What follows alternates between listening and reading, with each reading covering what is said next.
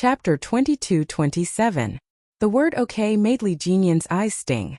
Almost losing his composure, he secretly adjusted his breathing and said, "Okay, after he finishes his drip, we'll go home together." He said go home, which showed how much he was looking forward to it. It was also at this moment that Yi Qian's heart trembled slightly. Loved ones? Did she really have any loved ones other than Uncle Chan and Grandpa Jen? Did she really have any? What if it was a mistake? What if it wasn't true? What if it was just an empty joy?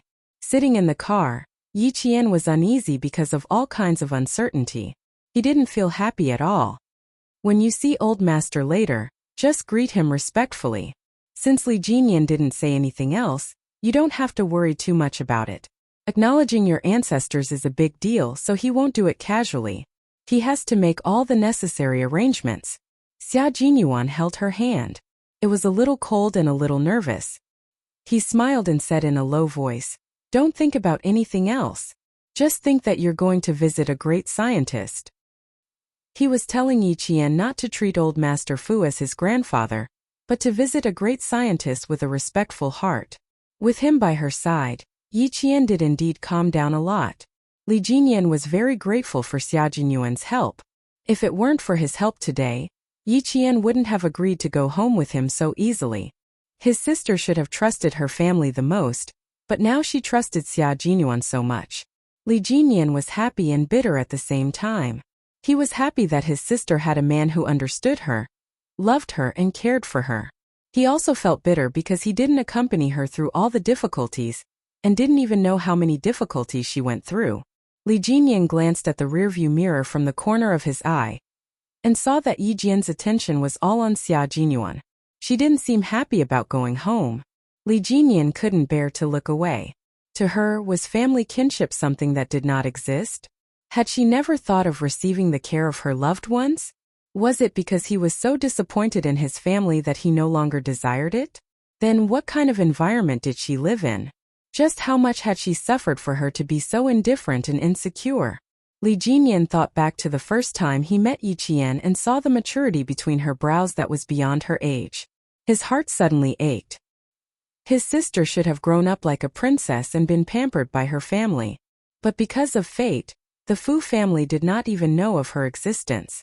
Li Jinyan, whose emotions had been fluctuating, finally calmed down when the car drove into the depths of a park that hid the hustle and bustle of the city.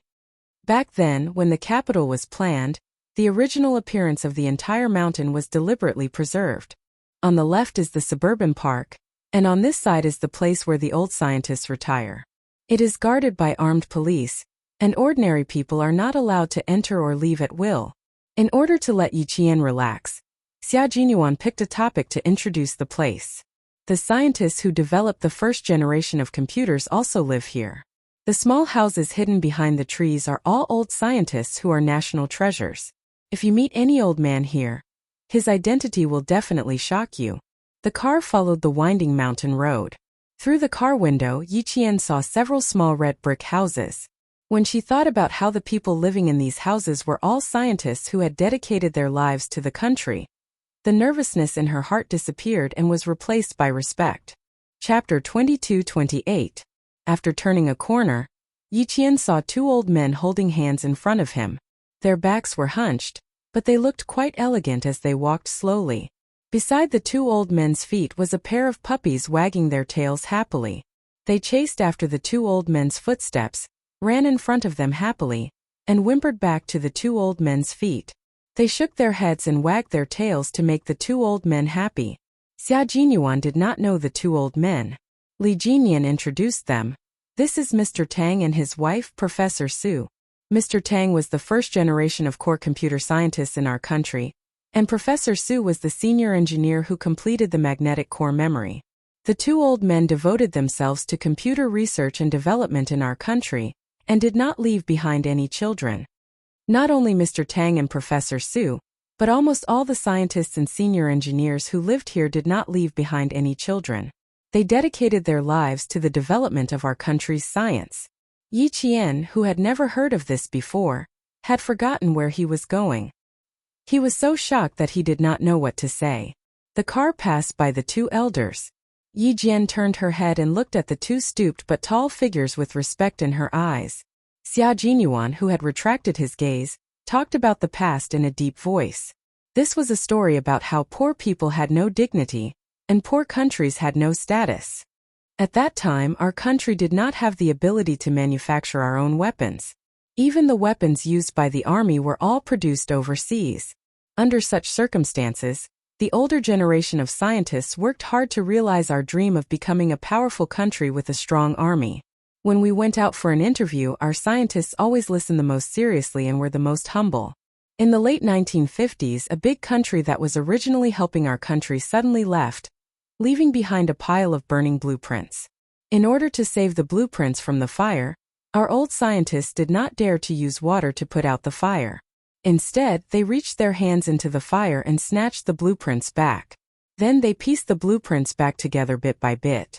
They knelt on the ground and carefully pieced them back together. This time they knelt not for the blueprints, but for their dignity. From being passive to being independent, from being dependent to being confident, the reason why a big country could rise was because there were many scientists like Mr. Fu. They contributed silently to the rise of a big country. They even sacrificed their lives for the rise of a big country. They were willing to give up everything for the rise of a big country.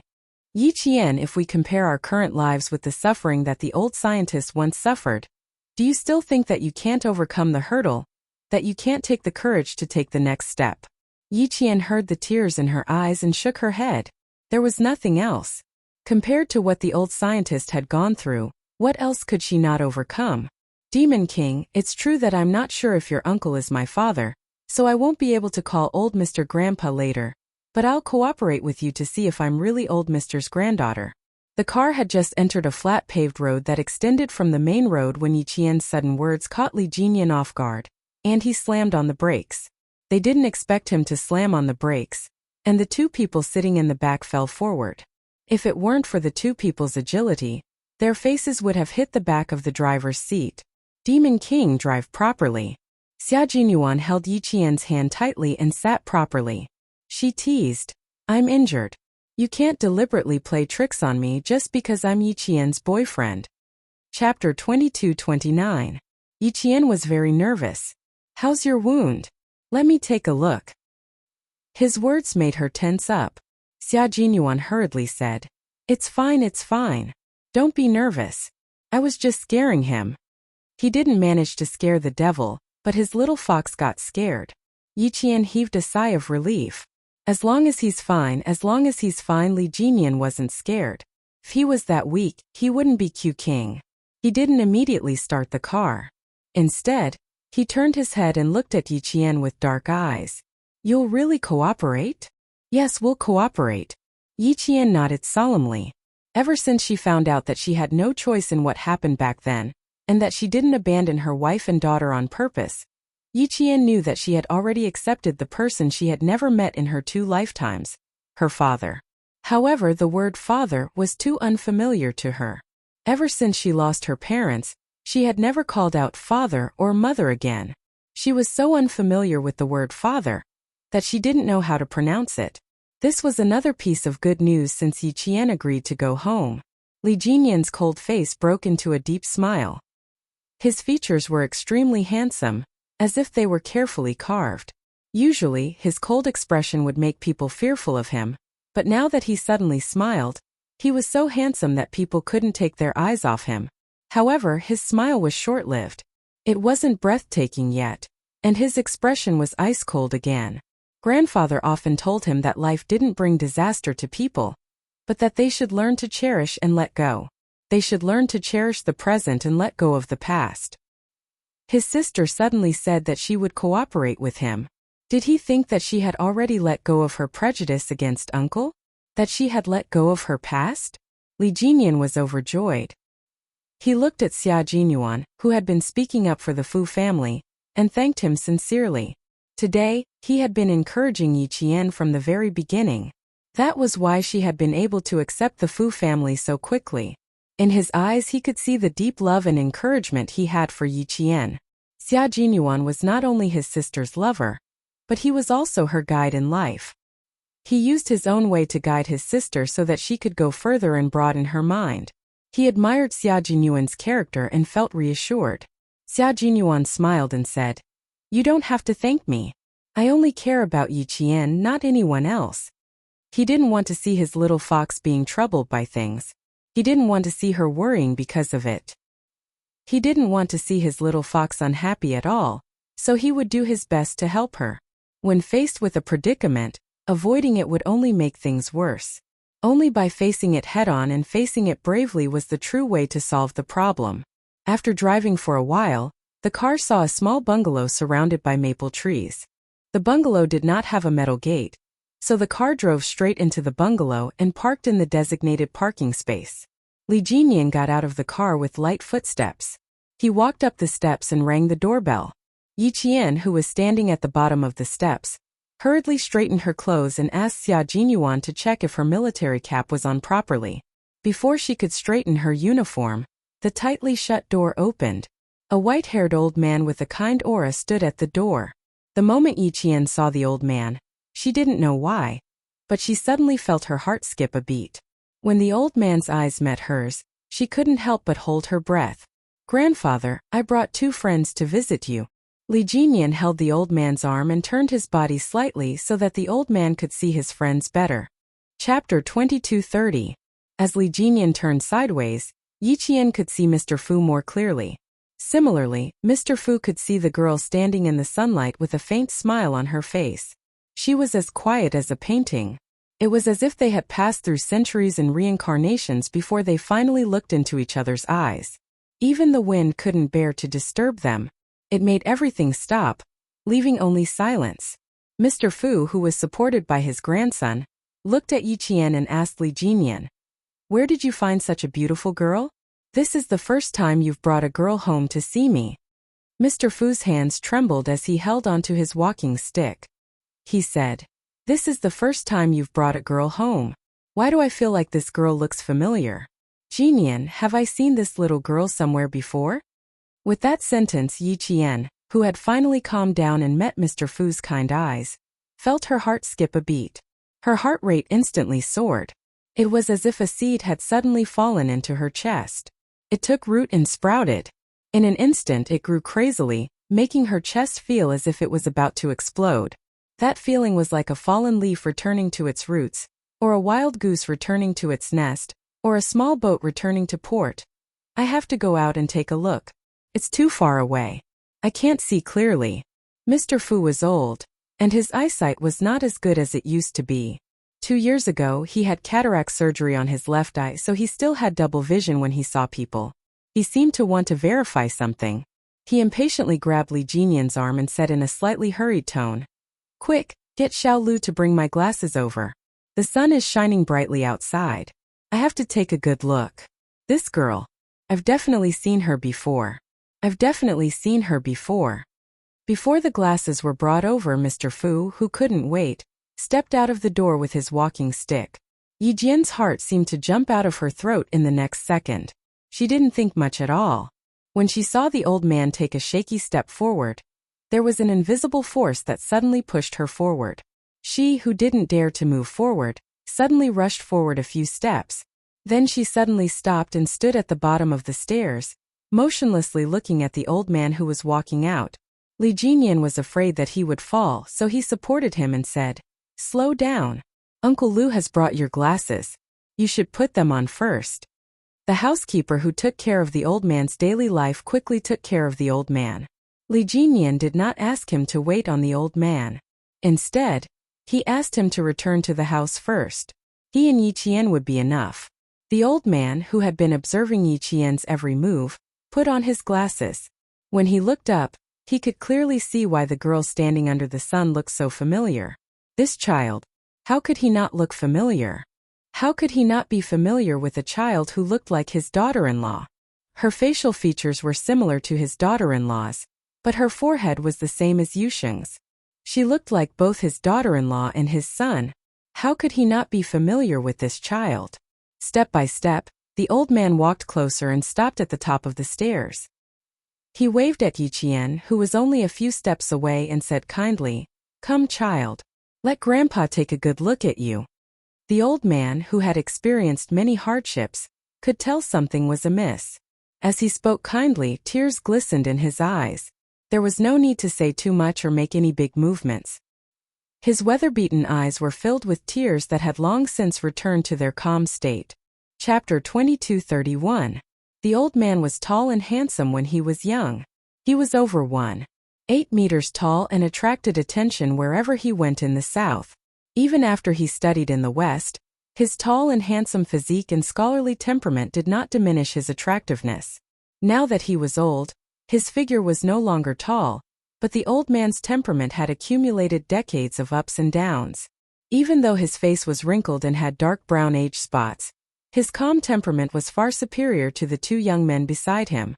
Standing on the steps, he was like an ancient pine tree that had experienced the vicissitudes of life but still stood tall and proud, respected by the world. With tears in her eyes, Yi Qian suppressed the palpitations in her heart and did not take a step closer to the old man. When she was in the car, she suspected that she might not be the old man's granddaughter. Then when she saw the old man, a sense of familiarity that originated from her blood rushed into her heart and made her believe that Li Jinyan's uncle was her father, and the old scientist in front of her who had dedicated his life to the country was her grandfather. It was too difficult to take this step. It was as if her feet were rooted to the ground. She wanted to go over, but she was hesitant. The old man's legs are not very convenient. Little Fox, quickly go and help the old man back to his room.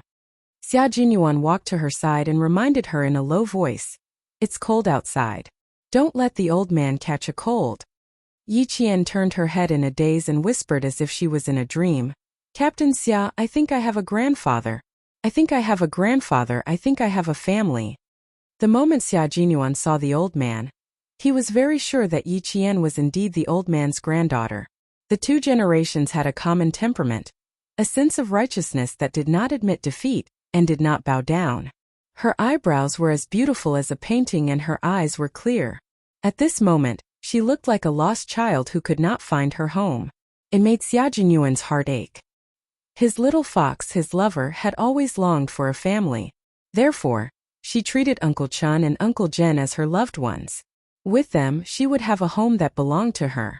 Now, with old Master Fu, little Fox would have another home from now on. Holding her hand, Xia Jinyuan said in a low and steady voice, "Follow your feelings. Don't be afraid. Don't be confused. Believe in your feelings." The old man did not rush him. From the moment he saw Yi Qian, his gaze had never left Yi Qian. He stood at the top of the stairs 9 steps away from Yi Qian. His gaze was kind and gentle as he quietly waited for Yi Qian to walk over. His legs were inconvenient and he could no longer walk. He could only wait for the child to walk over on his own.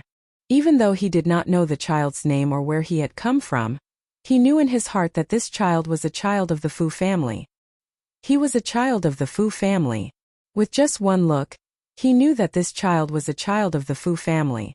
Don't stand on ceremony. Come over here and let Grandpa have a good look at you.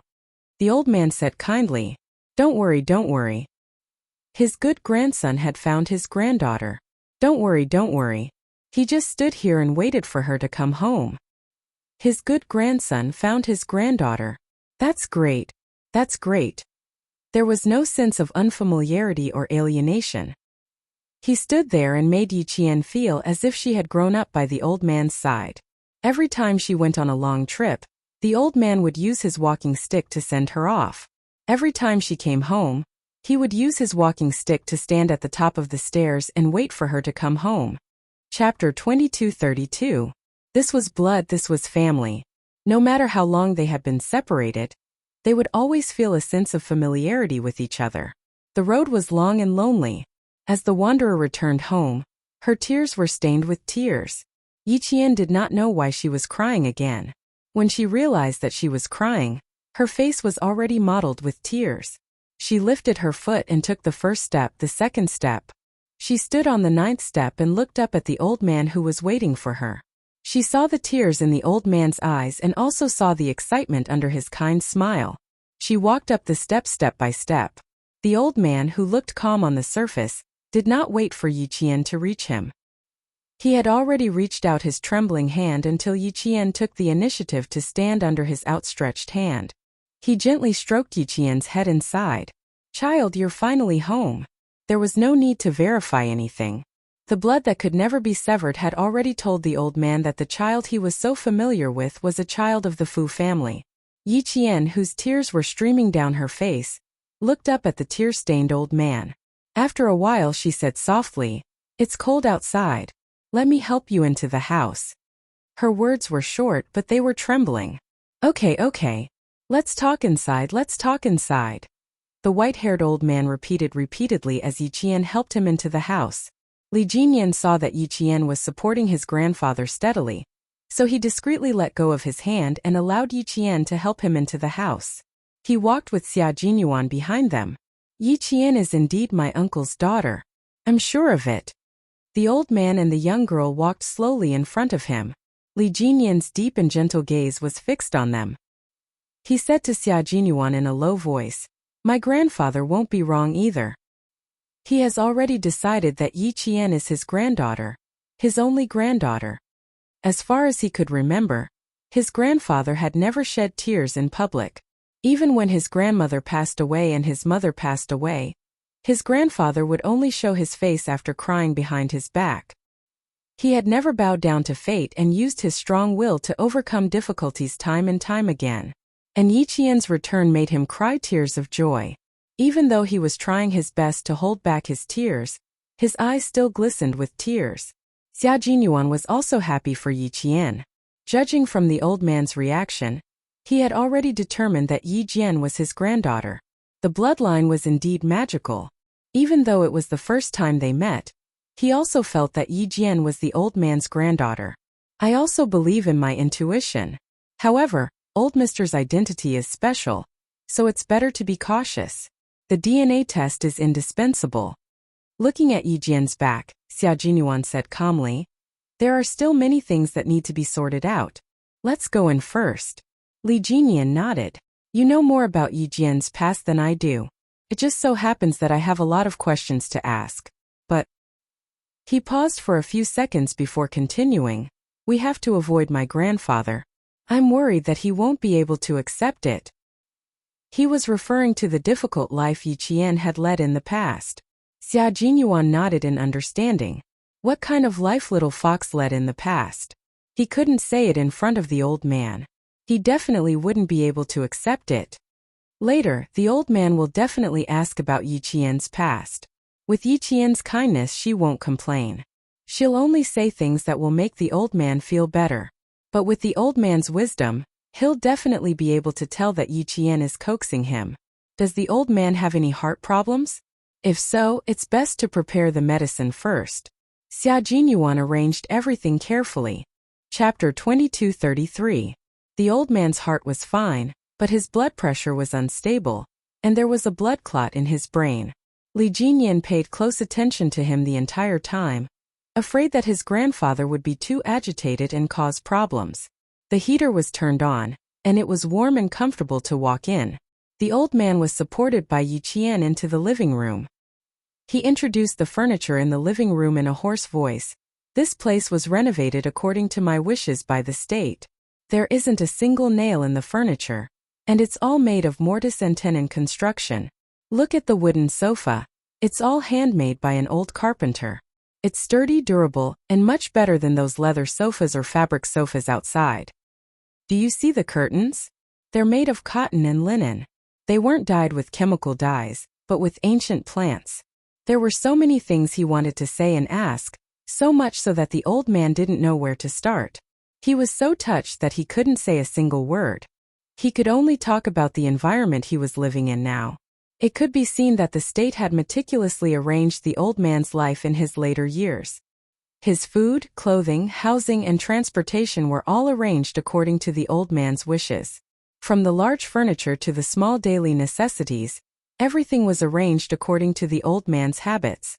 The old man was born in a wealthy family. He was a rich young master who had maids and manservants to serve him. Before the age of 28, his life was exquisite. His food, clothing, housing, and transportation were all top-notch. Although he fell on hard times later on, the old man never gave up on life.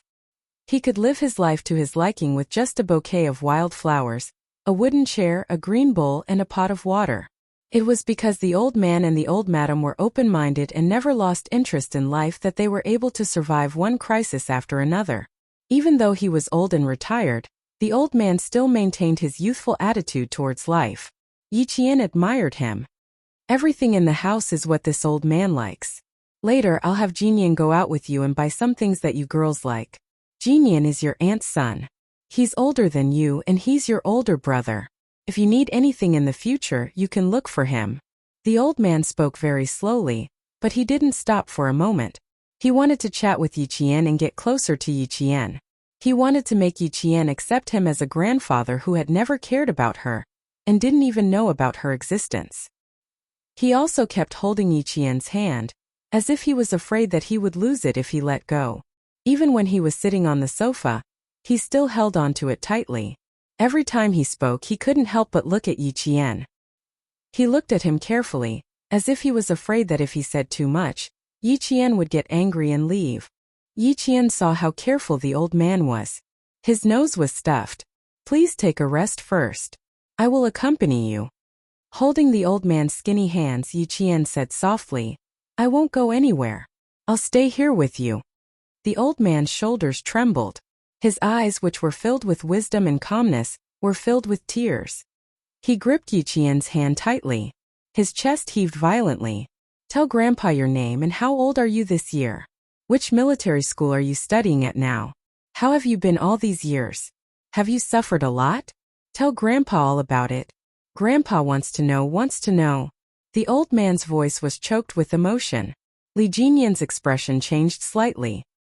He hurriedly said, Please speak slowly. Yi Qian is here with you. Don't be so agitated. He then said to Yi Qian, Grandpa has a blood clot in his brain. He shouldn't be too agitated. Chapter 2234.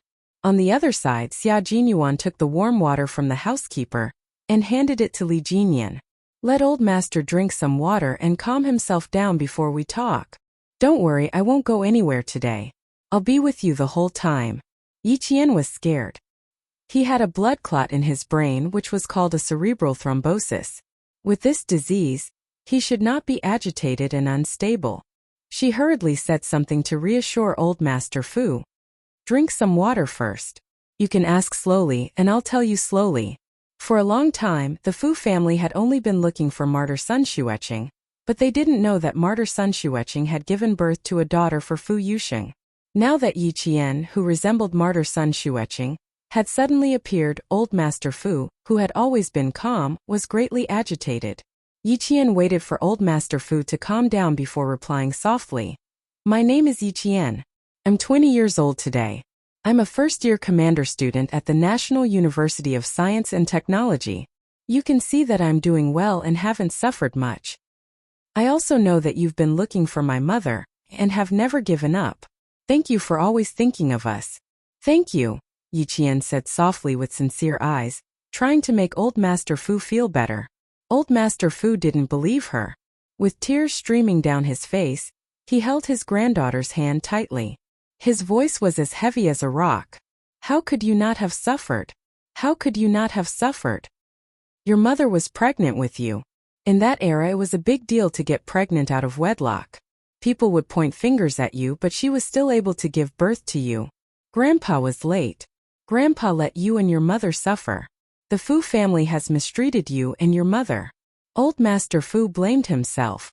In his life, he didn't let God down, he didn't let the earth down, and he didn't let the country down. The only thing that made him uneasy was his son's fiancée.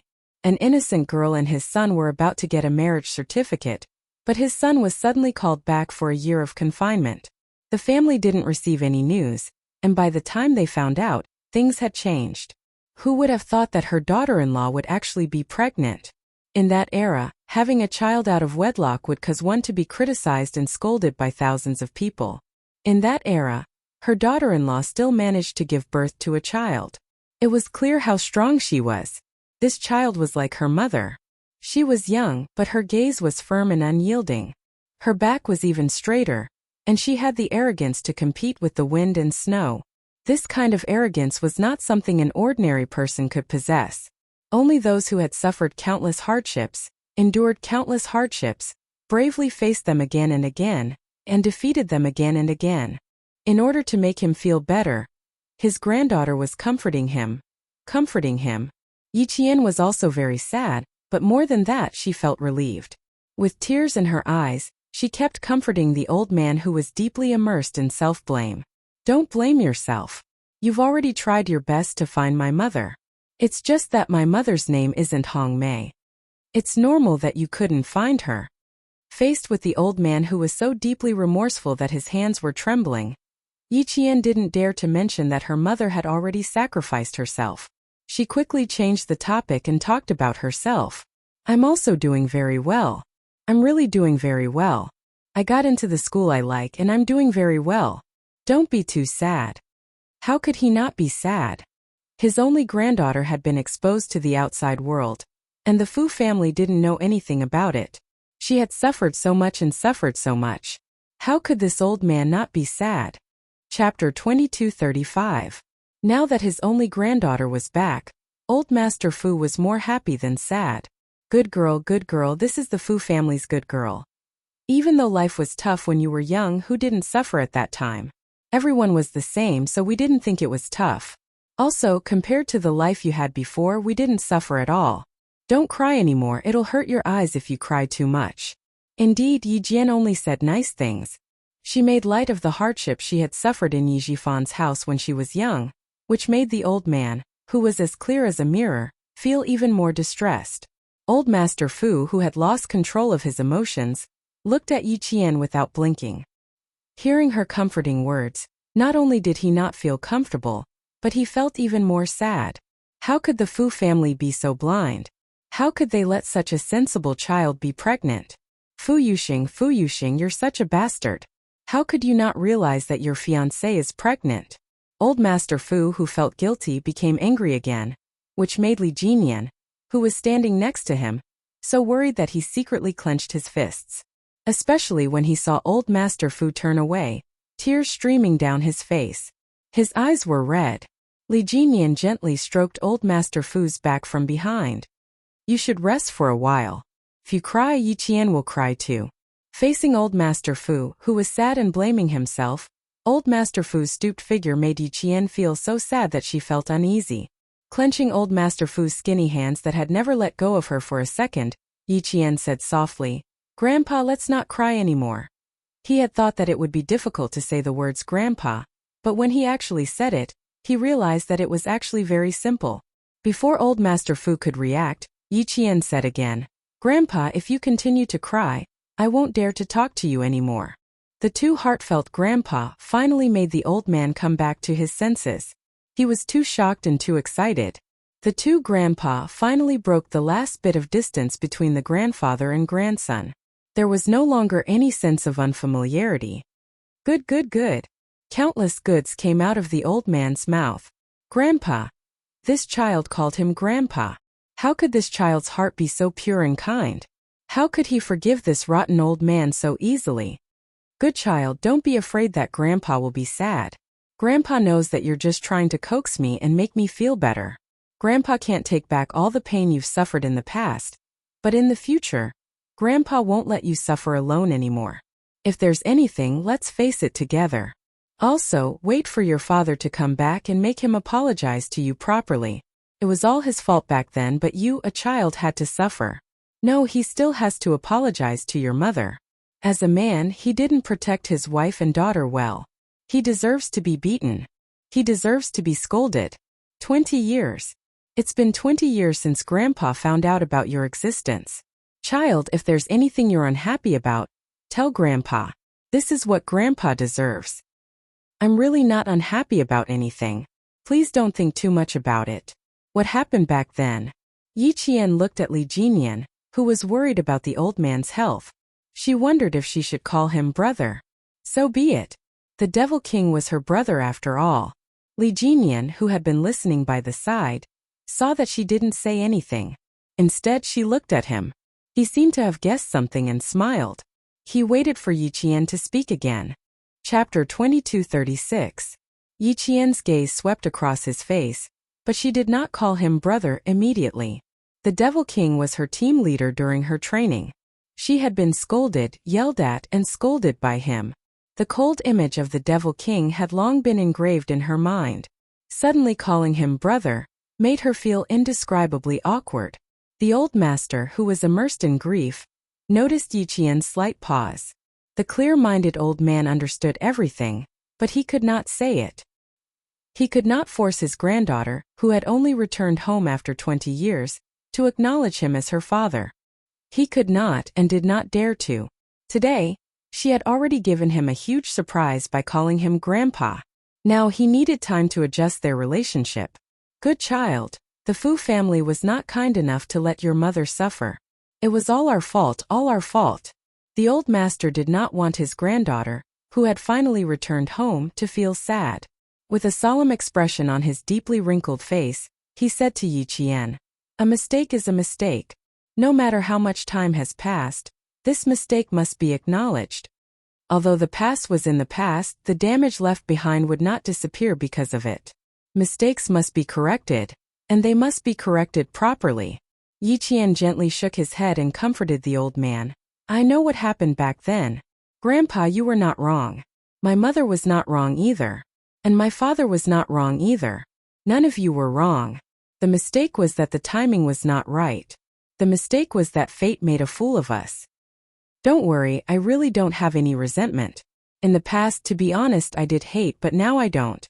I know that you have always been looking for my mother. I know that my grandmother and aunt still miss my mother when they passed away. I also know that my father did not remarry because of my mother. What else do I have to hate? No, really no. It's not that you don't want my mother and me, it's just that we missed each other. I don't hate, I only feel happy now. I never thought that I would have a grandfather, a father, and a family whose blood is thicker than water. I really never thought. But now I have them all. I really don't have any hatred, no resentment, only happiness. Grandpa, I am happy, very, very happy." As Yi Qian spoke, the tears that he had tried so hard to stop started flowing again. 2 lifetimes. She had used 2 lifetimes to have a close relative whose blood was thicker than water. Only then did she have a family that she truly loved. This time, the tears that flowed down her face were no longer filled with sadness. Instead, they were filled with genuine joy. She was really, really happy. When she cried, the old man could not control the grief in his heart. His wise eyes, which had seen the world through hardships, were filled with tears. He held Yi Qian's hand tightly and said in a trembling voice, good child, Grandpa thanks you, Grandpa thanks you." She was kind and righteous. It was all thanks to her mother's good upbringing that he was able to meet his only granddaughter. In the future, when he was in the underworld, he could happily tell the old woman that she had a good granddaughter, a very, very good granddaughter. The old man and the young woman started crying again. They could not stop crying at all. Li Jinyan gave Xia Jinyuan a look, indicating for him to comfort Yi Qian.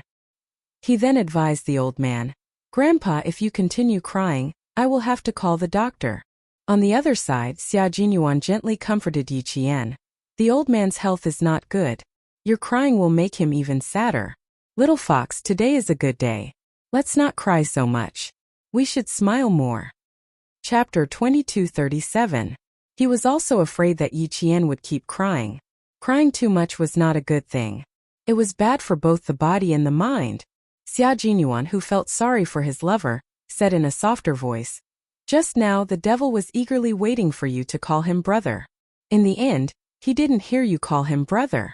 Instead, he saw you crying with the old man. That won't do. Crying too much is bad for the body. It's fine if you're young, but not the old man. Now that you have a grandfather and a family, I think you also wish for your grandfather to live a long life." The last sentence was the most effective. It stopped Yi Qian from crying. Yi Qian, who was crying so much that her breathing became unstable, was comforted by Xia Jinyuan. The urge to cry in her heart gradually subsided. When she finally stopped crying, Yi Qian had a helpless look on her face. Today she had cried a little too much. She had gone overboard. She cried for no reason and couldn't control herself at all. Her tears flowed like a waterfall.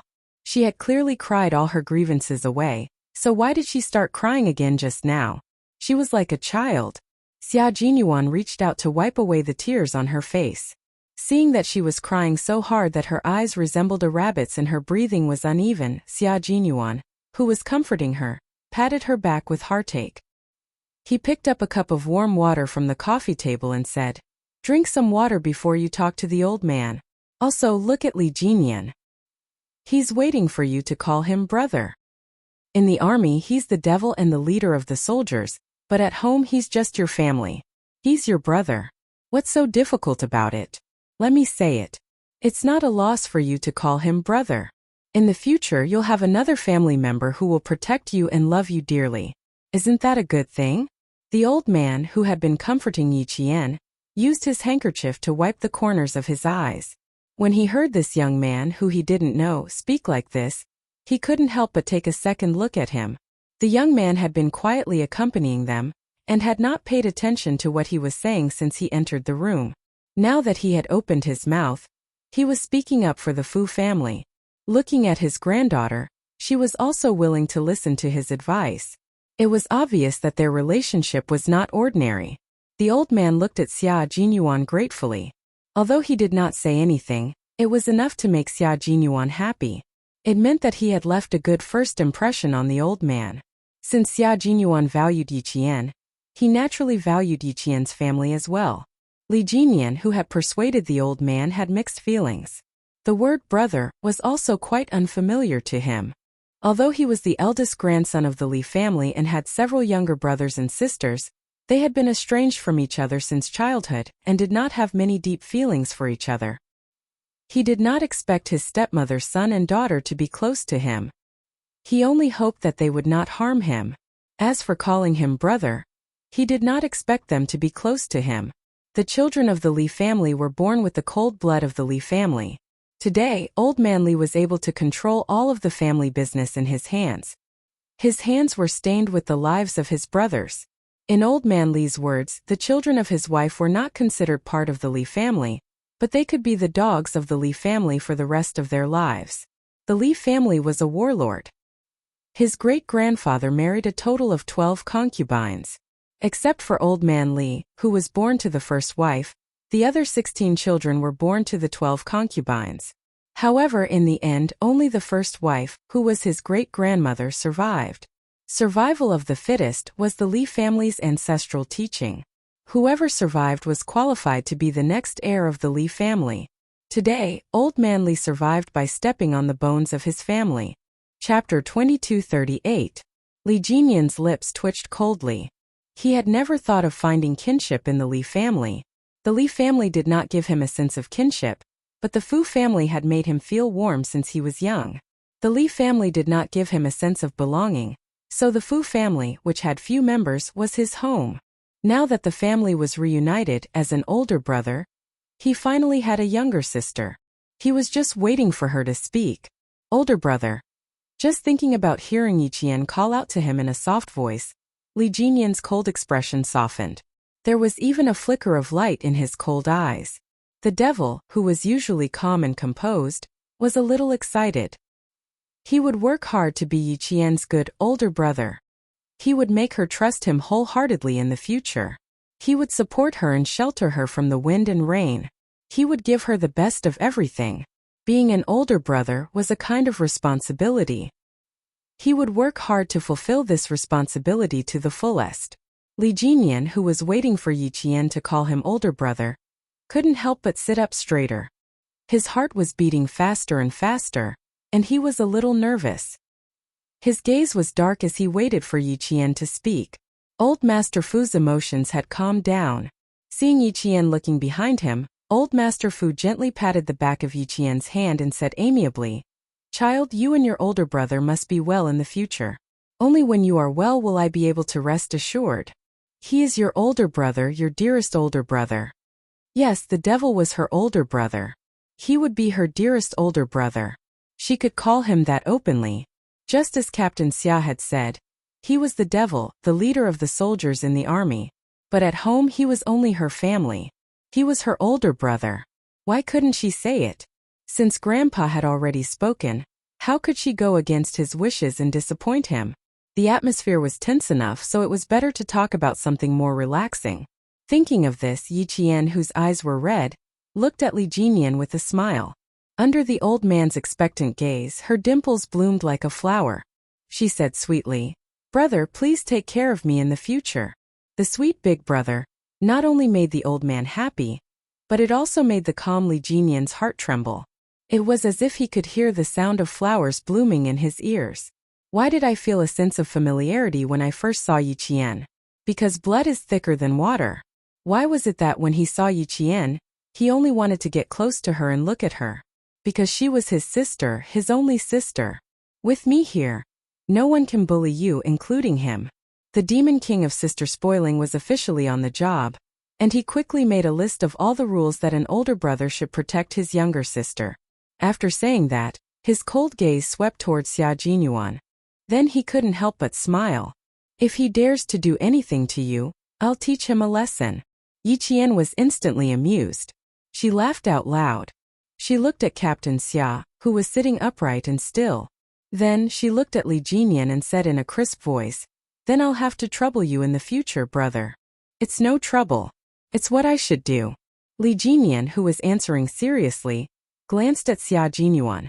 When he retracted his gaze, a cold light flashed in his dark eyes.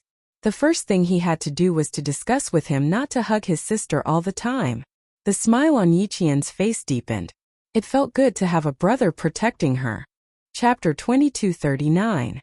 Ever since she was young, she had always envied the children in the village who had older siblings. Every time they were bullied by other children, the first ones to stand up for them would not be their parents, but their older siblings. They would protect their younger siblings like a mother hen protecting her chicks. At that time she was especially envious of them. Later on, when Yi Ying was bullied by other children, she still foolishly rushed up to protect her. In the end, when she returned to the Yi family, what she received was not praise, but a beating and scolding. Yi Ying complained to Sun Dongqing, saying that Sun Dongqing and the other children in the village bullied her, and even helped the children hit her. Since then, Sun Dongqing had never done such a stupid thing as protecting Yi Ying as an older sister. However, in her heart, she still hoped that she would have an older brother or sister to protect her. She naively thought that one day, an older brother or sister would appear and block Sun Dongqing's scolding and beating for her. Her naive and silly childhood dream suddenly came true one day. The older brother, who walked in front of her, was a special forces soldier who could take on 10 people by himself. Yi Qian felt that by calling him older brother, she had actually taken advantage of him. Xia Jinyuan, who had received 2 consecutive glances, glanced at Li Jinian, his eyelids twitching uncontrollably. A brother-in-law was a creature that either ignored everything or was reasonable in everything. Just by looking at his expression, Xia Jinyuan knew that he was a brother-in-law who was reasonable in everything. With a brother-in-law who was reasonable in everything, his life would not be easy. It did not matter, as long as Little Fox's life was good and she was happy. Moreover, Li Jinian, this brother-in-law, was not at home all year round. When he returned to the capital, Little Fox might not return. One was in the navy and the other was in the army.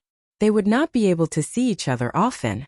Even if his brother-in-law was reasonable in everything, they would only see each other for a few days. As for Xia Jinyuan, he would just have to bear with it. With that thought, Xia Jinyuan immediately let out a long sigh of relief. He did not disturb the old man's family reunion and continued to sit quietly by the side. His eyes were filled with encouragement as he gently gazed at Yi Qian. The old man also noticed that something was amiss. His originally kind gaze instantly turned sharp as it fell on the young man whom he had only briefly glanced at earlier.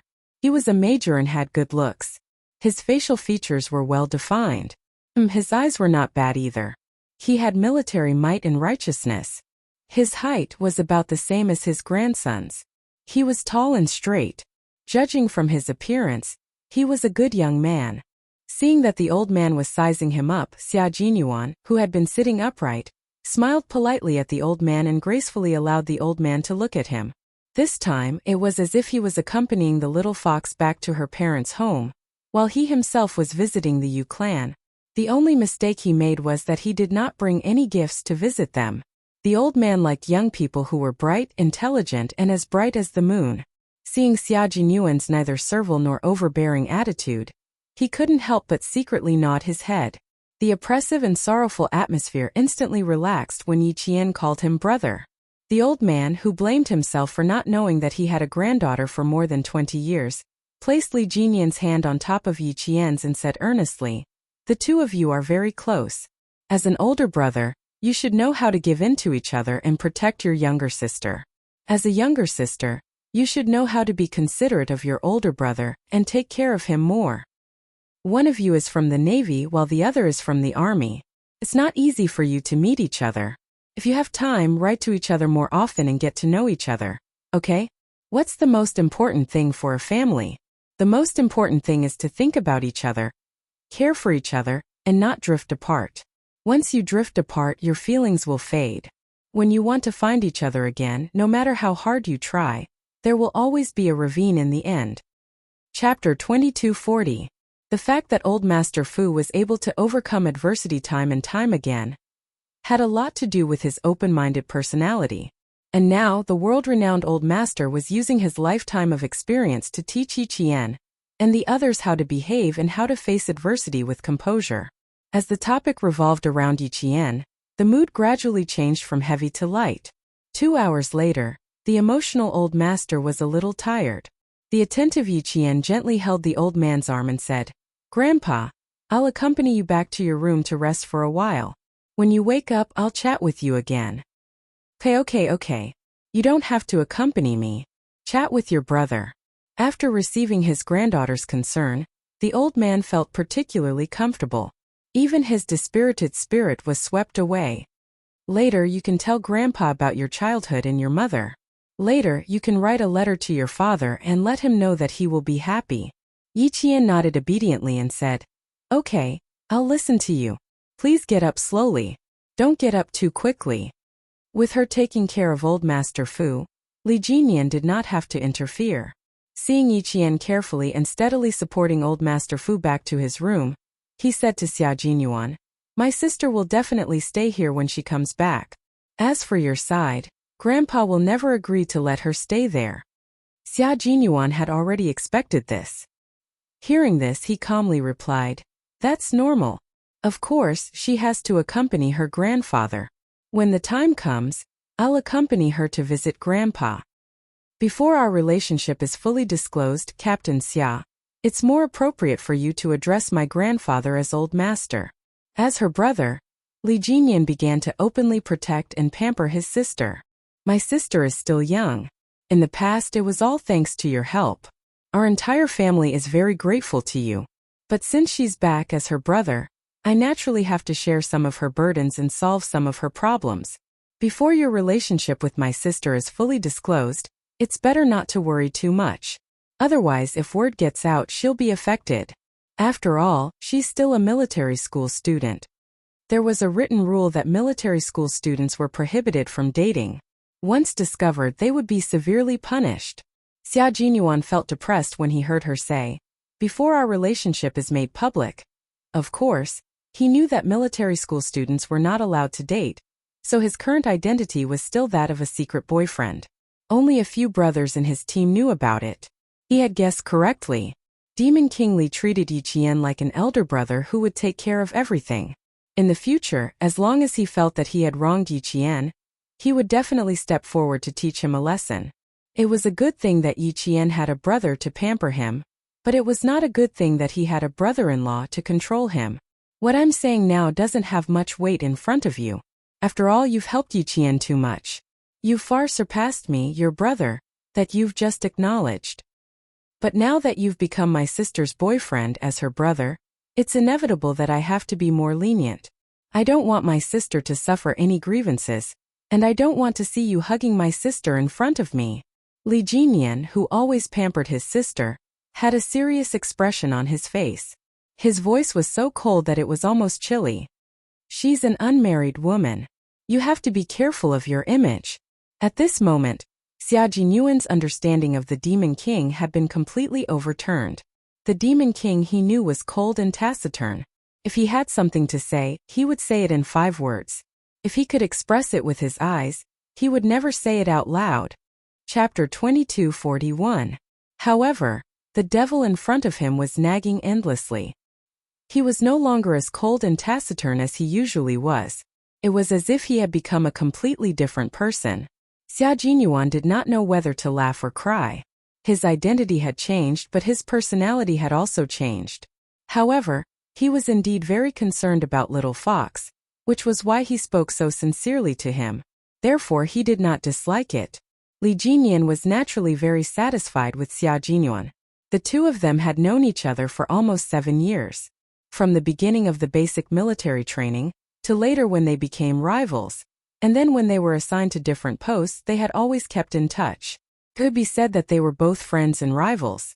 Now, based on Xia Jinyuan's love and care for his sister, and the fact that he might become his brother-in-law, there were some things that he had to say, even if it made him uncomfortable. Although I don't know how much my sister has suffered in the past, she has a maturity that does not match her age. I also know that she has lived a hard life in the past. Xia Jinyuan, I am very grateful for your care for my sister. I will remember it for the rest of my life and will never forget it. However, I still have to say a few words that I don't like. This is my position as her brother, so I have to say them. Although you and my sister are in a relationship and you know what to do as her brother, I don't want her to be hurt because of a relationship. I did not participate in her life in the past, but I will definitely participate in her life in the future. Of course, you don't have to worry about what I will do. I will only appear when you bully my sister. His sister was his closest relative, and she was the apple of the Fu family's eye. How could he allow others to bully her? Xia Jinyuan listened carefully with a serious expression. He nodded and said, Little Fox must have suffered a lot more than you can imagine. When I first saw her, she was thin and weak like a monkey. Later, I found out that she grew up being beaten and scolded. My heart ached for her situation, and I couldn't help but pay more attention to her life. Growing up with beatings and scoldings, Li Jinyan's heart was deeply pierced by these words. His sister lived a hard life without parents. She was beaten, scolded, and insulted by others. However, as her closest relatives, they didn't know anything about it. He said in a low voice, These people don't even think about escaping. If he didn't take care of them one by one, he wouldn't be worthy of being Yi Qian's brother.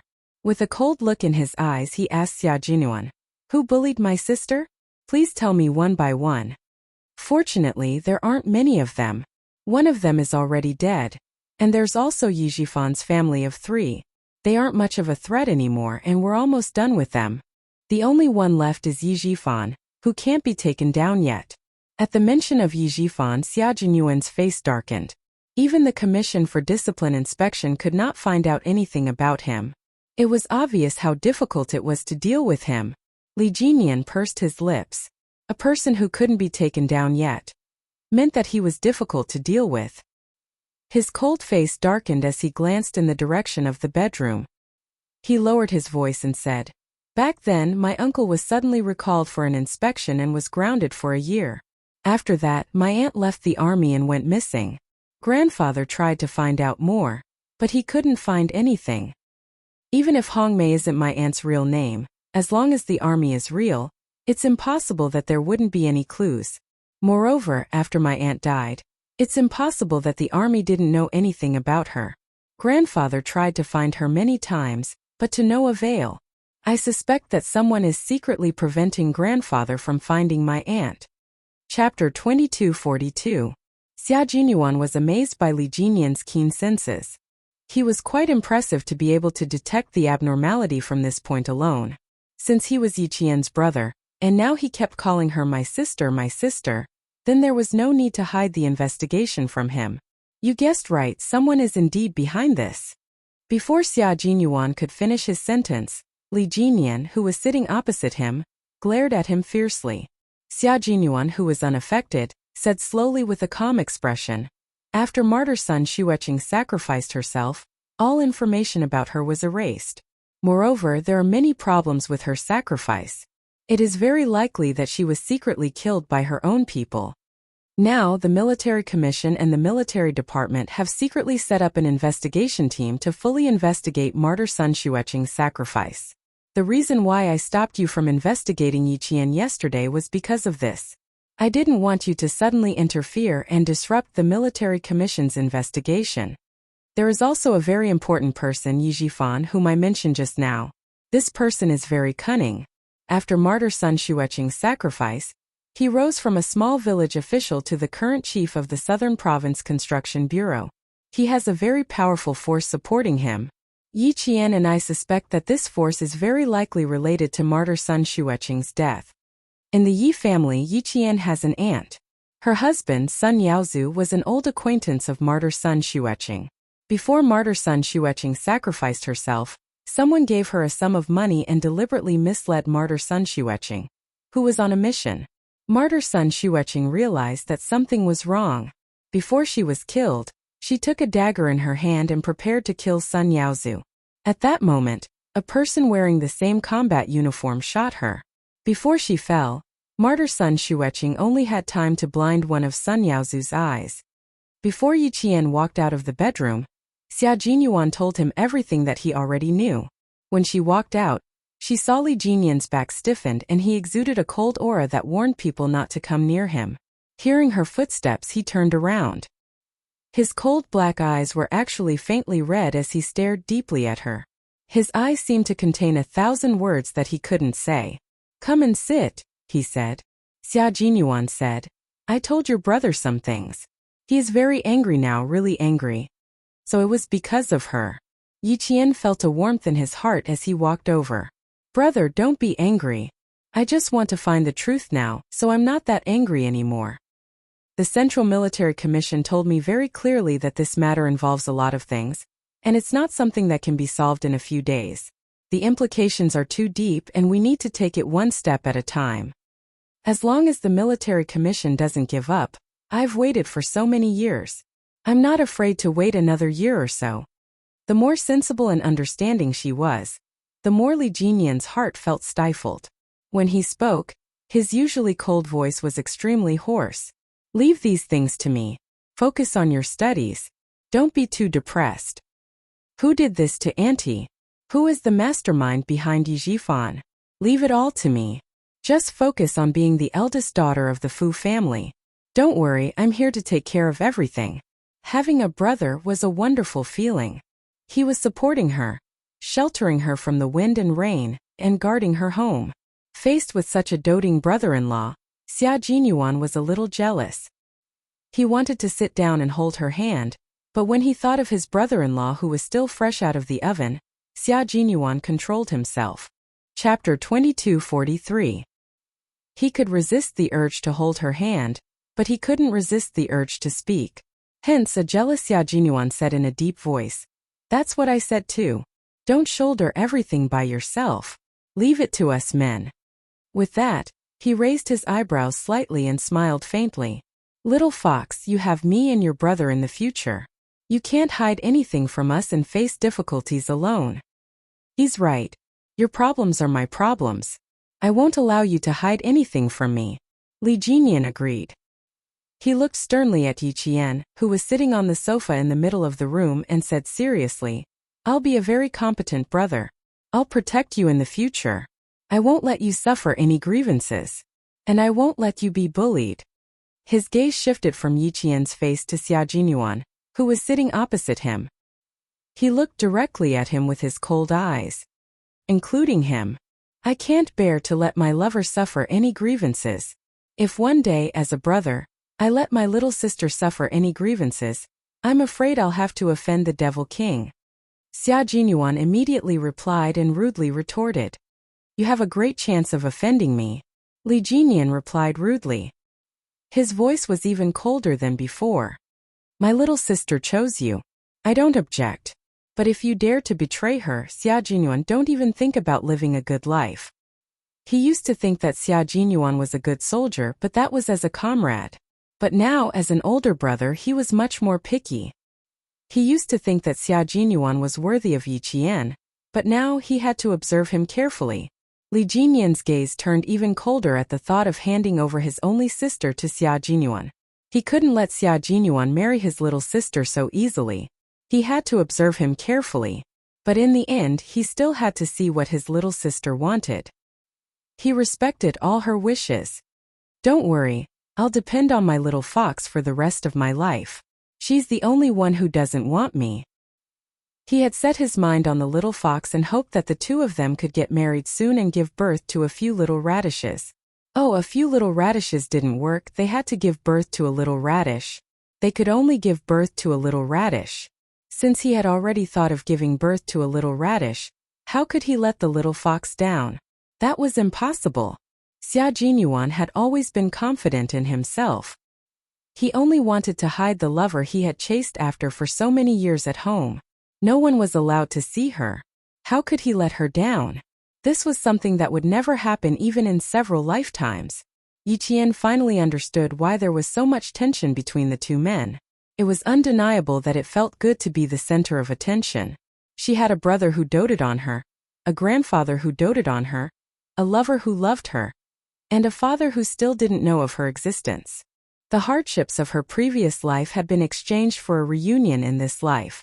It was worth it, it was really worth it. She pursed her lips and smiled. If either of you bullies me, I'll tell Grandpa. I'll ask him to come out and teach the two of you a lesson. Gu Ponglio's eyes were bright and spirited. Her beautiful face glowed with the most beautiful colors. If Captain Xia bullies me, I can also tell the Commander-in-Chief.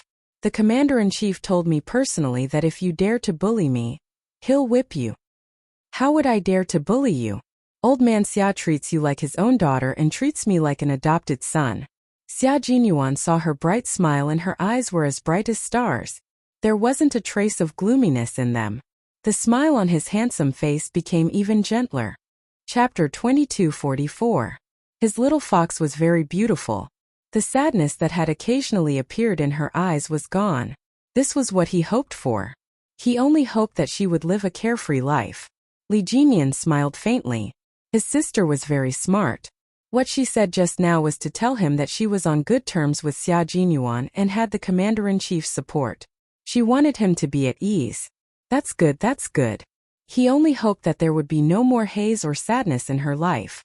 Whatever she wanted to do, he would definitely support her.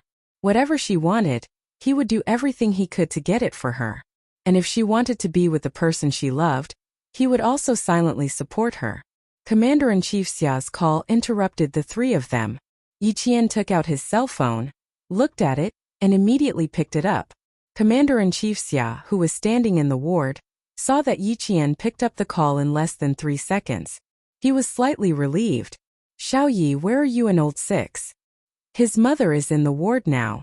Come back and see her first. Madame Xiao was in the ward. Yi Qian's expression turned serious. We are outside now. It will take about an hour to get back. Please wait for a while.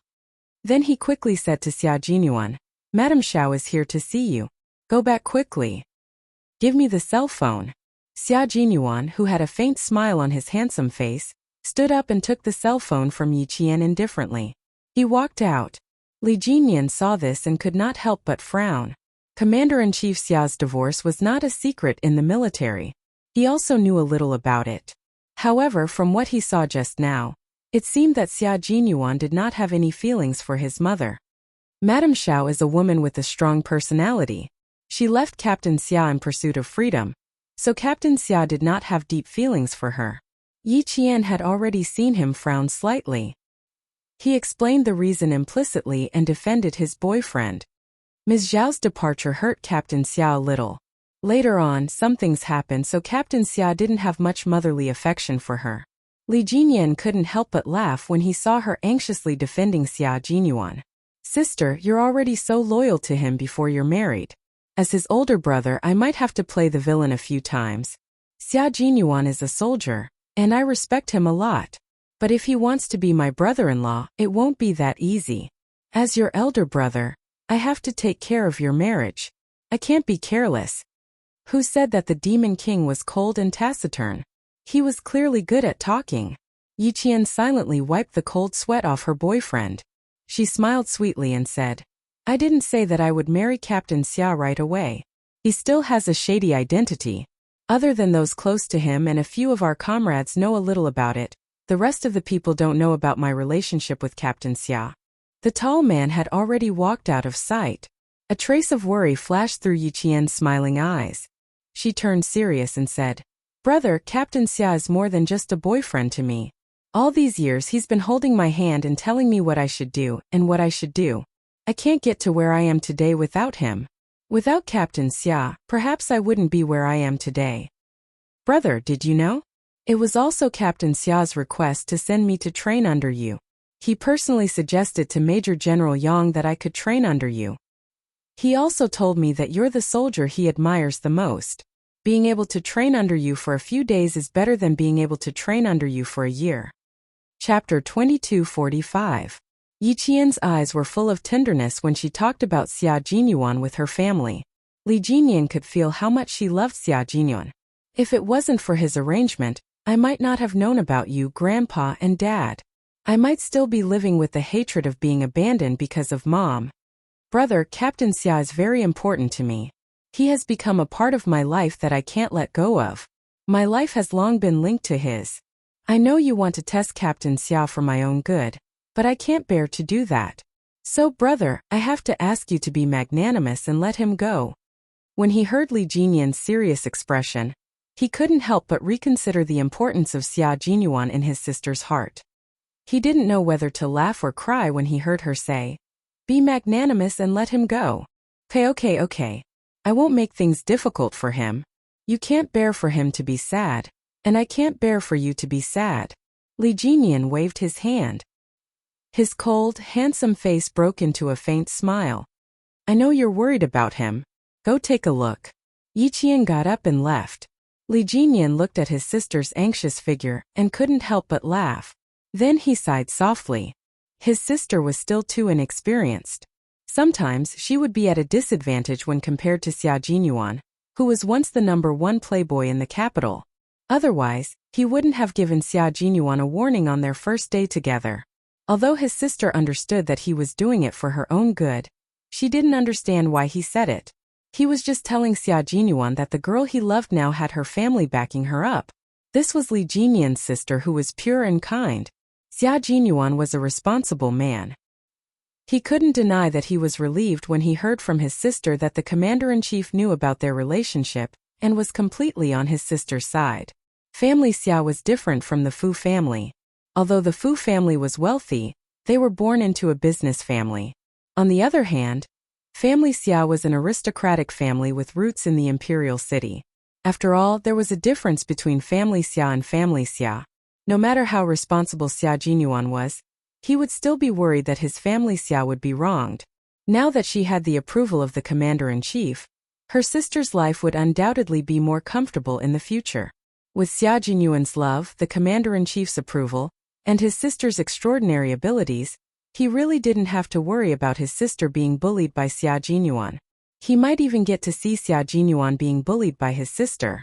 The smile on Li Jinyan's cold face deepened when he thought about how his former rival would be bullied by his younger sister. Yiqian, who had chased after him, had no idea what her brother was thinking. Seeing Xia Jinyuan's cold footsteps, she couldn't help but feel even more worried. "Madam Xiao, I appreciate your kindness. I'm outside now and won't be able to come back in a short time. You don't have to wait for me." Xia Jinyuan, who really didn't have any feelings for his biological mother, said politely, "Please put my father on the phone. I'll ask him to send you away." He was very calm but not indifferent. He was very distant, but he was also very polite. To him, she was just a stranger. Madame Xiao, who was holding the phone tightly, closed her eyes in pain. Fortunately, she turned around and didn't let her ex-husband see her gaffe. Unwilling to leave just like that, she said softly, "Yuan, if it's not convenient for you to rush back to the hospital, I'll come and find you, okay? Your father said you were injured. I was very worried and wanted to see you." Chapter 2246. Xia Jinyuan wanted to laugh, but before he could answer, he heard familiar footsteps behind him. He could tell that she was worried about him. She turned around and smiled gently at Yiqian, who was chasing after her, to reassure her. Then she continued, "You really don't have to run back and forth. I can walk out of the hospital. What problem can there be? It's really nothing serious, just a flesh wound." Did he really have to tell her that he didn't want to see her? He didn't want to say it. After all, she had given birth to him. It would be too hurtful to say it out loud. Because of the Xia family's upbringing, they would not allow him to harm a biological mother who had given birth to him. The only thing he could do was politely distance himself from her. Yi Qian felt relieved when she heard his calm tone and the calm expression on his handsome face. Miss Xiao was still Captain Xia's biological mother. His biological mother had hurt him in the past, so much so that he still couldn't forget about it. She was afraid that he would be upset when he recalled the past. After hanging up the phone, Xia Jinyuan saw that she was relieved for him. He put his phone back into his pocket and pulled her into his arms with his long arms. Yi Jian, who was 1.68 meters tall, was considered tall. However, in the arms of Xia Jinyuan, who was 1.80 meters tall, she looked especially petite. The tall and straight man was wearing a handsome military uniform. He was holding a girl who was also wearing a handsome military uniform. Under the blue sky and white clouds, the bright sunlight was especially eye-catching. They were also a perfect couple. "You're so worried about me?" Miss Xiao is so worried because of a phone call. Xia Jinyuan hugged his lover's petite body. The innate coldness between his brows was completely replaced by tenderness. "Don't worry. I told you last time that Miss Xiao is indeed an insignificant stranger to me. Although she gave birth to me, the things she did after that more or less offset the debt of giving birth to me. We don't owe each other anything." Yi Qian liked the feeling of being hugged by him. He arched his back slightly, and she only needed to tiptoe to rest her chin on his broad shoulders. She then wrapped her arms under his armpits and held on tightly to his shoulders. She liked this kind of hug. It was very reassuring and heartwarming. "You said that we have to talk about everything between us except for business matters.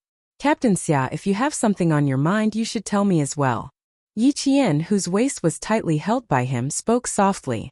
She even rubbed her head against his neck like a puppy. "You know everything about me. I want to know about you too. You want to know why I don't have any feelings for Miss Shaw." Xia Jinyuan guessed what she meant. He suddenly lifted her up as if he was carrying a child. Startled, Yi Qian immediately reached out to support herself on his shoulders, not daring to let him carry her. Your injury. Put me down." Yi Qian panicked. Her delicate face changed color. However, he did not let her go. He used a little more force to lift her up. Yi Qian was suddenly half a head taller than him. She had to lower her head to look at him and talk. "If you don't move, my injury will definitely be fine." Xia Jinyuan laughed deeply. He loved the way she panicked when she saw him. She was like a little bird that could only flutter in his palm, inviting him to love her tenderly. Could it be that his brother-in-law, Li Jinyan, noticed that he liked to tease little Fox, so he gave him a warning on the first day? Suddenly, Xia Jinyuan felt a chill in his heart. He liked to tease little Fox because his heart was itching. However, in the eyes of the devil and old master, it would be seen as him bullying little Fox. Chapter 2247. That would not do. He had to restrain himself. Now that his little Fox had a family, he had to respect his father-in-law's family. Xia Jinyuan did not dare to be presumptuous anymore, especially since they were still in Li Jinyan's territory. He had to restrain himself even more. "Put me down first. You're injured and yet you're still so naughty." Yi Qian was worried about him and stopped struggling, but he did not let him do as he pleased. "Put me down, or I'll call my brother out to teach you a lesson." This was the benefit of having a brother. As soon as he called out, someone would immediately rush out to protect him. Xia Jinyuan's laughter became deeper and more joyful. "My little ancestor, you're already so naughty." Major Xia, who had just regained his senses, gently let go of Yi Qian's smug expression. He looked at her bright eyes and white teeth under the sunlight, and his heart went numb. He could not help but lower his head and kiss her cheek. "You're getting bolder now that you have someone to rely on." His future life would be tough. He had a brother-in-law who kept a close eye on him, and a father-in-law whom he had never met. He did not know what his father-in-law's personality was like.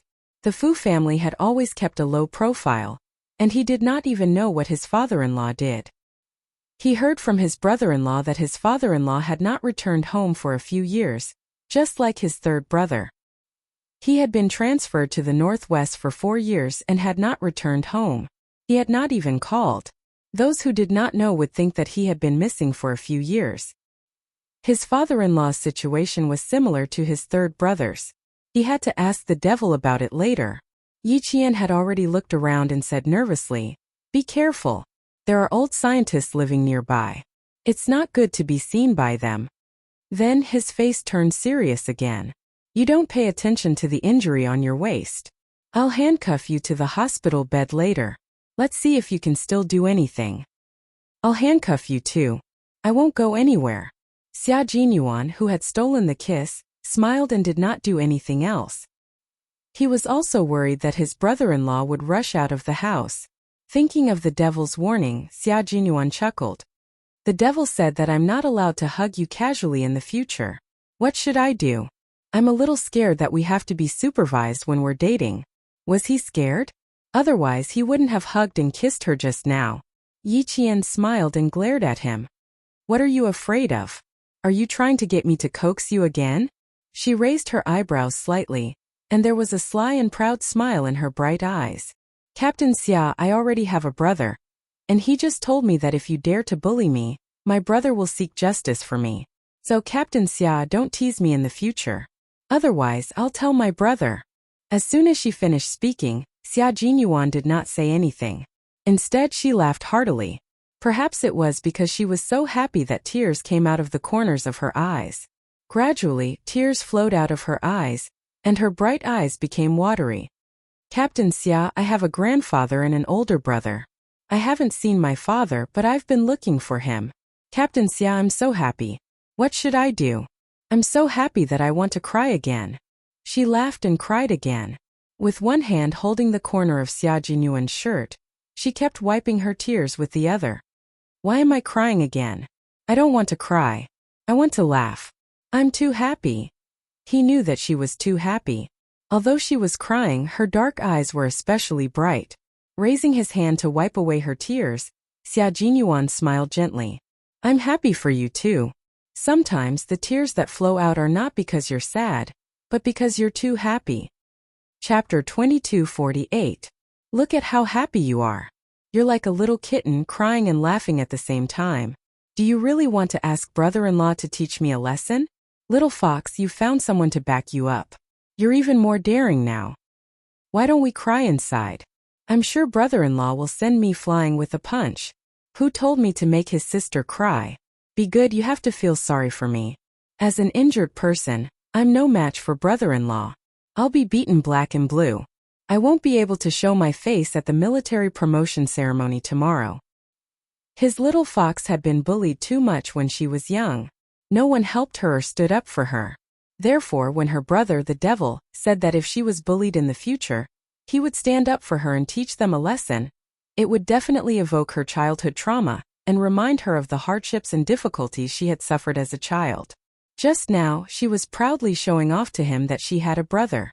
Her face was as innocent as a child's, as if she was making up for her childhood hopes. This kind of little fox made his heart ache so much that it was twisting. Yi Qian thought about Captain Xia being beaten black and blue. She cried and laughed at the same time. "No, I'll persuade my brother when the time comes." "Little girl, you're getting more and more cocky." Xia Jinyuan didn't know what to do with her. She kept mentioning my brother. His slender fingers wiped away the last drop of tears at the corner of her eyes. He said helplessly, "I'm getting a little jealous now. If it was in the past, you would always be Captain Xia, Captain Xia. You would look for Captain Xia if you needed anything, and look for Captain Xia if you didn't need anything. Now you're looking for your brother. Little fox, I'm starting to get jealous." Hearing what he said, Yi Qian didn't know whether to laugh or cry. "My brother is different from you. He's my family's pillar of support, and you're the pillar of support I can't live without. What's there to be jealous of?" This was a little tricky. She still wanted to stay with her brother tonight to accompany her grandfather. Then there would be no one to take care of Captain Xia. The words pillar of support I can't live without made Xia Jinyuan's heart palpitate. He held Yi Qian's cheeks with both hands without saying a word. His deep eyes stared at Yi Qian without blinking. He then slowly planted a kiss on those delicate lips that made his heart palpitate. He raised his head and said gently, "I'll tell you about Madame Xiao tomorrow. You can accompany the old man tonight. Come with Li Jinyan tomorrow morning. I'm worried that old man Xia will be waiting for me in the hospital. I have to go back to the hospital first." He could ignore Miss Xiao, but he was worried about old man Xia. In fact, Captain Xia and the commander-in-chief had a very close father-son relationship. It was just that both father and son liked to make things difficult for each other whenever they met. Yi Qian also wanted to stay and accompany her grandfather. Just as she was thinking about how to bring it up, he had already said it himself. Her heart felt warm. She looked up at the handsome and elegant man and said softly, "Okay, I'll ask my brother to send you back to the hospital. When you see the commander-in-chief, apologize on my behalf." He knew that it was difficult for her to say it, so he took the initiative to say it. It was because he kept her every move in his heart that he noticed her hesitation. Her brother said that he wanted to make things difficult for her, so he taught him a lesson. How could Captain Xia, who cared so much about her, make things difficult for her? He doted on her for so many years. How could he make things difficult for her? Xia Jinyuan still didn't ask Li Jinyan to send him back. The old man's mood had fluctuated too much in the morning, and he had a cerebral thrombosis. He was afraid that something unexpected might happen and catch Yi Qian off guard. He only asked Li Jinyan to drive him to the entrance of the park before he took a taxi back to the hospital. By the time Yi Qian finished lunch with the old man, Xia Jinyuan had already returned to the ward. Chapter 2249. Yuan. Mrs. Xiao, who had not left, saw her tall and handsome son finally return to the ward. She was so surprised that she stood up from the stool and quickly walked up to him. "Yuan, are your injuries serious? Let me take a look." She was not faking her concern. She really cared about her only son. Unfortunately, a missed opportunity was a missed opportunity. Xia Jinyuan did not care about her at all. He stepped away from her and stood aside with a faint smile. "Thank you for your concern. I just changed the gauze this morning, so I can't let you take a look." His attitude was neither cold nor warm. He treated her with the courtesy of an ordinary relative. "I see. Then I'll take a look when I change the gauze." Mrs. Xiao retracted her hand awkwardly and chased after him to the bedside. She asked in a delicate voice, "Have you eaten lunch? Are you hungry? I brought some fruit, including your favorite banana. Let me get it for you." She wanted to mend the relationship between mother and son, but Xia Jinyuan refused. He sneered and said lightly, "You're welcome. My father and I don't like bananas. It's a waste for you to buy them." "But you used to." She remembered that Yuan used to like bananas very much. Only old Xia did not like bananas. Mrs. Xiao was surprised at first, but when she saw the indifference in Xia Jinyuan's eyes, she could no longer say, "But you used to like bananas." Yes, that was a long time ago. Her son had grown up and she was old. Some things had changed. Mrs. Xiao stared at her grown son and smiled bitterly. "I really shouldn't have come today. I thought about whether I should or not, but I still came." Looking at her unmoved and indifferent son, Mrs. Xiao knew that she should leave. She got up and said to Commander-in-Chief Xia, "Old Xia, sorry to trouble you today." Commander-in-Chief Xia, who had already gotten over his ex-wife's actions, nodded slightly and said to Xia Jinyuan, who looked indifferent, "Your mother is also worried about you." "I know." Xia Jinyuan smiled and turned to Ms. Xiao, who was so upset that she turned away.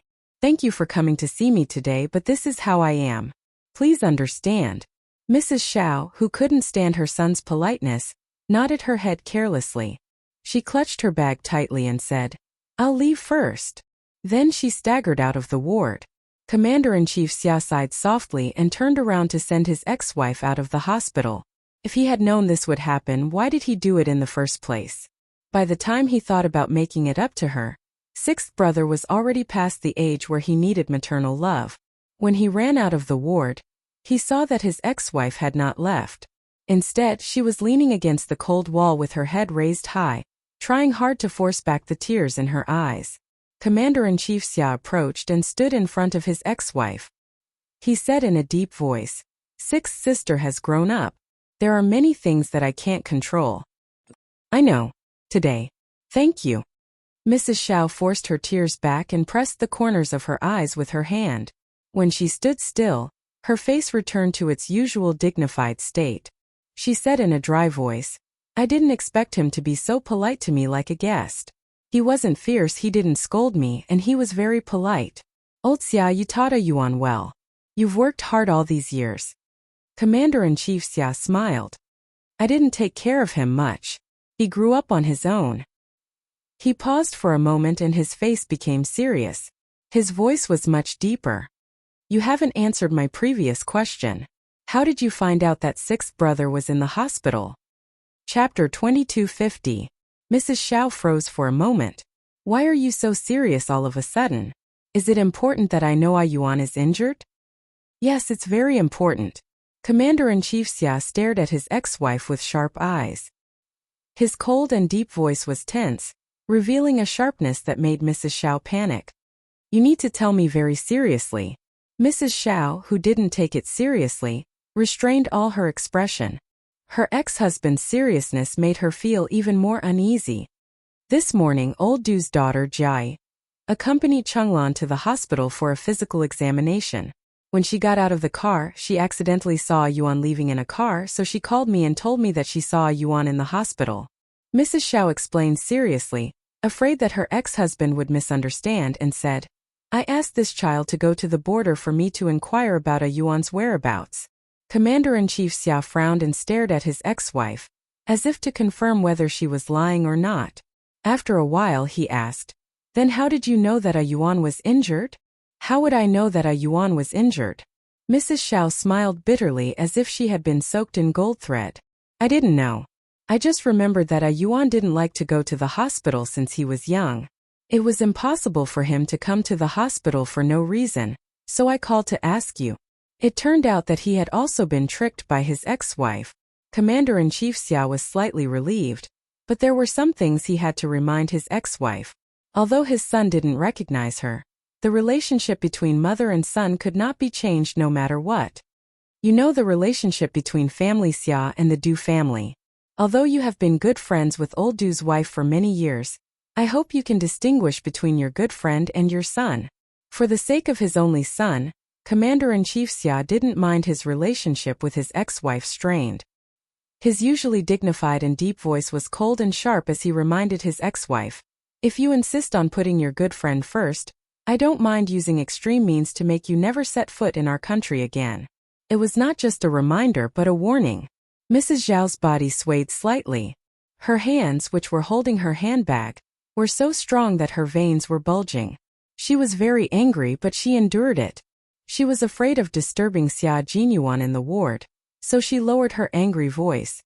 Xia Xinhui, in your eyes, am I someone who doesn't even care about her own son's life? Something like that. Facing his ex-wife's anger, Commander-in-Chief Xia said calmly, Sixth brother thinks so too. More or less. Sixth brother thinks so too. Hearing this, all of Madame Zhao's anger disappeared. In an instant there was no color in her eyes, only darkness. Don't worry. Between my best friend and my son, I will naturally choose my son.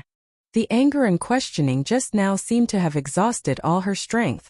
She grabbed the handrail on the wall of the hospital for patients to walk slowly with one hand. She seemed to have aged a lot in an instant and said softly, I came here this time to see my son and tell you and my son that old Du seems to be interested in Yuan. Since the last time I met Yuan, old Du and his wife have been asking about Yuan, intentionally or unintentionally. I know even less about Yuan's current situation than the couple. It's useless to ask me. Today Jai called me. At the same time, I was surprised and even more certain that old Du has his eyes on Yuan. Taking a deep breath, Madame Xiao, who was still elegant no matter how embarrassed she was, looked at her ex-husband tiredly. Facing her ex-husband's vigilance and thinking of her own son's indifference, Madame Xiao knew that she would have to live the rest of her life in pain for the sins she had committed in the first half of her life. Retribution, retribution. This was what the Buddhist scriptures called karma. Chapter 2251. Tell Yuan to be careful. You don't have to worry about Chenglan. I won't say that Yuan is injured. After saying that, Madame Xiao held onto the armrest and slowly turned around. She walked very slowly, her hand never leaving the armrest. She walked out of the sight of Commander-in-Chief Xia so slowly and gracefully. One good thing about Madame Xiao was that she didn't make promises easily, but she wouldn't make any mistakes when she did. Old Du is probably suspicious about what you've been doing in the army. Commander-in-Chief Xia returned to the ward, his dignified face still cold. He said in a deep voice, "You and Xiao Yi should come back to Beijing as little as possible in the future." Old Du was different from other people. He was the deputy chief of staff of the General Staff Department.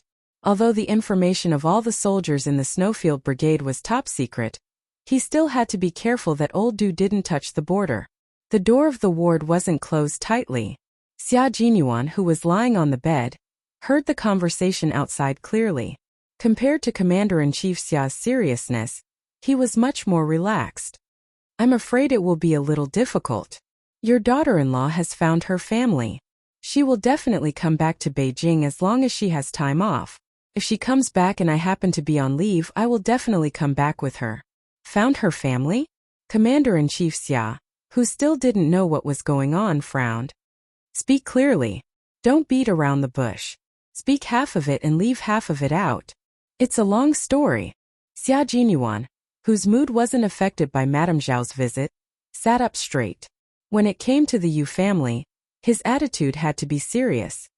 "Old man Xia, what I'm going to say is all true. I guarantee it's 100% true.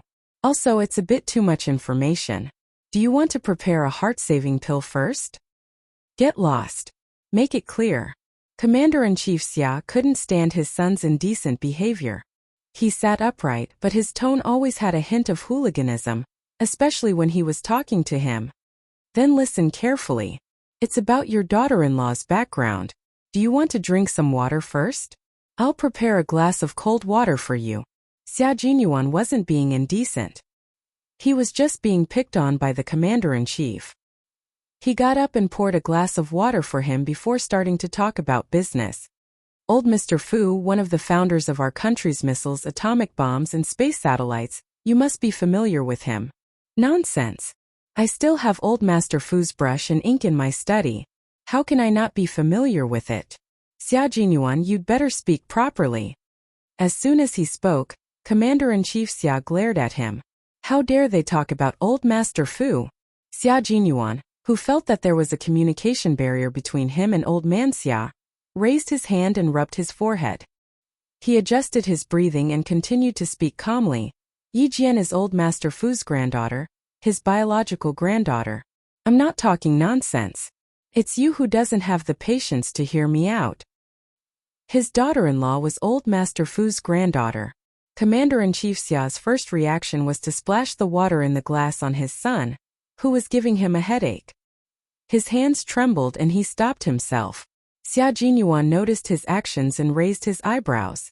"Are you so frightened that you want to splash water on my face? Or do you not believe me and want to splash water on my face?" "Both?" Commander-in-Chief Xia's expression was even colder than when he was talking to Madame Xiao. "Sixth brother, you have to be responsible for what you say. Do you know what you just said?" So he didn't believe him? Well, that's right. Even he didn't quite believe him at first. It was normal for old Master Xia, who was extremely cautious and strict about everything, to not believe him. If he didn't believe him, he would explain himself until he believed him. Chapter 2252. I've always been responsible with my words. Your daughter-in-law is indeed old Master Fu's granddaughter. When you called Yi Qian just now, I was accompanying her to meet old Master Fu at Dangue Garden. Old Master Fu's grandson, who is also my comrade Li Jinian, was also with us. Yi Qian is still accompanying old Master Fu at Dangue Garden. I asked her to come over with Li Jinian to watch the promotion ceremony tomorrow. Commander-in-Chief Xia was a little out of breath. He didn't believe it before, but now he was 100% sure that Xia Jinyuan wasn't lying to him. His daughter-in-law was actually old Master Fu's granddaughter. Even though he had been through a lot, he was still shocked for a long time before he came back to his senses. He said in a low voice, "The military investigated Xiao Yi before, but they couldn't find anything." "How did you know? You didn't even say a word, and even I didn't know. You didn't even mention anything to me about such an important matter." Although he was shocked, His question was still very sharp. Xia Jinyuan saw that the commander-in-chief's expression wasn't too good. He knew that the impact of this matter was quite big. He hurriedly said, "Drink some water to calm yourself down. I didn't know earlier than you did. It all happened this morning. I rushed back to the hospital because I was afraid that you would wait for me. Secondly, I wanted to tell you about this matter as soon as possible." Commander-in-Chief Xia's expression eased. The news came too suddenly, and he still needed time to digest it. "Are you sure it's true? Tell me how you found out that Xiao Yi was old Master Fu's granddaughter. This is such a big matter. It's not something that can be solved by old Master Fu's nod of approval. If something goes wrong, all of you will be stripped of your military uniforms." This was no small matter. The main reason was that old Master Fu's identity was special. Suddenly having a granddaughter was not something that could be solved with his own family behind closed doors. He recounted in great detail the photo in Li Jinyan's hands, how Yi Qian's parents missed it, and how old master had secretly sent people to investigate. Father-in-law was afraid that he would implicate mother-in-law, so he waited until old master came to visit him a year later. He didn't dare to say much, and only hurriedly wrote a few words in old master's palm. "Based on the photos left behind by your father-in-law and your mother-in-law's name, you secretly went to the army to inquire about it. 20 years have passed since then. It wasn't until Li Jinyan brought the photos here today that we found out about the twists and turns in the story." Commander-in-Chief Xia, who had listened to the whole story, sighed heavily. Suddenly, he thought of a very important problem. He frowned and said coldly, "This matter has to be suppressed. It has to be scientifically confirmed. Have a good rest, I have to return to the military first." Commander-in-Chief Xia did not say what he had to say. He hurriedly left with the guards. Sun Xueqing was old Master Fu's daughter-in-law. Old Master Fu's son, Fu Yusheng, was the chief engineer of the country's navigation research.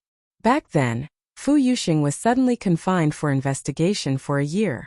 A year later, old Master Fu went to inquire about Sun Xueqing, but to no avail. When Xiao Yi was 3 years old, Sun Xueqing sacrificed herself, and all her information was erased. Commander-in-Chief Xia thought of all these and his footsteps became faster. His expression became colder. All these incidents made it seem like someone was deliberately targeting the Fu family. Xia Jinyuan did not chase after them to ask for the reason. He conveniently told old Master Xia that his father-in-law had suddenly been confined for a year, just to make old Master Xia think in a certain direction. The smart and capable old Master Xia must have already thought in a certain direction. He left the rest of the matter to the military and the military commission. He and Little Fox did not have to interfere for the time being. Chapter 2253. Because Xia Jinyuan's eyes flashed with a cold light. There were some things that he and his little fox could not interfere with. What was his little fox doing now? Chatting with the old man with the Devil King? He never thought that the Devil King, whom he had warned to be one step too late, would become the little fox's brother, and he would be the one who brought the two siblings together. He had to admit that this was the fate between him and his little fox. Yi Qian spent the entire day with the old man. He did not go anywhere except home. The old man, who had just reunited with his granddaughter, was so hale and hearty that he even spoke with vigor. When it came to dinner, he ate half a bowl of rice more than usual. He also went to bed 2 hours earlier than usual. Usually, he would only go to bed after 12, but tonight, he was already sleepy at around 10. In the old man's words, "A long life of 100 years is too short. I have to at least live to 110 years old." Yi Qian and Li Jinyan laughed when they heard this. Li Jinyan even said, "You're only 88 years old now. You should live to 120 years old." The old man was born in the first year of the Republic of China. "I don't expect to live to 120 years old. I'll try my best to live to 110 years old. I'll be happy to see the two of you start a family, get married and have children. I'll be able to hold my great-grandchildren." The old man, who was originally a little sleepy, became energetic again when he talked about future generations. He said excitedly, "I became a grandfather at 61 years old. I'm 88 years old this year. Let's see if I can become a great-grandfather again when I'm 90 years old." Little Miss Jian is still young. I remember that female soldiers can only get married and have children at 24 years old. Junior officers can only get married at 26 years old. Let's see if I can hold my grandchildren then. Then I'll have to wait another 6 years. I have to live well and strive to live to 110 years old. I'll live to have children and grandchildren. The old man's greatest wish was to have children and grandchildren. Before he went to bed, he did not forget to remind his grandson, Li Jinyan, to write the letter as soon as possible and send it to Yi Qian's father so that he could be happy. Li Jinyan felt that his uncle was not happy. He should be so excited that he was dancing with joy and tears. She gently closed the door and said to Yi Qian, who had a gentle smile on his face, "When I was 24 years old Mr. mentioned that he wanted to have a great-grandchild. Now that you're here, we can share the responsibility and reduce the pressure by half." He joked very seriously. Yi Qian tried so hard to hold back his laughter that his shoulders twitched. "Then you have to continue bearing the burden. You're 7 years older than me. It's time for you to get married and have children." Li Jinyan was 27 years old this year. It was time for him to get married and have children. "If I find a suitable girl, I will marry her immediately." Li Jinyan smiled and pushed open the door of the small study he had stayed in during the day. "Come in and have a seat. I will tell you about the history of the Fu family. Then you will know why grandfather wants us to get married and have children." Li Jinyan knew that she was bold. In the past, because of his status, she didn't dare to tease him. Now that he was her brother, she was bold enough to tease him directly. He hoped that this would mean that they would be closer. The old photo album opened again. Li Jinyan pointed at the photo taken in front of the Fu family's old mansion. His cold voice filled the darkness of the night as he said in a low voice. The Fu family was a wealthy merchant family. They started their business in the late Ming and early Qing dynasties, and they declined when the old man was 28. From prosperity to decline, from being a wealthy family in Jiangnan to not even having a place to live. Yi Qian flipped through the photo album and listened to Li Jinyan talk about the history of the Fu family. Once again his heart felt so heavy that it was difficult to breathe. Chapter 2254. He didn't feel much when he heard about his grandfather's and grandmother's life in the hospital, but now that he was no longer in the right state of mind, he felt so sad that his heart was twisted into a ball. When grandfather was 37, grandmother gave birth to my mother, who is your aunt. When your father was born at the age of 40, uncle was just 1 month old. Grandfather entrusted uncle to great-aunt's family. It wasn't until uncle was 9 years old that grandfather found uncle on the streets. On the streets? Yi Qian's heart ached as he asked in a hoarse voice. "My father, why was he on the streets?" Uncle didn't mention it, and grandfather didn't say either. If you want to know, you can ask uncle. He knew everything about the Fu family, but he didn't know the reason for this. Actually, it doesn't matter whether you know or not. If you ask again, it might be another sad story. Yi Qian pursed his lips. His brother was right. Grandfather had gone through too much. Why should he bring up the sad past? After closing the album, Yi Qian's heart was so heavy that he had to drink several glasses of warm water in order to slightly ease the pressure in his heart. After putting away the album, Li Jinyan took out a pen and a letter and placed it in front of Yi Qian. Under the warm light, a faint smile appeared on his cold, handsome face. "Write a letter to uncle. Do you have a photo? Send a photo to uncle and let him see you. He works at a missile research center in the northwest. He hasn't been home for 4 years. Works at a missile research center." Yi Qian, who had never met his father, was full of respect for him. "I don't have a photo. I only have a photo on my student ID. Scan it and send it to Dad." Yi Qian took out the student ID that he always carried with him. It's a photo from the front. It's very clear. After taking the student ID, Li Jinyan carefully looked at the photo on her ID. It was very clear and beautiful. Her gaze was cold and strong. Just looking at her made him feel comfortable. This was Li Jinyan's sister. Their blood relationship would never change. The letter and the scanned photos of the student IDs were sent out the next morning. It would take at least a month for them to finally reach Chief Engineer Fu Yuxing. Yi Qian, who was sitting below the stage, was fully focused on the dozens of officers on the stage. Yi Qian knew all of them. They were his comrades from the Storm Commandos and the Snowfield Brigade. You must cherish your honor and never forget your original intentions. You must remember your mission and take responsibility for your actions.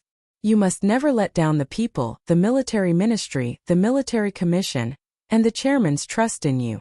Be loyal. Always remember what your responsibilities are, and what your responsibilities are. Always remember that you are a soldier who protects the country. Serve the country, be loyal to the people, be loyal to the country. Commander-in-Chief Xia stood in front of the rostrum and spoke in a solemn voice, full of military might. He told all the promoted officers that a military rank was the highest honor bestowed upon a soldier by the country, and that they should remember their mission and responsibility as a soldier at all times. The promotion ceremony began with the solemn national anthem. The officers lined up neatly in front of the rostrum. Commander-in-Chief Xia, Major General of the Army, and Major General of the Navy respectively presented them with their military ranks. Yi Qian watched as Commander-in-Chief Xia personally removed the major rank from Xia Jinyuan's epaulet and fastened the lieutenant colonel rank epaulet. At that moment, Yi Qian was so excited that it was as if he had been promoted himself. The ceremony ended with the majestic singing of the People's Liberation Army. All the promoted officers saluted the rostrum and the audience. Chapter 2255. There were not many people in the audience. This was a military promotion that was not made public. When Xia Jinyuan walked to Yi Qian's side, the military rank on his shoulder was still that of a major. To outsiders, he would always be a major. Yi Qian's gaze softened as he looked at the man walking towards him.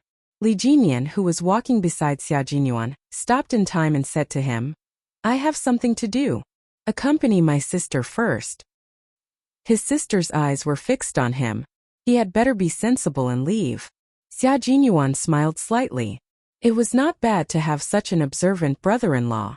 You're returning to the base this afternoon, right? I'll bring her over to look for you later. My dad still has something to discuss with the three of us. See you later. Commander-in-Chief Xia needed to discuss Yi Qian's return to the Fu family in detail with the three of them. Okay. Li Jinyan nodded. Since the commander-in-chief had invited him over, he did not say anything else and turned to leave. The Devil King today was the normal Devil King. His face was stern and his words were simple. No one was allowed to approach within 30 feet of him. Yi Qian saw him walking towards the commander-in-chief and knew that he had something to do. She stood in place and waited for Xia Jinyuan to walk over. The man in the military uniform walked elegantly. With every step he took, Yi Qian felt her heart skip a beat. Today, he was wearing a winter military uniform that was only worn for major celebrations and important foreign affairs activities. It was a Western-style suit with a white shirt and a navy tie. On the outside, he wore a well-ironed military uniform that exuded the aura of a soldier. As he walked, he looked more elegant and dignified than the regular military uniform. It also showed more military might. This was the first time Yi Qian saw him in a military uniform. It had gold embroidery and gold embroidery. It was so handsome that she could not take her eyes off him. No wonder Li Jinyan was so perceptive. Even his eyes were fixed on him. How could an older brother disturb his younger sister's happiness? Xia Jinyuan had never been stingy with his charm, especially in front of Yi Qian. Even his hair was extraordinarily charming. Seeing that Yi Qian's gaze never left him, the young lieutenant colonel's footsteps became lighter. Why are you so engrossed? He walked closer and stood in front of her. Under the military cap, his handsome face had a gentle smile. Indeed, even the strands of his hair had their own charm. You have to be more reserved, little fox. You're almost drooling. Your brother wanted to come and look for you, but he was too embarrassed to come with you when he saw you staring at me. The young lieutenant colonel became even more charming. His every move. Yi Qian, who was engrossed by his teasing, couldn't help but blush. Her very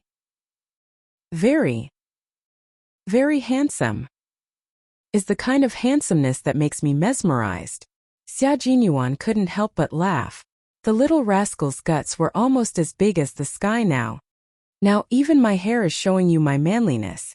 If this doesn't make you mesmerized, I'll be very sad. The auditorium was not a suitable place for chatting. When Yi Jian muttered shameless, Xiao Luo chuckled and said. There will be times when I will be even more shameless. When that time comes, don't be scared away by me. Yi Qian suddenly realized what he was implying. Blushing, she glared at the shameless young lieutenant colonel. What nonsense are you talking about? I'm not talking nonsense. Why are you blushing? Lieutenant Colonel Xia, who was pretending to be innocent, chuckled softly. Oh, you've become naughty too. Come, let's talk outside. Chapter 2256. Yi Qian didn't respond and just followed him. If he did, he would say something else. Yi Qian glanced at his shoulder, pursed his lips and took a few steps forward. He frowned and hesitated for a while before he asked, Captain Xia, why does the Snowfield Brigade keep their military ranks the same? Because they carry out too many dangerous missions. Once captured, the higher the military rank, the more dangerous it is. Sometimes, not only do we have to guard against the people outside, we also have to guard against the people inside. The missions carried out by the Snowfield Brigade are state secrets, and spies are everywhere in our country. Keeping the military ranks the same is also a form of disguise. It wasn't a secret that the military ranks didn't change to the public. He could tell Yi Qian. As you can see, the only people who promoted us are Major General Commander of the Navy and Commander-in-Chief Xia. The Snowfield Brigade and the Tri-Habitat Frogman Assault Team don't belong to any army. The only leaders we face are these three, and it's also for the sake of our safety. And if you are awarded the rank of captain after graduation with your military achievements, you can actually be promoted to the rank of major. However, according to our country's military rank promotion system, each promotion from first lieutenant to colonel takes 4 years. You may be promoted to major directly after joining the team, or you may have to wait 4 years before you can be promoted to major. Next time, I hope I'll be the one to watch you get promoted. Before they walked out, Xia Jinyuan said solemnly. Yi Qian smiled and looked at the man she admired. I also hope and look forward to that day. Then let's look forward to it together. He looked at her and smiled. Their gazes intertwined with each other. The love between Yi Qian and Xia Jinyuan was never about one side being strong and the other being weak. They pursued a love that was evenly matched. They could be each other's support when the other was in danger, and they could also stand shoulder to shoulder when the other was at the peak of glory. The love they pursued was such a love. Soon, the two of them met up with Li Jinyan and went to Commander-in-Chief Xia's office together. At this time, the Deputy Chief of Staff Du was at home with Madame Li, who had been angered by Yi Ying to the point that she had an old illness, a headache. Don't worry too much about the outside world these few days. Focus on recuperating. Deputy Chief of Staff Du sighed as he placed the boiled Chinese medicine on the bedside table. I have enough to deal with in the company and at home. Let's talk about the outside matters after you've recovered. What can a little girl do? She's already back in the southern province. Out of sight, out of mind. What do you have to worry about? We have to pay more attention to Shirley's son. Madame Li, who had a headache, was half lying on the bed with a hot towel on her forehead. When she heard this, her eyes turned sharp and she said coldly, Now that I've embarrassed myself, everyone has to smile at me. This resentment can't be erased by her returning to the southern province. She dares to play tricks on me and make me lose face. Ha, if I don't let her know how powerful I am. I can't guarantee that anyone will climb up and step on me in the future. You don't have to worry about me. I know what I'm doing. As for Shirley's son, Madame Li removed the hot towel from her forehead, and her expression became much more serious. I asked Schumann if she went to the hospital for a checkup. She said she did, but she couldn't find him. Shirley said he probably went to visit his comrades. Aren't you thinking too much? It's not like you don't know how bad Shirley's son is. Now that he's wearing a military uniform, if he doesn't act like a decent person, how can Shirley show his face? Deputy Chief of Staff Du shook his head. He's not pretending. It's the aura he exudes. He's a thug. He doesn't look like he's just idling around in the army. Chapter 2257. Mrs. Li didn't say anything more, but raised her hand to cover her forehead and closed her eyes tiredly. She had a nervous headache, which couldn't be controlled by drugs. Rest was the best treatment. But with so many things at present, how could she be allowed to rest? Well, you'd better rest more and think less. I'll ask Li Yuan to accompany you to the sanatorium in High Province for a month. The deputy chief of staff Du had always respected his wife, and he didn't feel good when he saw her having a headache and suffering.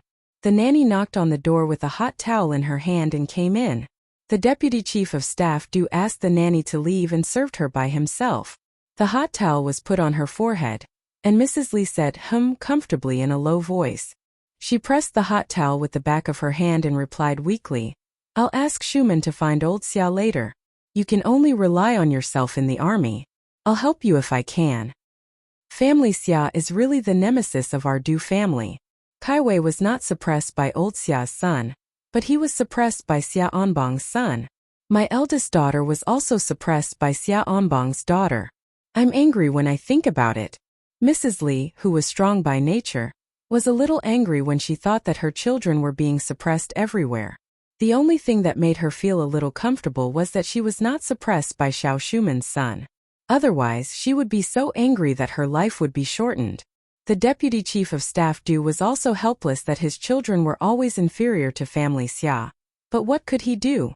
After all, the foundation of the Du family was a little shallow. How could it be compared with family Xia? Master Xia had 5 sons and 1 daughter. Except for the second son Xia Onbong, who had been the Minister of Public Security, who died in the line of duty, the eldest son Xia Onghua, the third son Xia Xinhui, the fourth son Xia Jiaza, and his daughter Xia Sujuan. Which one of them wasn't a powerful figure who would shake the ground 3 times when they went out? The Du family was no match for family Xia. The deputy chief of staff Du knew very well, but he didn't dare to say it out loud. Otherwise he would make his wife, who worked hard for the family, angry. But with his wife's temper, he couldn't change the topic if she wanted to talk about something. He had to continue with the topic. After pondering for a while, Deputy Chief of Staff Du comforted Madame Li with a smile. You didn't say that before. You always mentioned that as long as our eldest son Kai Wei is better than Shirley's son. Now Kai Wei is a regiment commander while Shirley's son is a major. You've already won. If I want to win, I will win for the rest of my life. At the moment when Madame Li slowly opened her eyes, a strange cold light flashed through her deep eyes. Didn't those people often say secretly that Xiao Shuman was luckier than her? She wanted to let them see who was more fortunate between her and Xiao Shuman. She was a divorcee who didn't even acknowledge her only son. How could that be considered a blessing? This was called bad luck. You're already a grandmother, but you're still so stubborn. The deputy chief of staff Du was a little helpless. He didn't know why his wife wanted to compete with Shirley's ex-wife, Xiao Shuman. They had been in contact with each other for decades and had a good relationship. Xiao Shuman was far away from home. Whenever she needed his wife's help, his wife, who couldn't get away from abroad, would try her best to help her regardless of money or manpower. Speaking of a good relationship, his wife's expression would be a little gloomy every time Xiao Shuman was mentioned. He really didn't understand why. Xiao Shuman is all alone now. Why do you still want to compete with her? You don't worry about it. I'll keep an eye on Shirley's son. Don't worry about him. Chapter 2258. Madame Li snorted coldly. With a sneer on her tired face, a few sharp wrinkles appeared at the corners of her mouth. People live to fight for their dignity. When I was young, there were always people who liked to compare me with her. After the comparison, they said that Li Chenglan was not as good as Shuman. I don't believe that she, a lady who has no relatives and is in trouble, can beat me. I'm determined to fight for my dignity. Look, haven't I won now?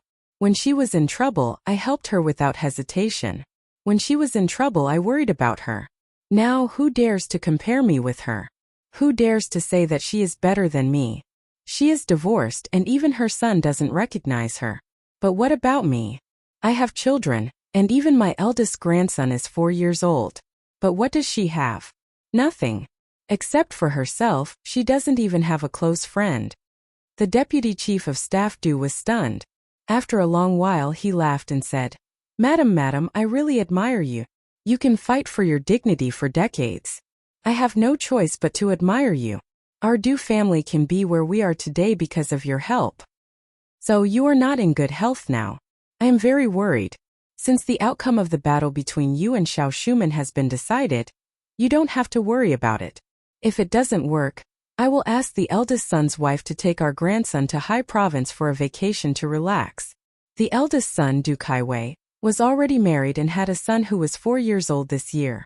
Thinking of her good friend Xiao Shumen's current situation and her only grandson, Madame Li's gloominess dissipated a lot. Forget it. Don't bother the eldest son's family. I'm not a big problem. When the matter in Nan province is solved, I will feel better and my headache will naturally go away. Madame Li, who had a slight headache after applying several hot towels, could not help but think of Yiying when Nan province was mentioned. Thinking of Yiying, she remembered that she went to the brothel yesterday and heard several noble ladies next door talking and eating. Her head, which had finally calmed down, suddenly throbbed with pain, as if it was being pricked by needles. Yiying. It was this bitch who made her the laughingstock of the upper-class circle in the capital. Did she think that after paying a fine and going to the police station for a few days everything would be fine? In her dreams. Since she liked to change men so much, he would let her change men several times a day. Madame Li had always been ruthless in her dealings. Now that Sun Ying, whose surname was Sun, wanted to escape safely, it was simply wishful thinking. It was impossible. Madame Li, who had a splitting headache and had to take 2 painkillers, waited for the deputy chief of staff Du to leave. With a fierce look on her face, she called Du Kongyue, the eldest brother of the deputy chief of staff Du, who was now the second in command of your province. Ying definitely wanted to come out. Alright, then let her come out first. Once she came out, she would definitely make her life a living hell. With Madame Li's intervention, just as Xia Jinyuan had said, they did not have to care about Ying anymore. They just had to focus on their own lives. Xia Jinyuan, who was sitting respectfully in front of the old man and being scrutinized by the old man, maintained the standard sitting posture of a soldier. His expression and breathing were relaxed, and he tried his best to make himself look natural in front of the old man. The young lieutenant colonel, who was restless even when recuperating, walked out of Commander-in-Chief Xia's office. When he heard his brother-in-law say that he was sending his girlfriend back to Dangui Garden, Lieutenant Colonel Xia made up his mind to follow. Commander-in-Chief Xia was even more supportive. He said from behind the 3 of them, Lao Lu, accompany Xiao Yi to visit the old man. Remember to bring some gifts. Don't be rude. Chapter 2259. Xiao Yi was very outstanding. In the past, when she was held tightly by his son, he was still a little worried that his daughter-in-law would be snatched away by other outstanding men. Now that his daughter-in-law had become Old Master Fu's granddaughter, he was even more nervous. Old Master Fu had dedicated his entire life to the country. He was involved in the 3 major fields of missiles, atomic bombs, and space satellites. There were countless outstanding students under Old Master Fu's tutelage, and countless outstanding students who were still unmarried. If Old Master Fu brought Xiao Yi to a blind date on a whim one day, he would be worried for 6th brother whenever he thought of that scene.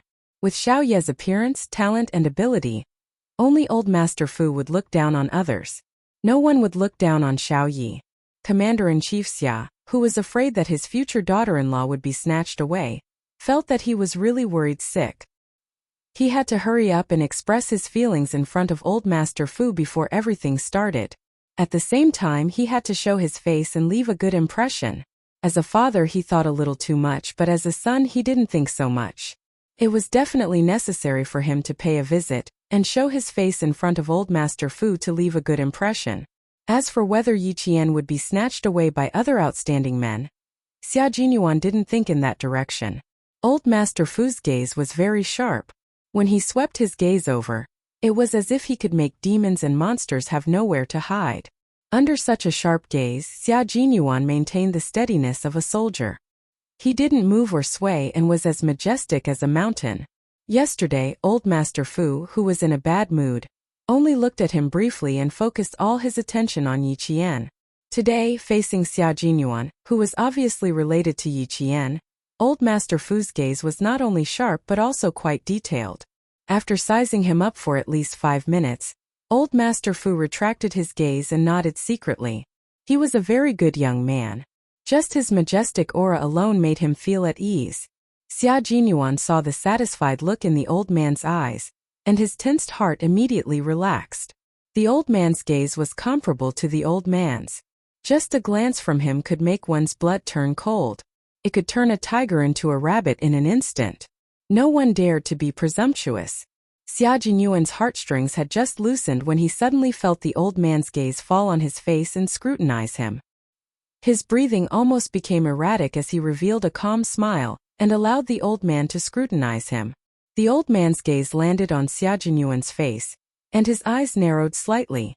After a rough look yesterday, he immediately felt that this young man's appearance gave him a sense of familiarity. Today, after a closer look, the more he looked, the more he felt that he was acquainted with an old friend of his. He didn't know if this young man was a descendant of his old friend. That old friend of his not only had status, but his character was also unquestionable. He was upright, loyal, and honest. He was loyal to the country and did his best for the people. As a member of the special forces, Xia Jinyuan noticed that the way the old man looked at him had changed. It was because he was recalling another person's gaze through him. In front of the elderly, Xia Jinyuan had always been polite. He sat upright with his eyes open and his smile elegant. No matter how the old man scrutinized him, he didn't show any disrespect. As a soldier, no matter what, his back must be straight and his gaze must be open and candid. No matter where he sat, even if he didn't move, his strength of character and integrity could subdue others. The old man, who had seen countless people, nodded repeatedly in his heart. His gaze was no longer sharp. Instead, he smiled with satisfaction and asked kindly, "Your surname is Xia, and you're from the capital. There aren't many people in the capital with the surname Xia. Are you related to General Xia Yunkue? Don't be so formal. Just take it that I'm helping my granddaughter to choose someone." Chapter 2260. The open-minded old man did not want to make things difficult for a young man. Moreover, this young man had come with his granddaughter yesterday and today again. Even though his granddaughter did not say anything, he knew who this young man was. Grandson. Not bad. In terms of appearance, he was worthy of his granddaughter, not to mention his temperament. He was very satisfied with the young man's calm temperament. In addition, he was similar to an old friend, so he liked him even more. Yesterday, Xia Jinyuan was only there to boost Yiqian's courage. Today, he was visiting as his grandson-in-law. His state of mind was completely different. While he appeared calm, he also revealed the elegance of a century-old family history. Faced with the old man's question, he smiled and said, "Yes, it's my grandfather. He retired 15 years ago. Now, he and my grandmother are at home tending to flowers and fish." "So you're General Xia's descendant. No wonder you're so imposing." The old man nodded slightly. He was indeed the descendant of an old friend. Only the descendant of an old friend could be so outstanding. General Xia was a righteous man. Back then, he had almost been unable to return to the aerospace department. It was General Xia who had stepped in and single-handedly made him stay in the aerospace department. Thinking that this young man was the grandson of an old friend, the old man was even more satisfied. The smile on the old man's face became even more benevolent as he smiled and said, "Your grandfather and I are old acquaintances. Back then he even helped me. I didn't expect that after going around in circles, General Xia's grandson and my granddaughter would become a pair." Actually, Xia Jinyuan's palms were sweaty. When he heard that the old man and his grandfather were old acquaintances, the last trace of nervousness in his heart disappeared. When he heard the last sentence, "They were a couple," the wetness in his palms gradually disappeared. Their grandfathers were actually old acquaintances. As expected, he and the little fox were not from the same family. They would not enter the same house. Although he knew that the old man was satisfied with him, Xia Jinyuan did not dare to be careless. He smiled and said, "If you didn't mention it, I wouldn't have known that you two were old friends. Grandfather likes to stay at home now. Today he tends to the flowers and plants. Tomorrow, he carries a hoe to cultivate a small piece of land to plant some fruits and vegetables. In the spring, the flowers and plants in the backyard bloom delightfully. In the summer, green fruits hang on the branches. When the fruits are harvested in the autumn, there are some that can't be finished. Grandpa sends some to the neighbors to share the fruits of his labor." Old Master Fu, who loved to listen to such things, laughed heartily. His old voice was rich and strong. "General Xia told me before that when he retires, he will go back home to farm. He can't farm, but he can cultivate the land. You even have surplus grain to give to your neighbors. It can be seen that General Xia is quite healthy. Yi. Good. Hearing the laughter from the study, Li Jinyan's cold eyes narrowed slightly. It seemed that his grandfather approved of Q King's identity. Yi Jian took the supplies in his hand and put them aside. She smiled and said, "He's very popular with the old man. When Grandpa Zhen was still around, the old man didn't quite agree with him coming over to pursue me. Later, Grandpa Zhen told me that Captain Xia is a good man and that he's worth a try. Uncle Chun also tested him and was very satisfied. He also advised me to discuss things with him and not make decisions on my own, so that we won't be at odds." Chapter 2261. Therefore, she was not worried at all when her grandfather said that he wanted to talk to Captain Xia alone. Li Jinyan finally understood how much his sister trusted Xia Jinyuan. He had originally wanted to test Xia Jinyuan, but now he had completely given up on it. He raised his hand and patted her head. The cold devil revealed a faint but gentle smile. "As long as he continues to treat you well, grandfather and I won't have any objections. I won't go in and disturb grandfather. I'll take my leave first." The devil had returned to the team today. It was already past 2 in the afternoon, so he had to leave to catch his flight at 4. "You have to go back to school tomorrow. Be careful." Also, Li Jinyan was a little reluctant to part with her. He picked out the important things to remind her. "Also, there are only a few months left before you go abroad for the competition. You have to hurry up and train when you get back, especially in terms of physical fitness. If there's anything, call the duty room first. I'll call you back when I'm back." This was her brother, whose blood was thicker than water. He cared for her in every possible way, afraid that she would be wronged. Yi Qian felt warm inside. She nodded and replied seriously, "Brother, don't worry. I'll take care of myself. I'll go back to school tomorrow afternoon. I'll keep grandfather company and make him happy." After all, women were more attentive than men. Li Jinyan completely believed that she would make the old man happy. The old man was indeed very happy. Knowing that his grandson didn't want to disturb his mood, he quietly returned to the team. He sighed for a while, but because of Yi Jian and Xia Jinyuan's company, the kind smile on his face never disappeared. It was already 7 in the evening when Xia Jinyuan left Dangui Garden. Walking out of the warm house into the cold night outside, Xia Jinyuan held his girlfriend's hand and sighed with a smile. "Old man Xia laughed at me and said that you won't have much time to accompany me in the future. Seems that he was right. What should I do, little fox? I can't bear to leave. I can't stay overnight in Dangui Garden. I have to leave even if I don't want to." Yi Qian pursed his lips and smiled. "You were the one who said that it wasn't appropriate for Grandpa to ask you to stay the night. Now you're telling me that you can't bear to leave.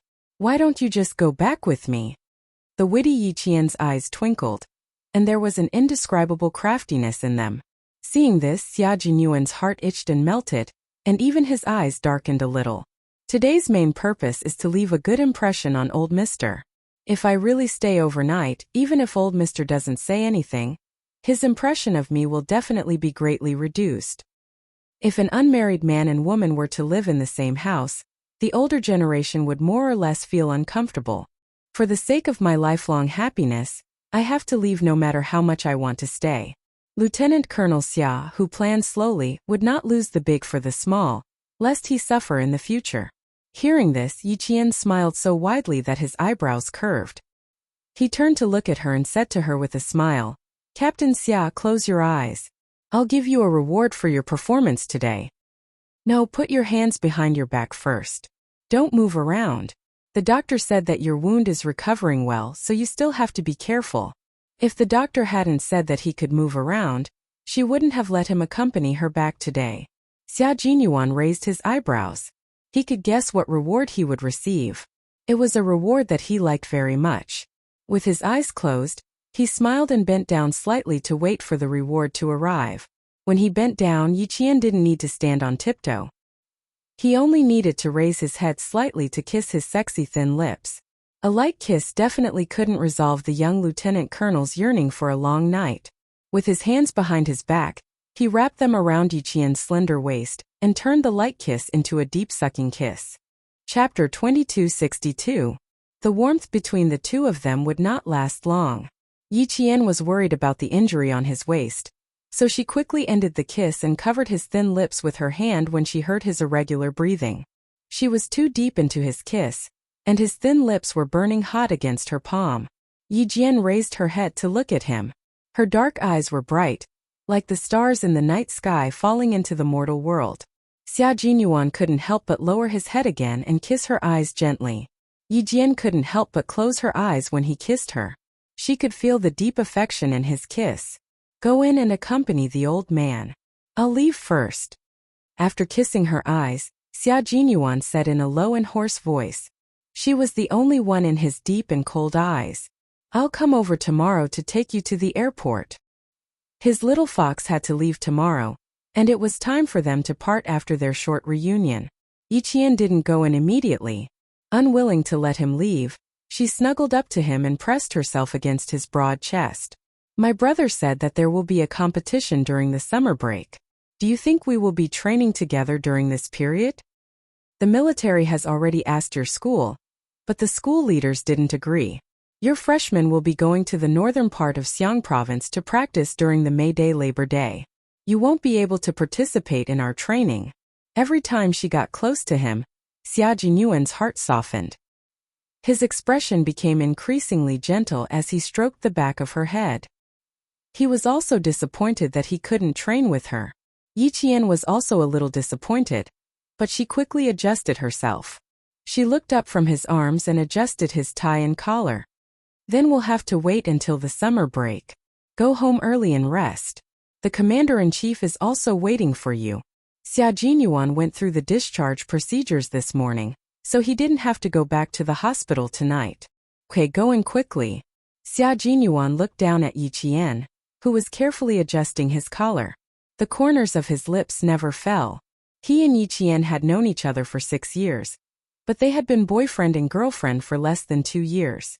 However, they had more chemistry than other couples who had been married for decades. She could understand what he meant with just one look, and he could tell what she wanted to do with just one movement. It was said that men and women were a semicircle. When they found the semicircle that suited them, they would become a complete circle that could not be separated from each other. He and the little fox were each other's lost semicircle. Their union represented eternity, and neither of them could leave the other. I'll pick you up tomorrow. Rest early. After giving her a goodnight kiss, Xia Jinyuan stood at the bottom of the stairs. His eyes were filled with love as he turned around and walked back into the house. Just as she was about to open the door and enter, she turned around and waved at him. Xia Jinyuan smiled. See you tomorrow, little fox. See you tomorrow, Captain Xia. Yi Qian turned around and saw the tall and straight man staring at her. She waved her hand, and only then did she open the door and enter the house with a smile. As soon as the door closed, the elegant and handsome man stopped smiling. His gentle eyes gradually darkened and became so dark that they were unfathomable. An unknown light flashed across the depths of his eyes, leaving behind a faint trace. That was a normal man's burning desire to possess the woman he loved. The 20-year-old Yi Qian was not the 15-year-old Yi Qian. Years of training had made her tall and slender, and her graceful figure was different from the usual delicate girls. She was like a bamboo shoot that had sprouted out of the ground, unafraid of wind and rain. Chapter 2263.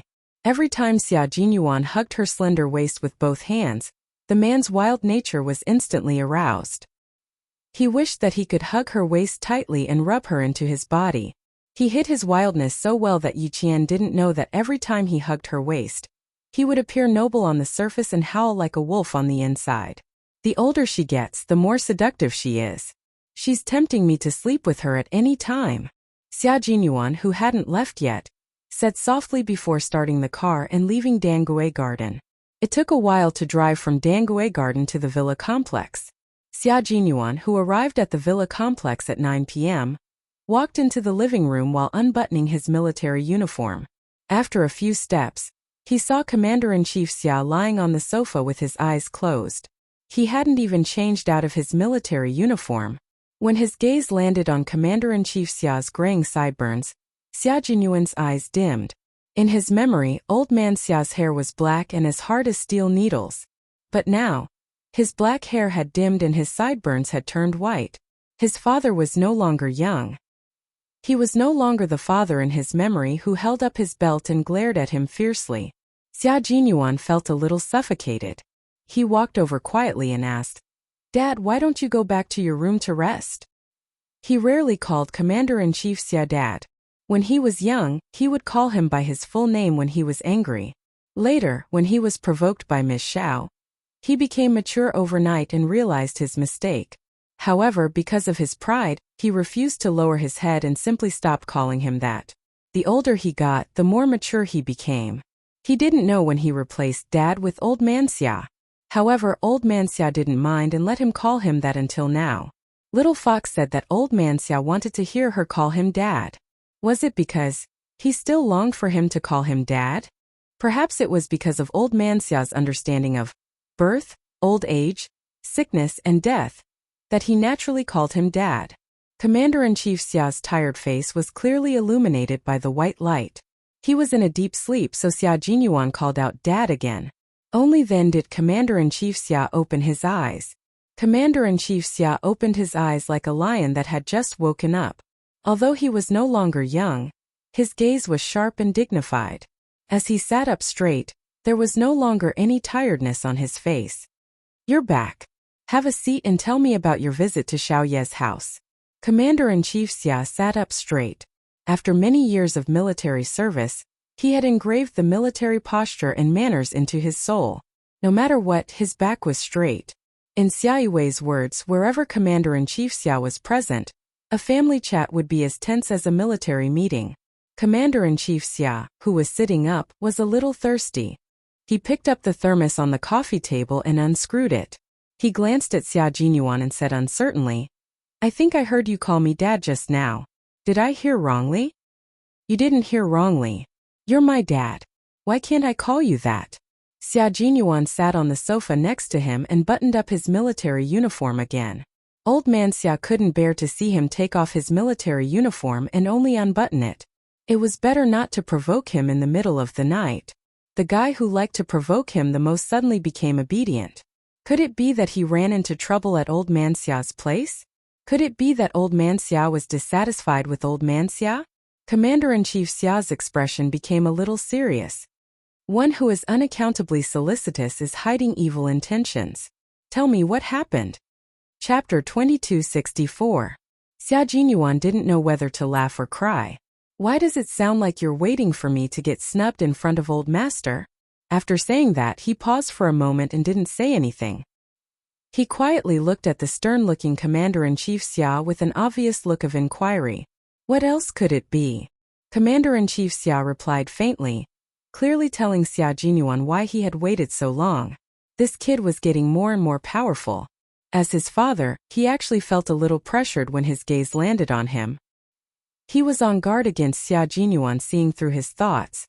Both father and son were stubborn, so a serious conversation was very unsuitable. If they weren't careful, the smell of gunpowder would fill the air. Only by ridiculing and attacking each other could they continue the conversation. Xia Jinyuan's deep eyes revealed an obvious smile when he heard Commander-in-Chief Xia's reply. "Dad, it seems that I haven't called you that for too long. You're so flattered that it's inappropriate, right?" Flattered? Commander-in-Chief Xia's face darkened.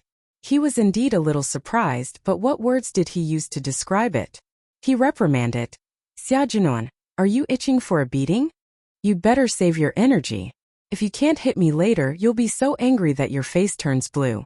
Xia Jinyuan saw that the Commander-in-Chief's face was faintly darkening, so he didn't continue joking. Instead, he lowered his voice and sighed. "When I saw your gray hair just now, I suddenly wanted to call you that. You have to get used to it. When Yiqian marries into the family, she'll also call you Dad like me. I prefer Xiaoyi to call me Dad. As for you, go away." Commander-in-Chief Xia, who had a smile in his eyes, sneered in disdain. He glanced at Xia Jinyuan, who was standing upright, and said in a deep voice, "What's Old Master's impression of you?" He was more concerned about this matter. Xia Jinyuan raised his eyebrows. Under the light, there was a faint smile on his handsome face as he replied, For now it's not bad. I'm basking in old master's glory. For now, old master's impression of me is not bad. Basking in old master's glory? Commander-in-Chief Xia frowned slightly, then relaxed in an instant, and a faint smile appeared on his serious face. Old master and old master are old friends. Sixth, you're indeed basking in old master's glory. Did old master first recognize you as old master's descendant? Or did you take the initiative to mention to him? The former showed that the two elders were not ordinary old friends, but old friends who had a good relationship with each other. Old to me to you, old masters to old master to twos to stay to be to leave to stay in the past. The old man told me that he wanted to invite the old man out for a walk, so he asked me to arrange the time.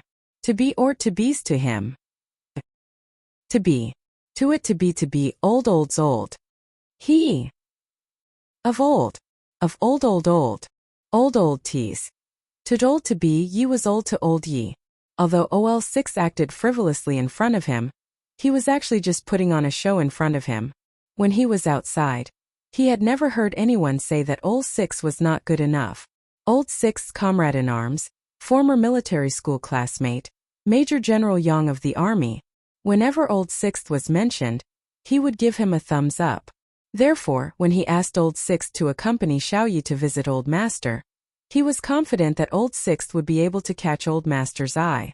Now that Old Master was satisfied with Old 6, and he was old friends with Old Master, Commander-in-Chief Xia felt that it was better to strike while the iron was hot. Chapter 2265. Commander-in-Chief Xia's expression became more and more serious as he said, "Since you can walk around with your waist injury, you can drop by the old mansion tomorrow after you send Xiaoyi to the airport and talk to the old man about this." He was also worried that Xia Jinyuan's wound would reopen, so he added, "Let the guards drive tomorrow. You can rest." Xia Jinyuan couldn't help but laugh when he saw this. "You're more impatient than I am."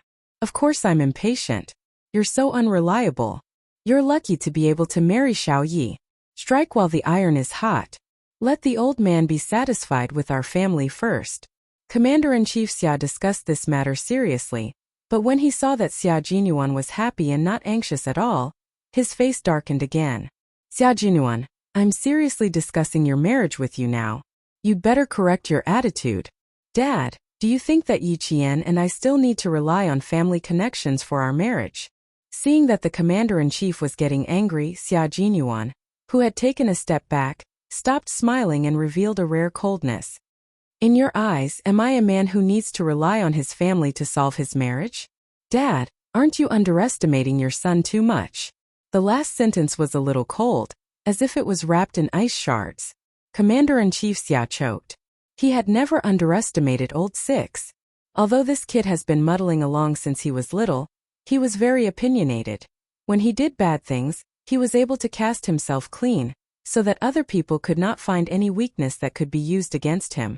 The old master once joked, "Lao Lu is someone who can do big things, he can hold his temper." Reality had proven that Old 6 was indeed someone who could accomplish great things. He had gotten into the military academy on his own without using any connections. He had applied to join the Special Forces on his own accord, and immediately became the team leader of the Special Forces. In the past few years he had achieved countless military exploits, big and small.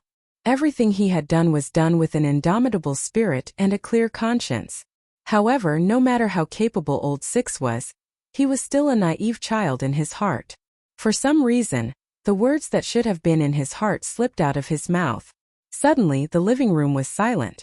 The father and son looked at each other and felt awkward.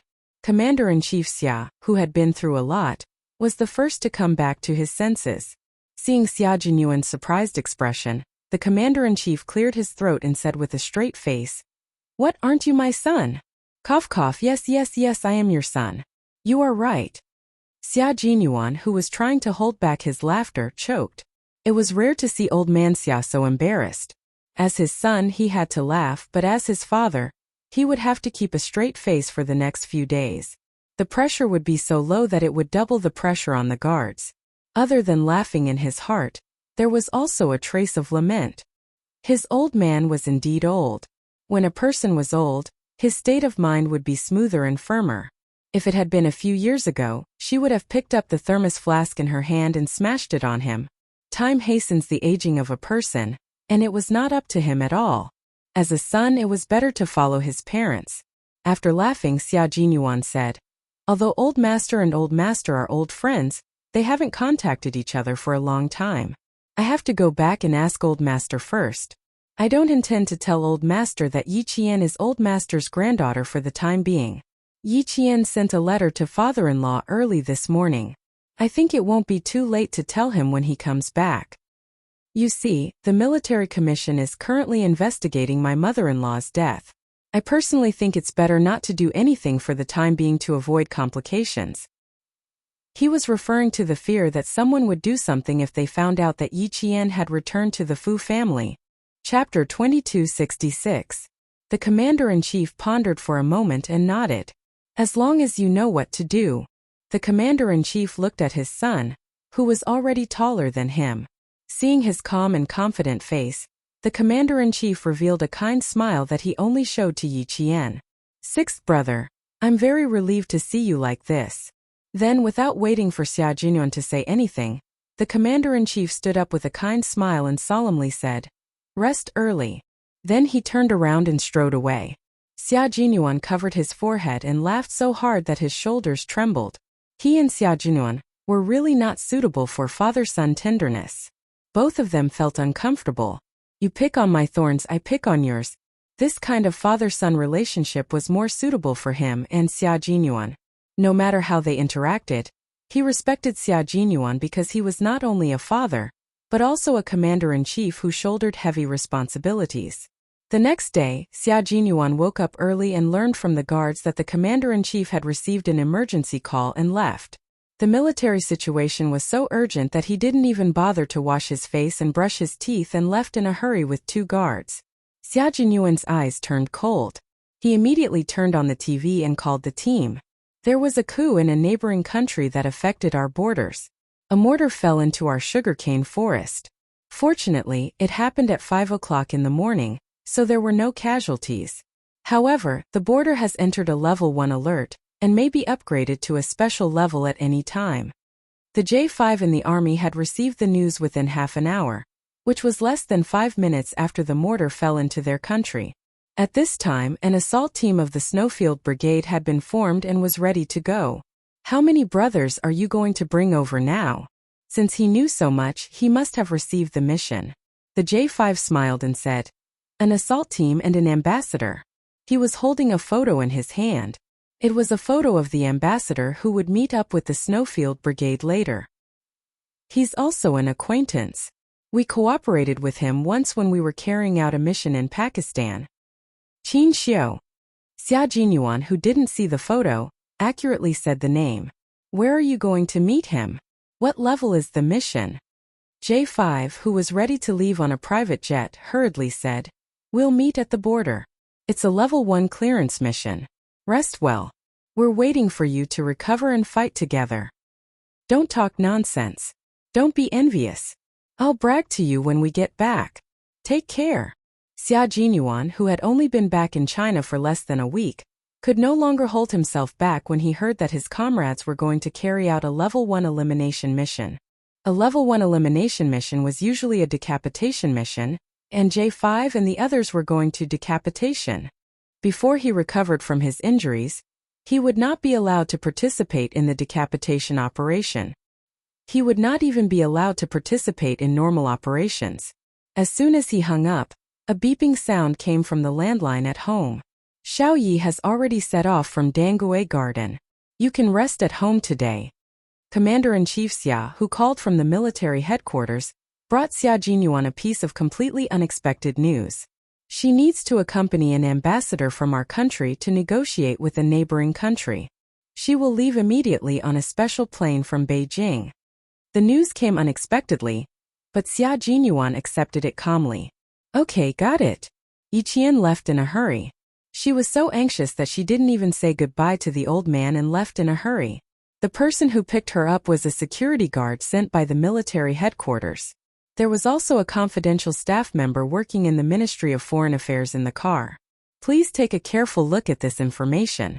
It concerns the personal safety of you and Ambassador Qin. Please be sure to remember the faces of these people. Once you see them, you must immediately avoid them or take action. Chapter 2267. Yi Qian, who had a good memory, took out the documents. She lowered her eyes and began to flip through the documents. There were a total of 6 people she needed to memorize. She had to remember each person's appearance and characteristics clearly. She also had to remember their backgrounds. There were 6 documents, each with 2 pages. There were a total of 12 pages. Yi Qian memorized them as fast as she could. She was afraid that she might miss something, so she spent another 10 minutes consolidating the information. The relevant departments of the Ministry of Foreign Affairs had many abilities, especially the translators. Their memory was quite amazing. When Yi Qian finished memorizing all 6 documents in 20 minutes, the confidential personnel was not surprised. After reading the documents, the confidential personnel took out a separate document from the briefcase. This is the information of the ambassador you are accompanying. Please take a look. The ambassador has a very good personality and is very gentlemanly. However, he has a small problem. The confidential personnel seemed to be a little embarrassed as he cleared his throat. His serious voice lowered by a few decibels. He doesn't know his way around and gets lost easily. You need to keep a close eye on him. Doesn't know his way around? Gets lost easily? The face of an elegant and handsome young man flashed across Yi Qian's mind. She knew a diplomat who also didn't know his way around and got lost easily. Couldn't be him, could it? After taking out the ambassador's information, Yi Qian smiled when she saw the ID photo. It really was him. Principal Chao's nephew Qin Xiu. A man who used his gentlemanly demeanor to hide his inner fierceness. The confidential personnel said that Qin Xiu didn't know his way around and got lost easily. Actually, they were trying to be polite. She had seen how easily Qin Xiu got lost when she was in the province. He was a man who could get lost just a few steps away. Looking at his information again, Yi Qian was shocked just by reading the first few lines. He skipped grades all the time and won the senior award while skipping grades. He went to a key foreign language school from elementary school to university. He graduated from university at the age of 16 and studied in the United States, Italy, and France. Yi Qian, who had experienced 2 lifetimes, was really shocked by Qin Xiu's information. It was no wonder that he had become the youngest diplomat in the history of the Ministry of Foreign Affairs. He was a winner in life and had been looked up to since he was young. Speaking of which, Yi Qian tilted his head and asked the confidential personnel a very important question. How is the ambassador's ability to take care of himself? Do I need to take care of him? Geniuses always had some flaws. In her previous life, she had seen a few news articles. Some geniuses in the children's class at the University of Science and Technology did not even have the basic ability to take care of themselves other than studying. They had outstanding IQ but had 0 experience in life. He didn't know if Qin Xiu was a genius among geniuses in languages.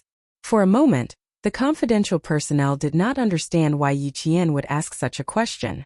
Seeing this, Yi Qian clarified, for example, eating, sleeping, dressing, and so on. Is there someone to serve you? The consequence of clarifying his words was. The confidential personnel of the Ministry of Foreign Affairs turned his head to the car window from time to time. His shoulders trembled from time to time. Yi Qian was a little embarrassed.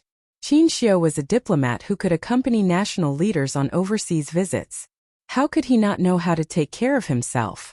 Yi Qian was shocked by his resume. If Qin Xiu knew what he was thinking, Yi Qian covered his face. He would probably be speechless. Chapter 2268. No, other than the fact that Ambassador Qin doesn't know his way around, he's pretty good at everything else. Eating, sleeping. Ahem. The confidential personnel choked a few times as he tried to hold back his laughter. He adjusted his breathing and continued. His clothes are all arranged by the ambassador himself. He has a certain degree of misophobia, especially the room he sleeps in. No one is allowed to enter or leave at will. Even more so, you can't sit on the bed casually. No, you should never sit on it.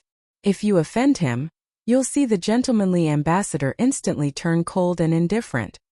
The bathroom as well. Can't be shared. His clothes are all packed. You don't have to pay attention to it. The personnel saw Yi Qian's forehead twitch faintly. He was afraid that it would cause disgust, so he hurriedly added, "The ambassador is very particular about his privacy. The bedroom, clothes, and bathroom are all important places of his privacy. Other places don't matter. Don't be scared." Yi Qian smiled. "I'm not scared. It's normal. I don't like people sitting on my bed either." The bed was where people slept at night. She really didn't like people sitting on her bed casually. Therefore, she didn't think that it was misophobia. It was just a personal hygiene habit. The ambassador is very easy to get along with.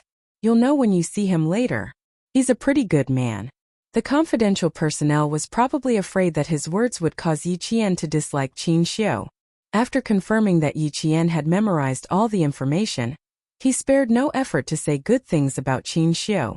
With the confidential personnel's words, Yi Qian had a preliminary understanding of the language genius Qin Xiu. It was only a preliminary understanding. The confidential personnel only talked about Qin Xiu's general habits that could be seen by others. As for the specific details in Qin Xiu's secrets, he didn't say a word. Qin Xiu, who was holding a paper bag in his hand, was already waiting for Yi Qian in the lobby of the Ministry of Foreign Affairs. He had received Yi Qian's information half an hour ago. Although there was no photo, when he saw the familiar name in her brief introduction, he knew that this was the girl he had fallen in love with. She was accompanying him to the neighboring country. He was a little surprised. Going back to the neighboring country wasn't an easy task. According to his own analysis, it was very dangerous. It was the most dangerous trip he had gone abroad in recent years. After all, there was a coup in the neighboring country. He was surprised that Yi Qian was accompanying him, but he was also looking forward to her arrival. They hadn't seen each other for about 40 days. Ever since he returned from the border, he had dreamt of her walking over a snowdrift. She was tall and straight, like a goddess walking from the top of a snowy mountain, bringing with her the hope of survival. That scene was still unforgettable, so much so that he would dream of it at night. "Yi Jian," he muttered softly as he stared at the door. There was also a tall young soldier beside him. His background, name and unit were unknown.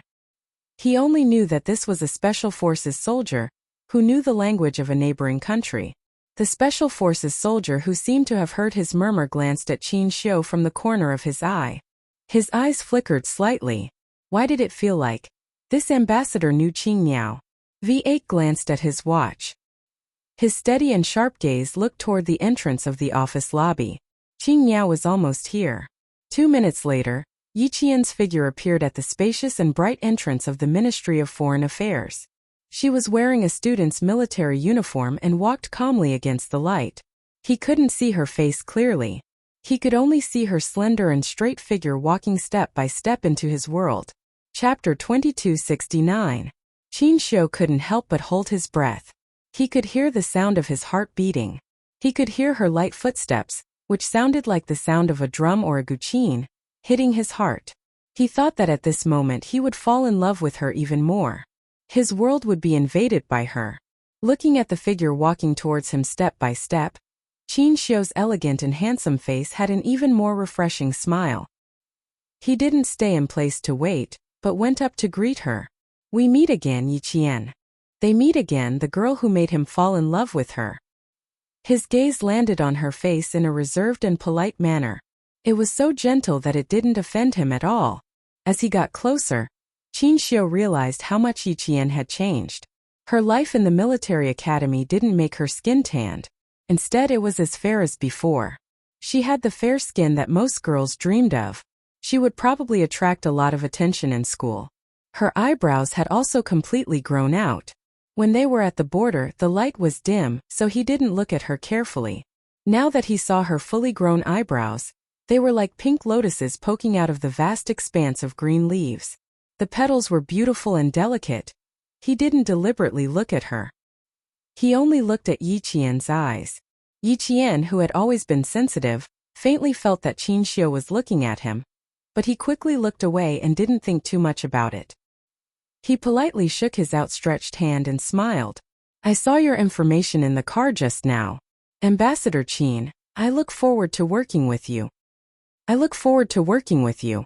Qin Xiu calmly retracted his hand and gracefully and naturally let it fall to his side. He could still feel her softness in his palm. It was dry, warm, and soft as if it was boneless. As a diplomat, it was a compulsory course to hide one's emotions. In his eyes, his expression was very natural, as if he was meeting an ordinary friend. He was polite but didn't lose his manners. It made people feel comfortable and at ease like they were bathing in the spring breeze. V8, who was standing beside Qin Xiu, secretly winked at Yi Qian. When Qin Xiu introduced him, V8 reached out his hand with a cold expression. He simply greeted Yi Qian when they shook hands and didn't say anything else. V8 was a special forces soldier, and Yi Qian was a military academy student whose identity needed to be kept secret. Naturally, the two of them couldn't know each other. Go and change first. We'll wait for you downstairs. Qin Xiu handed the paper bag in his hand to Yi Jian. You are all escorts, so you need to change your attire. She was wearing a slim-fit suit for the female staff of the Ministry of Foreign Affairs. When Yi Jian went upstairs to change, the confidential staff who picked her up told Qin Xiu what she had asked with a smile and joked. Ambassador Qin, you have to behave well. You can't let her misunderstand that you can't even take care of yourself. Qin Xiu rubbed his forehead with a helpless expression. Could it be that Yi Qian's impression of him was that he couldn't take care of himself? That's not good. I have to change that impression. So after they got into the car, Qin Xiu smiled and said to Yi Qian, I've been undergoing intensive training for the past 2 years. I don't recognize the way and get lost easily. Just like when I went to your school that year, I didn't get lost after walking around the back of the school. Yi Qian quickly realized why he said that. She suddenly felt a little uncomfortable. I said something wrong. Please forgive me, Ambassador. Qin Xiu. I'm Qin Xiu. You can call me by my name. Qin Xiu didn't like to be addressed as Ambassador. He smiled and said, We've known each other for a few years. Although we haven't met many times, we're already acquaintances. There's no need to be so distant. Chapter 2270.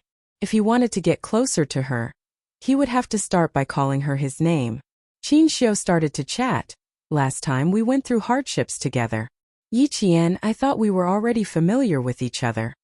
V8, who was sitting in the front passenger seat, lightly flicked his finger on his knee. School? Last time?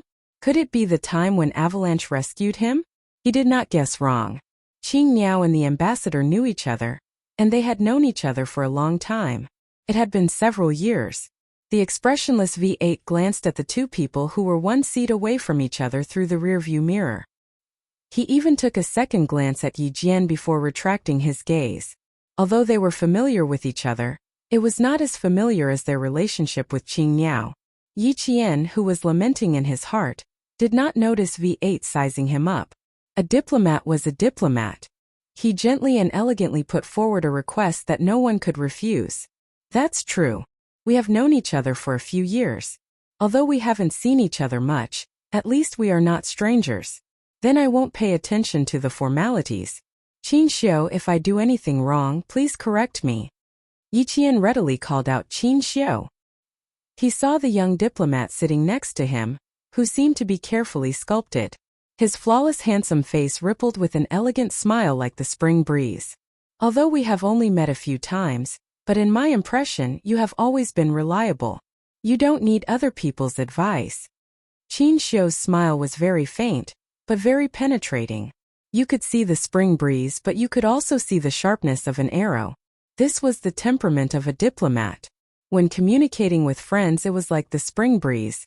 When competing with other countries, it was as sharp as an arrow. Looking at his elegant smile that was like a painting, Yi Jian's mind flashed with a sentence that she had heard from 2 girls in a hotel in her previous life. The words, "Take care of the facade, take care of the face." At this moment, Qin Xiu could be described perfectly. It's still better to call me by my name. Ambassador. Ambassador sounds unfamiliar to me. With an elegant smile, Qin Xiu took out her phone from her pocket, glanced at it and said to Yi Qian, Sorry, I have to take this. It was a call from home. When Yi Qian heard him call out Mom, he took the initiative to increase the distance between the two of them. His whole body was pressed against the car door. Yi Qian looked towards the front passenger seat. Through the gap between the passenger seat and the door, he could see the V8 making a gesture to him, meaning, "We can fight side by side again." Yi Qian, who couldn't open his mouth to answer, responded with a faint smile. His fingers lightly tapped the side of the car door 3 times, just enough for the V8 to hear. There was no verbal communication. A hand gesture and an action completed a short communication. "Yes, I have some urgent business that requires me to go on a business trip for a few days. It's not a big deal. I'm not sure when I'll be back." Noticing Yi Qian's little movements, Qin Xiu put the phone to his left ear to answer the call. There was a faint but gentle smile on his face as he patiently answered Mrs. Qin. Mrs. Qin, who had just woken up, found out from the housekeeper that her son went out before dawn. Although this happened before, she remembered the appointment today and called to ask about it. When she found out that Qin Xiu was going on a business trip for a few days and didn't even have a fixed time to come back, Mrs. Qin helplessly said, "You're too busy. You've only been back for a few days and you have to go out again before the house is even warm. I'll call your boss another day and ask him to arrange less work for you." Chapter 2271. Mrs. Qin's voice became a little higher as she spoke. Qin Xiu had no choice but to turn his body slightly and continue listening. Mrs. Qin said with a hint of anger, "I'm so busy that I don't even have time to deal with my personal matters. Even my parents are complaining. We already had an appointment today. Look, I have to apologize again." After being reminded, Qin Xiu finally remembered that he had carelessly agreed to it last night. He didn't like this kind of arrangement, and this business trip was a good opportunity for him to get what he wanted. Hearing Mrs. Qin's complaints, Qin Xiu smiled and coaxed her. "I'm sorry for making you worry. Please help me apologize for what happened today. It was too sudden, so I have to follow the arrangements. You didn't sleep well last night. I heard you open the door and go downstairs several times. It's still early, so you should sleep a little more to make up for it." Mrs. Qin, who had some complaints about her son's thoughtfulness, smiled and said, Okay. You know I'm worried. You should be more considerate in the future. I'll be thankful if you can solve my marriage quickly." Qin Xiu was only 27 years old this year, the same age as Xia Jinyuan and Li Jinyan. However, all the men in the Qin family got married and had children before the age of 30. Seeing that Qin Xiu was almost 30 years old, Mrs. Qin couldn't help but feel a little anxious. Qin Xiu said a few more words to Mrs. Qin before hanging up the phone. She looked sideways and saw Yi Qian holding a small silver-white phone. Her long and slender fingers were typing furiously. She didn't know who she was texting, but there was a gentle smile on her face. She was as delicate as a flower blooming by a stream. She was so beautiful that it was suffocating. Yi Qian was chatting with Xia Jinyuan. She had to put away her phone when she arrived at the airport. She had to inform Captain Xia first. Xia Jinyuan, who received the text, replied very seriously and reminded her, "Be careful. If there's anything urgent, you can contact J5 at any time."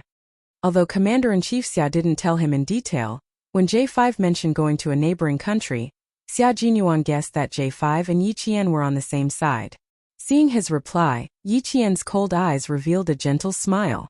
She replied with an okay and turned off her phone. They were already at the airport, so she had to hand in her phone. Qin Xiu's heart sank because of the tenderness in her eyes.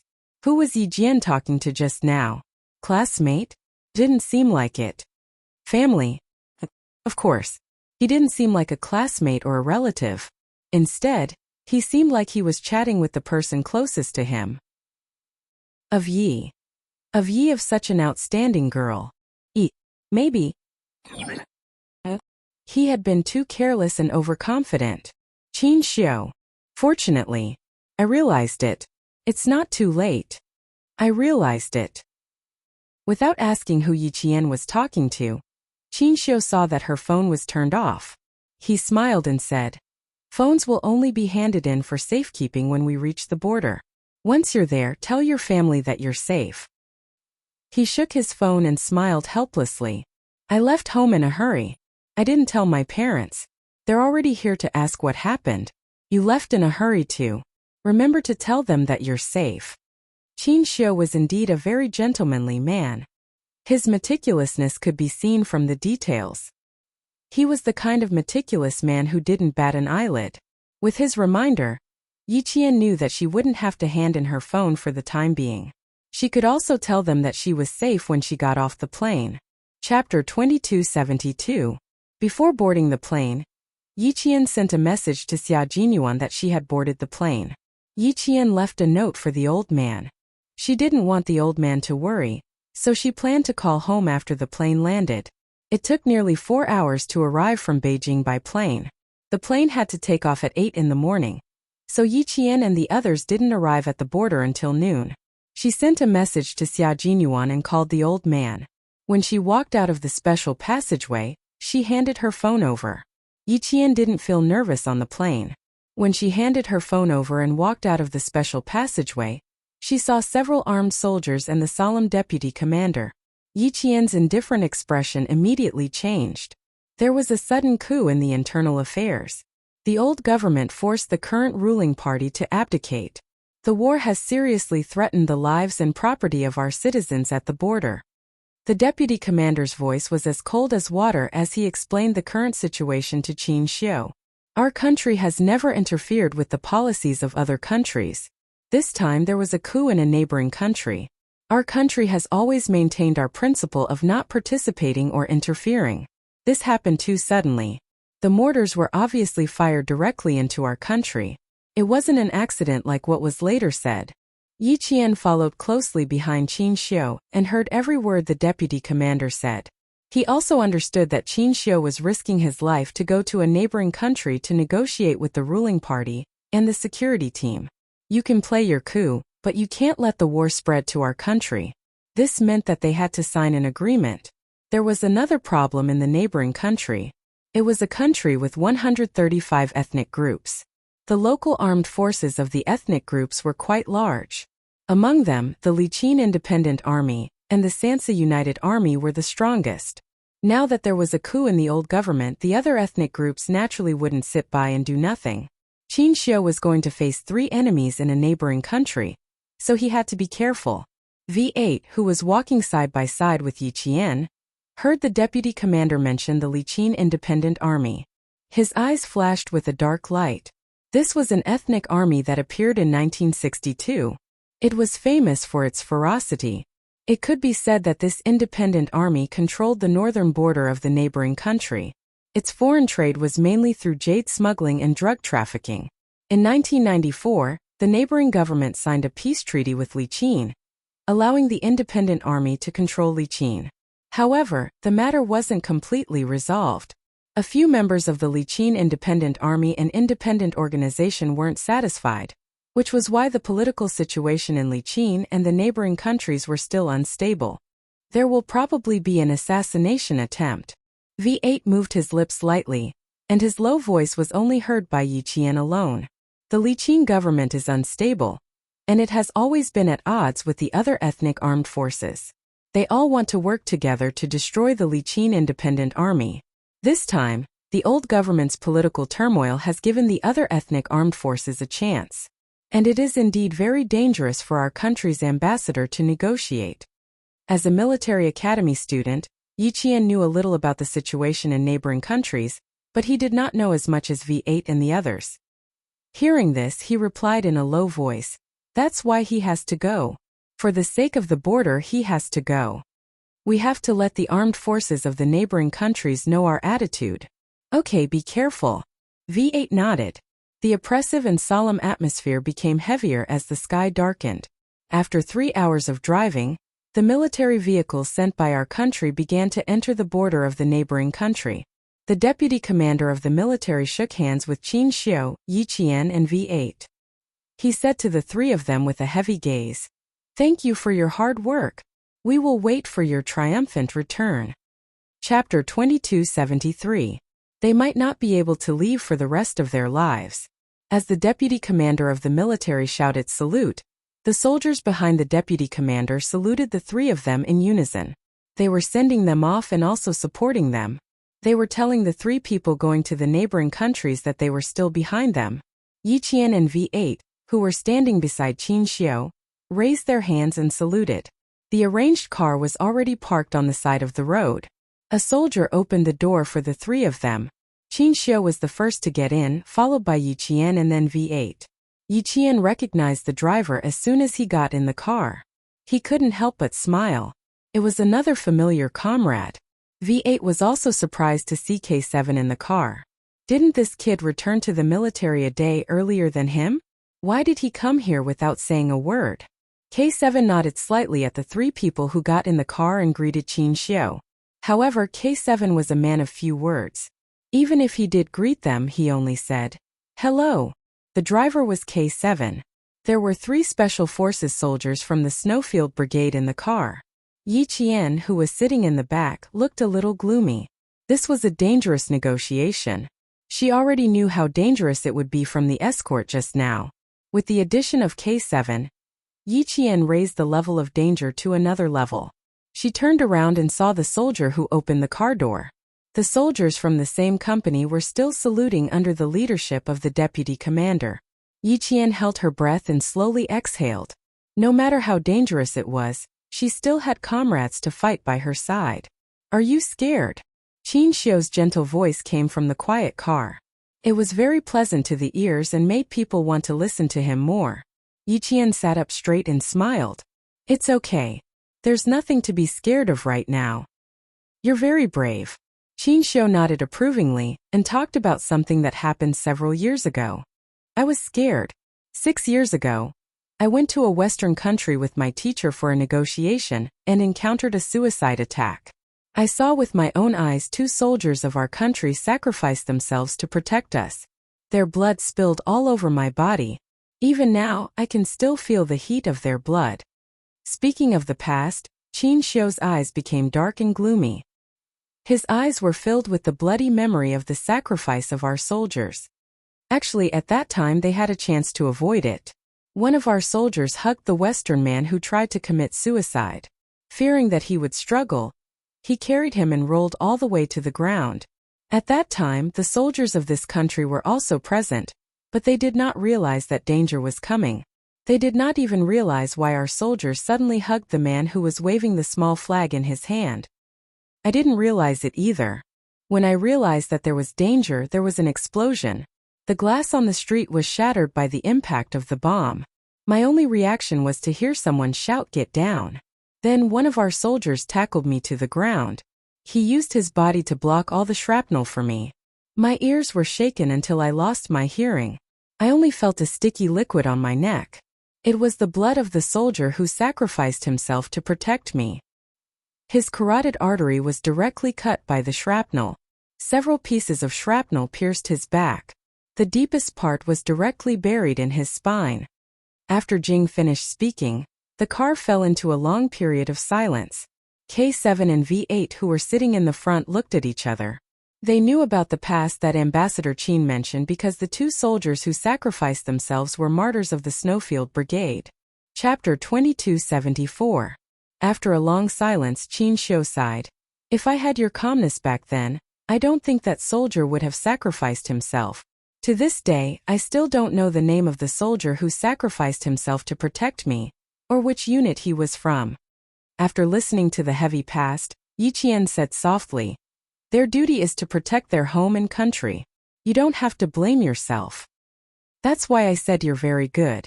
You're 2 years younger than I was back then. You know the dangers ahead, but you can still face them calmly. Yi Qian, you're really good." Qin Xiu smiled and said to the 3 people in the car, "I'm going to rest for a while. Wake me up if you need me to drive." No one would disturb his rest. Yi Qian, who was sitting in the car, could faintly smell the smoke of gunpowder in the night wind. He looked through the car window and saw the endless rolling mountains that connected the neighboring country and our country. The concave peaks between the mountains were like the giant mouth of a monster, quietly waiting for its prey to come into its mouth.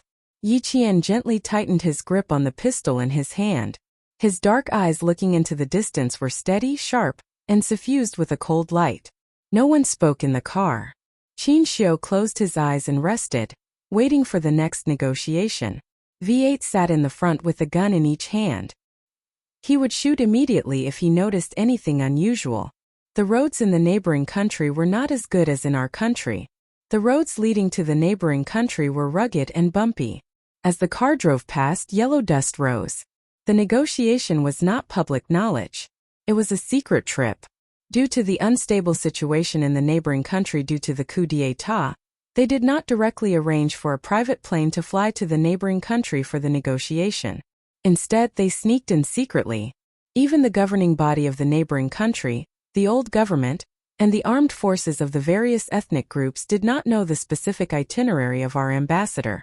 In terms of security and confidentiality, our country has always been known for its stringent security measures. The car drove along the road that extended into the neighboring country, but it was extremely stable. Next, it would enter the road that merchants from the two countries use for trade. The car would blend into the merchants' vehicles and drive through the two cities. It was estimated that they would arrive at the negotiation location around 2 in the morning. The negotiation would officially begin at 7 tomorrow. As the negotiation ambassador, Qin Xiu's safety had to be guaranteed. At the same time, he had to maintain a good mental state. No one woke him up. Even Yi Qian did not have a chance to drive. K7 and V8 took turns to drive. The night insects outside the car, night and the night breeze. Under the dark night sky, the K7 drove the car with its headlights shining straight ahead, heading towards the first city they were about to reach. Because of the war, the neighboring cities were quiet at 10 o'clock in the evening. Only a few streetlights were lit.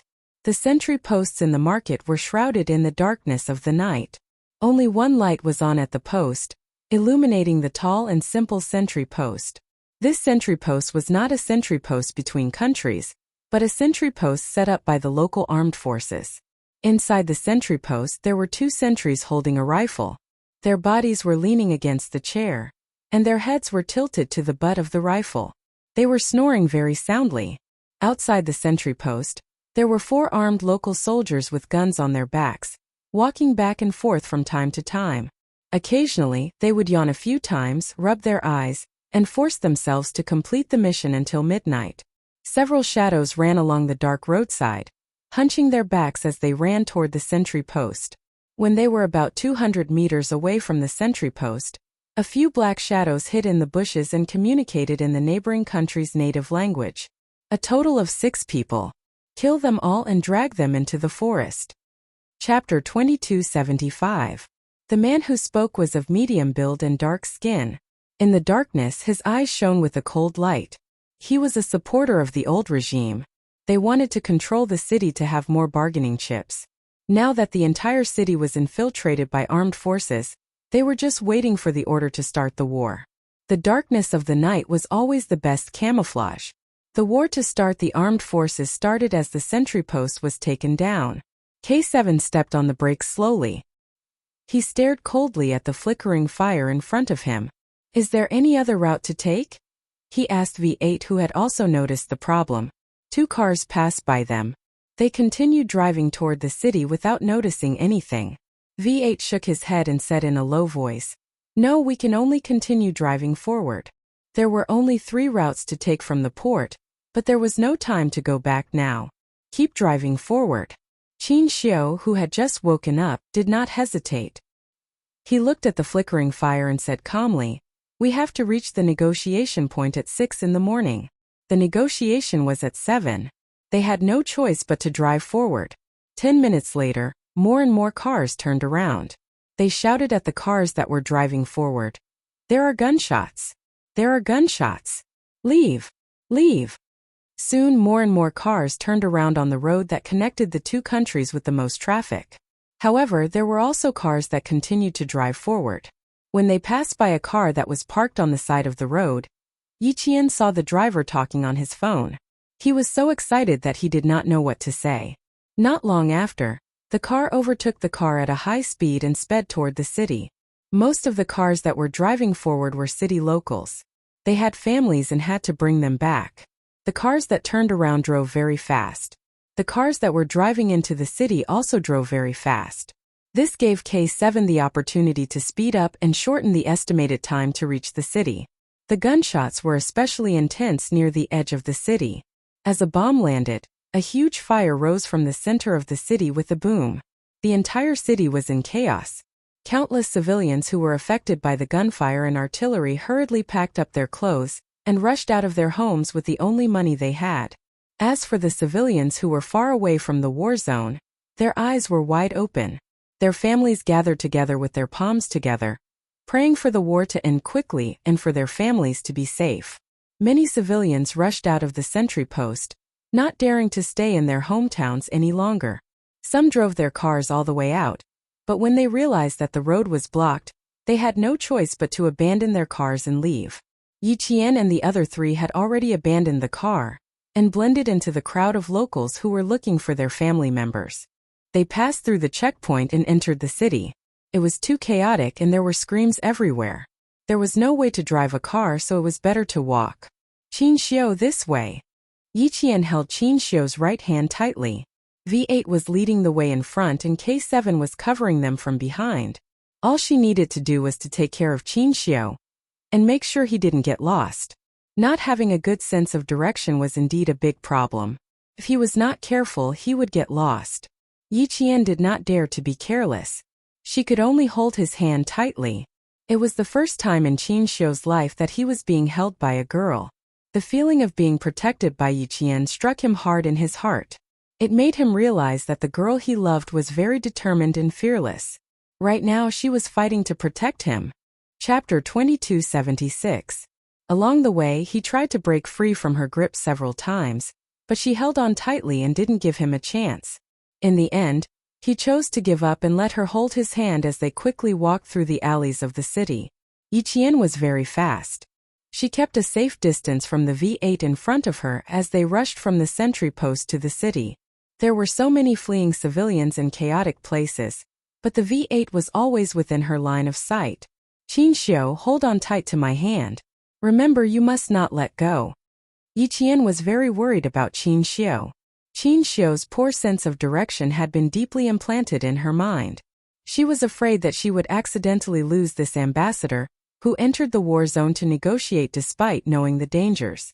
Even if something happened to her, she had to protect the safety of the ambassador who carried the country's heavy responsibility. Her voice was a little tense, but it was as steady as steel. It was as if she was by his side. All the dangers would be shouldered and blocked by her, and the person she was protecting only needed to hide under her wings and not worry about any danger. The bang bang bang sounds of bullets rang in his ears. The explosions in front of him were so close, but because she was holding his hand, Qin Xiu found himself very reassured. Reassured that with her by his side, he would definitely be safe. He had also experienced the flames of war. Fear had long been removed from him. As a diplomat, being fearless was also a compulsory course for them. However, with her by his side today, with her firmly holding his hand, even if the flames of war were right next to him, he felt peaceful. Be careful. Yi Qian didn't forget to remind Qin Xiu to be careful, as they jumped over a broken wall that had been destroyed by artillery fire. Qin Xiu held her left hand tightly and jumped over the broken wall with his slender legs. He looked at Yi Qian with a hint of tenderness in his solemn and elegant handsome face. Don't worry too much about me, Yi Qian. I still have the ability to protect myself. He had been kidnapped before, and now he had encountered a suicide attack. This made him, who had always been learning Sanda, even more attentive. If he really encountered a few criminals, he could still deal with them with his bare hands. All the street lights went out, and the city was shrouded in darkness. Yi Qian, who was running, turned around and smiled at Qin Xiu when he heard this. About a kilometer ahead of them, there was the sound of gunfire. Amidst the soaring sparks, Qin Xiu saw Yi Qian turn around and smile. Her eyes were like water, and there was a brilliant light in them that made his heart beat faster. Falling in love at first sight. Falling in love when we meet again. I have never forgotten you. My only wish is to spend the rest of my life with you, to spend my twilight years with you. Fight in the central area. Avoid the battle zone and leave from the side of the city. V8 was like a cheetah walking in the night. There was only calmness in his eyes as he analyzed the situation at the fastest speed. Suangla City is the territory of the Liqin Independent Army. The sudden battle might be caused by internal strife within the Liqin Independent Army. This has become the most unsafe city, so we have to leave as soon as possible. K7, who was guarding the rear, said calmly, "You make the arrangements, the three of us will follow closely." "Okay, Yiqian." V8 called out Yiqian's name. He looked at their female soldier calmly and said coldly, "The ambassador is in your hands. No matter what happens, you have to stay with the ambassador. Take good care of the map. Once K7 and I separate from you guys, you have to escort the ambassador safely to the negotiation point. Remember, Yan, we have people that we have to protect. Don't forget, we are soldiers who protect our country." Chapter 2277. This was to remind Yiqian not to be moved by the sight of civilians in the chaos of war. Yiqian nodded solemnly and replied with a firm voice, "Understood. Ambassador, Yiqian will definitely protect you. Please believe in her." V8 looked at Qin Xiu again. Even though there were only 4 of them, they still needed to stabilize the morale of the troops. The reason why he said this was so that they could trust each other. Yiqian would definitely protect him. There was no doubt about that. From the moment she grabbed his hand so tightly that it felt like they were one, Qin Xiu knew that she would definitely protect herself and use her life to protect him. "I believe in Yiqian. I have always believed in her." Qin Xiu looked at V8 seriously and replied. After he finished speaking, he turned his gaze to Yiqian's face. There was a deep, unreadable darkness in his eyes. He trusted her a lot. There had never been a girl who dared to throw away her own life to protect his safety. Because of her appearance, his world had been touched. His entire world had been deeply imprinted with her figure, and the magnificence of her smile when she looked back. They were very close to the crossfire area. After temporarily stabilizing the morale of the troops, V8, who looked like a local, led the 3 of them out of the war zone. "Let's get out of here first, then find a car to leave." It was good to have a car. They couldn't waste time here. They walked very quickly, but they didn't attract any attention. The entire city was in chaos. The civilians in the center of the crossfire area were screaming, crying, and stumbling as they ran. Their homes were no longer safe. The soldiers with guns were no longer their protectors. The city was no longer their refuge. Escaping became the only option for the civilians in the city. More and more civilians ran out of their homes. The language of the neighboring country turned into a mournful tide. More and more people screamed, making more and more people feel hopeless. "Who can save us? Who can save us? God, please save us."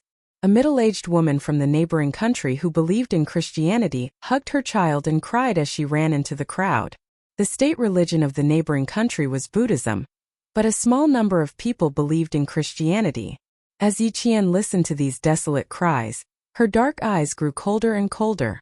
Through the occasional flash of gunfire, one could see that her eyes were as clear as the cold stars. This is not an era of peace. It is just that we live in a peaceful country. The 4 of them had solemn expressions on their faces. They had to leave as soon as possible and arrive at the negotiation location on time. Tonight's chaos and the mournful cries of the people might happen in their own country one day. This way, away from the crowd. V8 no longer blended into the crowd. He walked to an alley and nimbly entered it. K7, who was at the back of the group, saw Yiqian holding Qin Xiu's hand as they entered the alley, so he followed closely behind. They all knew that Qin Xiu was a bad ambassador. Even with Yiqian keeping an eye on him, K7 would still keep an eye on him from time to time. Even though they had left the central war zone, the area around them was not safe. The local armed forces were divided. Occasionally, they would see soldiers rushing towards the central war zone with guns. They needed to avoid direct confrontation with the soldiers. The sound of gunfire kept coming from the sky above the city.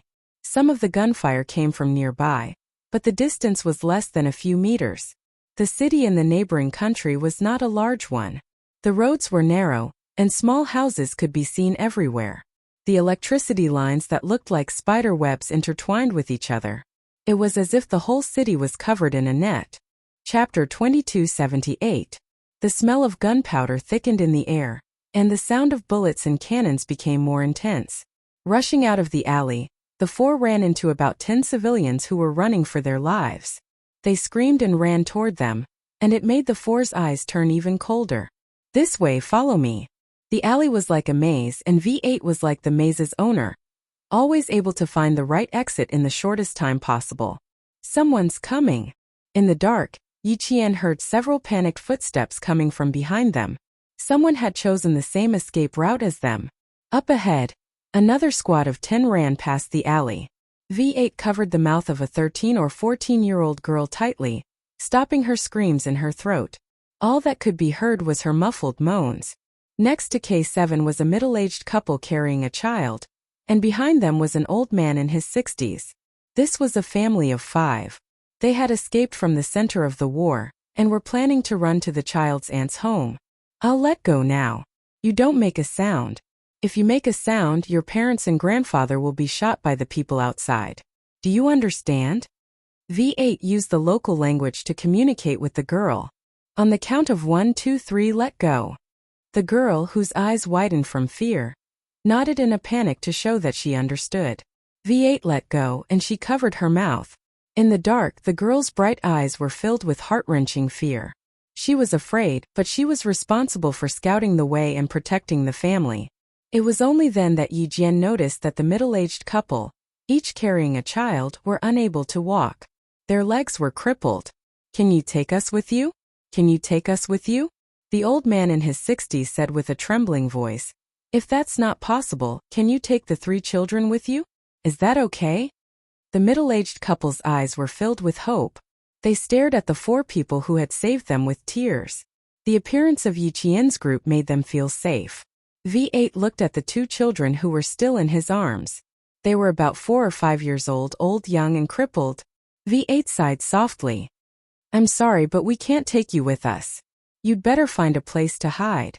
I suggest you don't cross the city. If people run into you, they might shoot you. For your safety, you'd better find a place to hide." They had to refuse. Once they agreed, they would be a burden on their journey. They were not there to represent themselves, and they could not be heroes. The reason they were taking the risk to enter a neighboring country was because the country's border and the safety of its citizens were at stake. There was no choice. V8's answer extinguished all the hope in the eyes of the old man's family. The girl bit her lower lip and gently bowed to V8 with her palms pressed together to show that she had just saved them. It was the first time that Yi Jian had met a civilian who asked her for help during a war. She chose to put national affairs first and turned her head away to avoid making eye contact with the girl. "But at least," K7 said softly in English. He then took out his dagger and pried open the lock on the door behind him. Chapter 2279. V8 glanced at them and said to the family of 5, "Hide here for now. We'll talk again when the sun comes up. At least you're not in danger for now." Thank you, thank you." The old man was the first to express his gratitude. He was very sincere and bowed deeply to express his gratitude. This was the best arrangement for both sides. Whether the family of 5 could escape the flames of war was no longer Yi Qian's concern. They still had their own missions to complete. This small episode didn't affect them much, but it gave Yi Qian a deep understanding of the cruelty of war. He more or less understood why his country immediately sent Qin Xiu to negotiate when a neighboring country was at war. Once a neighboring country's borders were affected by a neighboring country's war, perhaps one day it would be the civilians of his country asking for help from the other country's military. V8 walked at the front like a swimming dragon, silently brushing past the danger zone. He managed to avoid the local militants who went to provide support several times. 800 meters to our destination. We'll see it after passing through the alley. V8, with his back pressed against the wall, exhaled a mouthful of foul smoke. There had been a firefight here not long ago. The smell of smoke and blood lingered in the air. They needed to go to a school. After passing through the school, they would reach the nearest street to leave the city. Yi Qian had already loaded his gun and was ready to fire at any moment.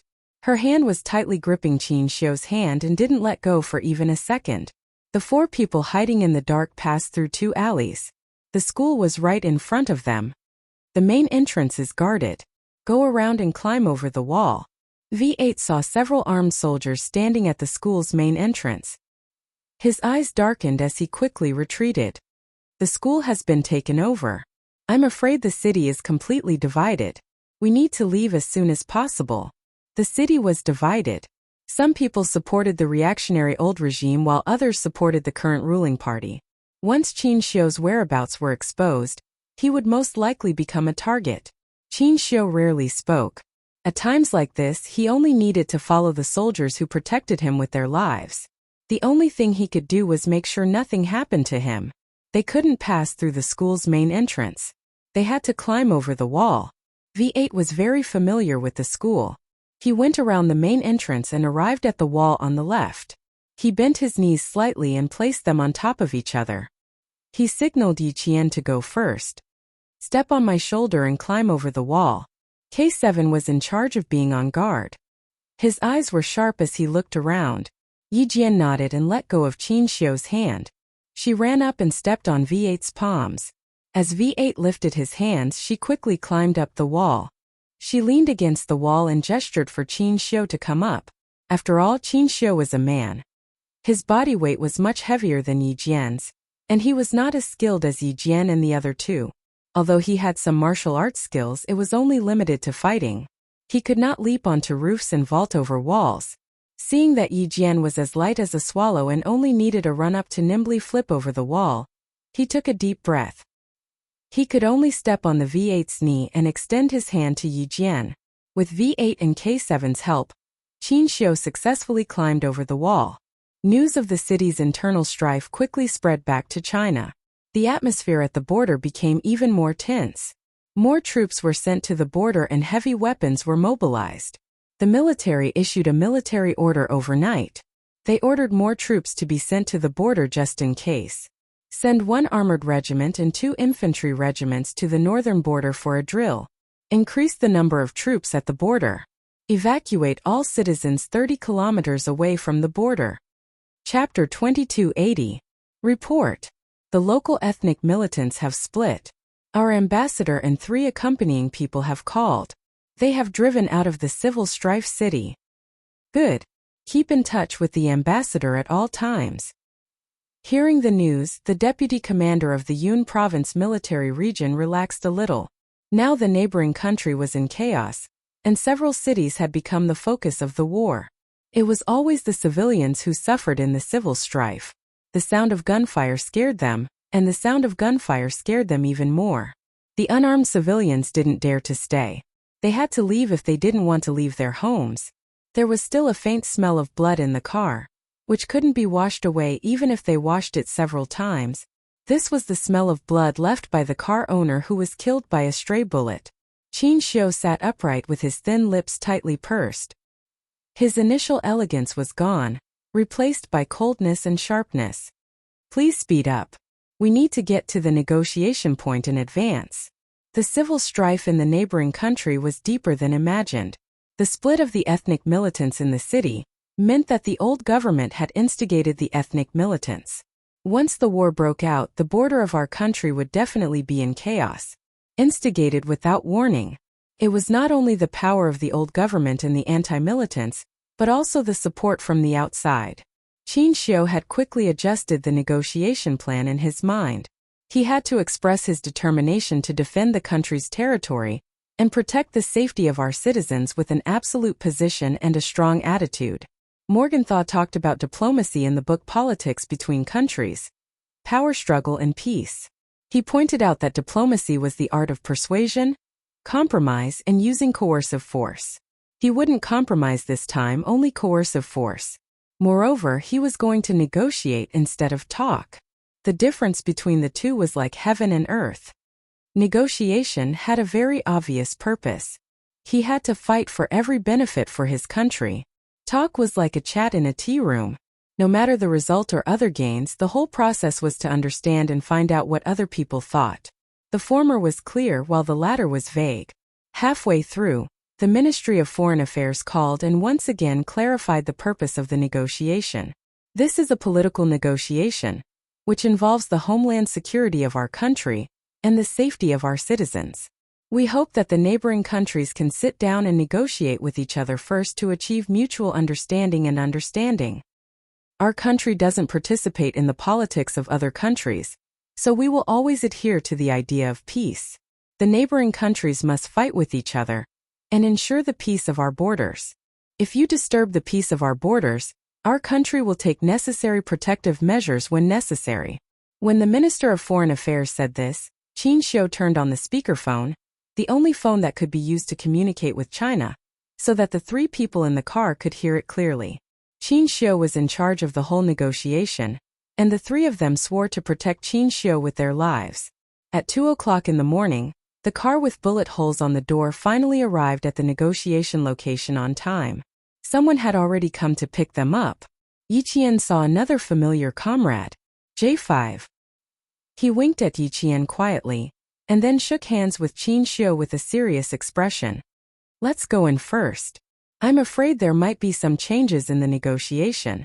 A deputy commander came to us 10 minutes before you and only asked if you were here. He didn't tell us the details. There was a change in the negotiation? Qin Xiu, whose face suddenly darkened, walked with a swift and fierce wind, and the corners of his suit fluttered even though there was no wind. At this moment, as a diplomat, Qin Xiu attracted everyone's attention. Chapter 2281. Yi Jian followed closely behind him. Qin Xiu walked quickly and hurriedly. He was calm even in the war zone. When he reached the top of the stairs, he moved his long legs and took 3 steps with each step. He entered the 3-story building that was temporarily controlled by the Chinese soldiers as fast as he could. In the car, Qin Xiu had already tidied up his clothes. His bow tie was carefully tied and his collar was meticulously smoothed. His black suit jacket was so smooth that it looked like it had been ironed. There was no panic, only calmness. Only then did Yi Qian remember that Qin Xiu had been running with his suit jacket hanging in the crook of his arm. So when he appeared at the meeting point, his neat clothes made him look even more composed. A diplomat represented the country. The details of his attire and appearance had to be meticulous. Just like a soldier, he gave people a sense of calmness and inviolability. As a diplomat, Qin Xiu had done everything perfectly from the very beginning. He walked very quickly. His shiny and dust-free leather shoes stepped on the wooden floor, making thump-thump sounds. When he reached the second floor and approached the room where someone was waiting, Qin Xiu slowed down his footsteps and adjusted his already slow breathing. Then he turned around and said to Yi Jian, "Is there anything wrong?" He was asking if his attire was messed up. Yi Qian looked quickly and finally pointed at his bow tie. "It's a little crooked to the left.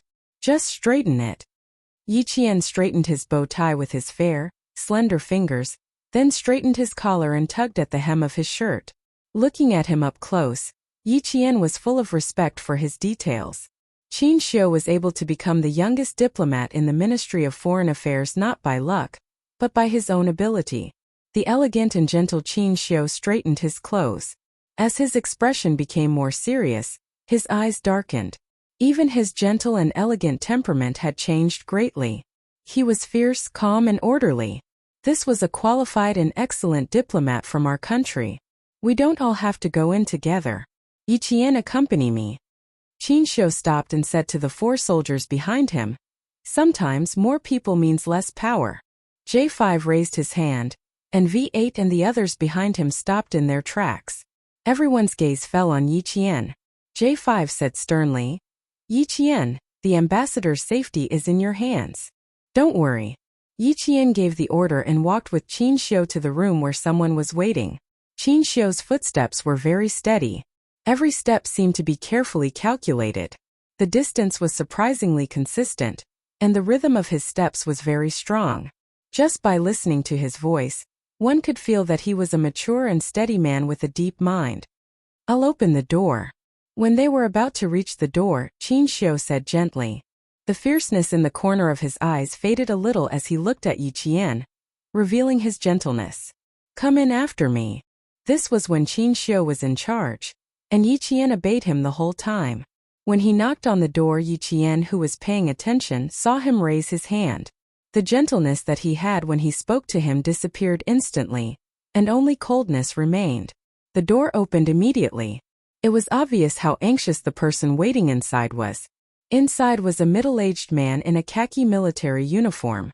When he saw Qin Xiu standing at the door, the anxious middle-aged man's eyes lit up. "You're the ambassador sent by China, right?" He spoke fluent Mandarin and was the deputy commander of the Democratic Alliance Army, in the second special district of the neighboring country. I've received news that the old regime has no intention of negotiating. Mr. Ambassador, for your safety, the commander and I suggest canceling the negotiation at 7 in the morning. This news was undoubtedly a bomb dropped on the already turbulent waters. Chapter 2282. Qin Xiu sat down without a trace of emotion in his eyes. He calmly sat down and looked at the deputy commander of the Alliance Army. He smiled and said, "Sir, can you tell me how you found out about the old regime?" He didn't panic and held the right to ask questions from the beginning. The deputy commander glanced at Yi Qian. Before he said anything, Qin Xiu understood. "You can rest assured that no one will know what you say tonight. The new ruling party doesn't want to expand the war. They found out that there are forces supporting them behind the old regime. The new ruling party hopes that your country will continue to remain neutral. Our two countries have been on good terms for decades. The leader of the new regime hopes that our two countries can maintain friendly relations." The deputy commander spoke very sincerely, but Yi Qian secretly clenched his fists. Continue to remain neutral? Does this mean that the neighboring country hopes that our country can tolerate it, even if it endangers our country's territory? They hope that our two countries can maintain friendly relations. This is a threat. They are telling China that if China insists on interfering, the diplomatic relations between our two countries will be broken at any time. He spoke sincerely, but he couldn't hide his contempt for China. A weak country has no status and a weak country has no dignity.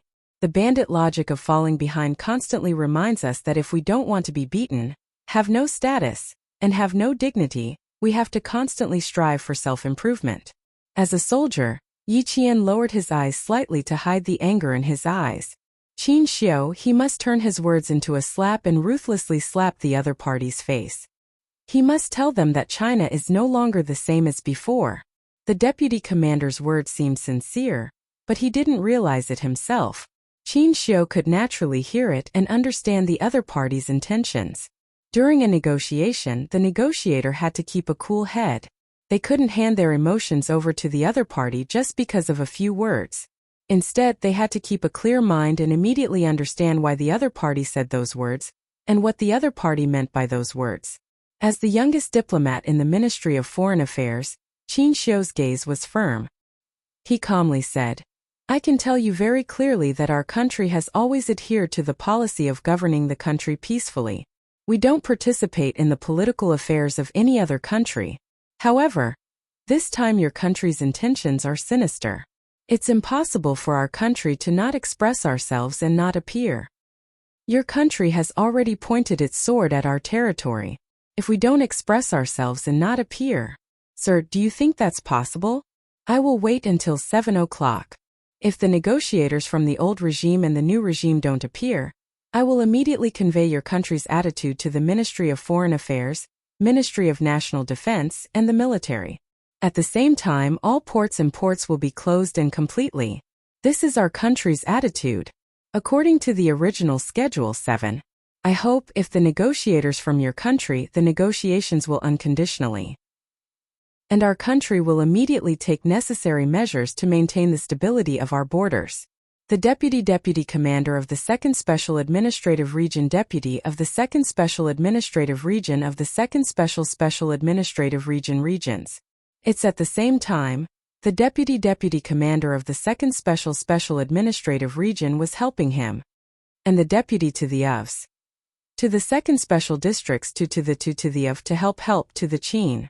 Tites have S's.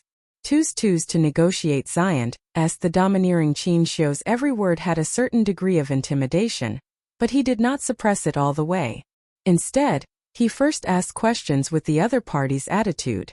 While expressing their country's position, he did not forget to tell the deputy commander that their country's position was to protect their homeland from being invaded. Chapter 2283. Maintaining a good relationship with your negotiating partner was a key point in diplomatic negotiations. The deputy commander raised his hand to wipe the sweat off his forehead. In his heart, he was cursing the old regime. However, he also felt that it was not appropriate for him to come here. There was no way he could convince the Chinese ambassador to turn a blind eye to the flames of war in his country. Before he left, One of the leaders of the new regime had told him in a very disdainful tone, "China has always been weak. As long as our attitude is firm, they will endure unconditionally like before. You can tell him directly that our artillery might accidentally land in China's territory, but we didn't mean to offend them.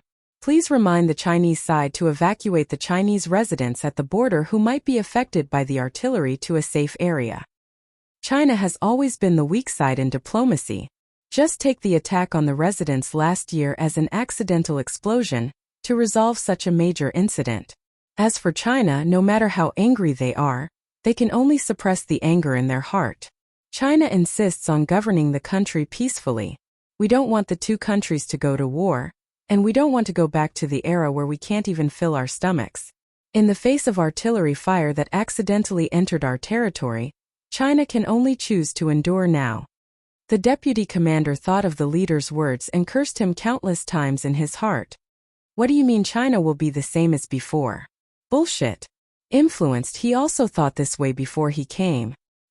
He thought that as long as they said a few words and told the Chinese ambassador that they would not attack the Chinese ambassador, the matter would be resolved.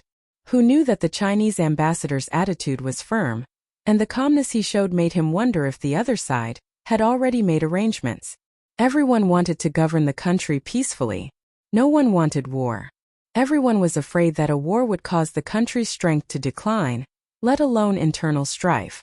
Once other countries suddenly interfered, then it would no longer be internal strife within the country, but internal and external troubles.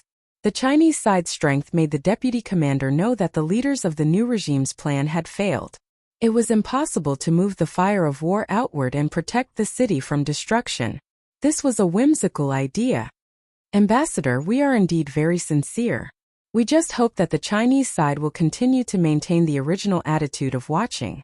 We really don't need any special expressions from the Chinese side. The deputy commander of the 2nd SAR, who also came with a heavy responsibility, couldn't help but lower his posture a little. Our 2nd SAR has always been pro-China. That's why I risked being assassinated by the old regime tonight to communicate with the Chinese side in advance. I hope that the Chinese side can consider our proposal. Consider our proposal? The corners of Qin Xiu's mouth lifted slightly, revealing a faint smile. The color of his black eyes deepened with the faint smile, almost turning dark and containing a bit of sharpness.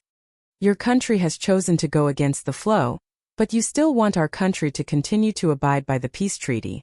Your Excellency, there is a saying in our country, only the state officials are allowed to set fires, but the common people are not allowed to light lamps, which can be used to describe your country's current actions. Our country has always adhered to the policy of peace. Our country is benevolent and righteous, and we do not like to destroy the friendship between the two countries. However, this does not mean that our country is giving in. Please do not take our attitude as giving in. The flames of war have already risen and spread to the borders of our country. Continuing to maintain the original attitude of watching is just your country's imagination. The sanctity of our country cannot be violated. This is our country's only attitude. It's getting late. Deputy Commander, you should go back as soon as possible and truthfully convey our attitude to your country's leaders. Chapter 2284. Qin Xiu stood up with a smile in his eyes. His posture was stern, but he still had the demeanor of a great country. He was sending the guests off. The deputy commander left quickly. He had to convey China's attitude to all the leaders of the new government immediately. He had to tell them that China's attitude this time was strong and that they had come prepared. The room was very quiet. Qin Xiu had been sitting quietly in his original position. Yi Qian, who was sitting on his left, did not disturb him. Instead, he sat quietly with him. She was deeply shocked by Qin Xiu's diplomatic talk. Qin Xiu represented the country's gateway. The strength he displayed was very good at upholding China's dignity. Yi Qian felt very proud to have such a diplomat.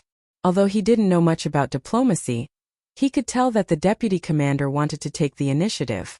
In the end, Qin Xiu quietly took the initiative and emphasized that the negotiation time would be at 7 o'clock.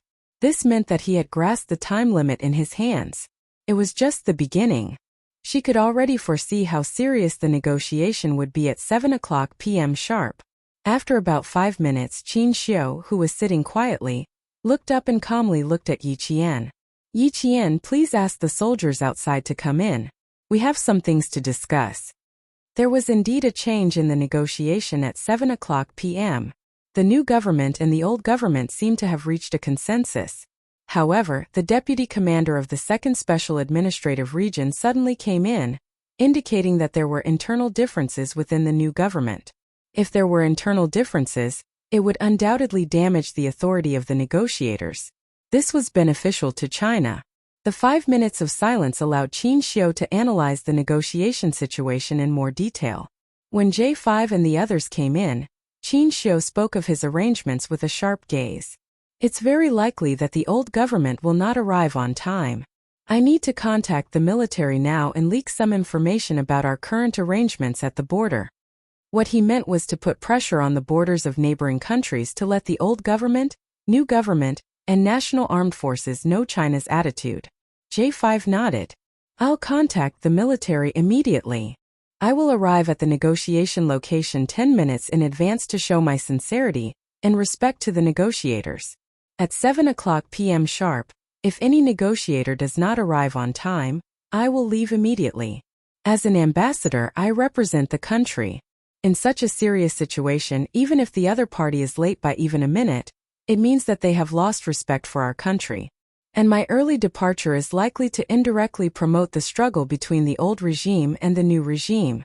When dragons and tigers fight, one is bound to be injured. If the momentum is too great, it will definitely harm the innocent.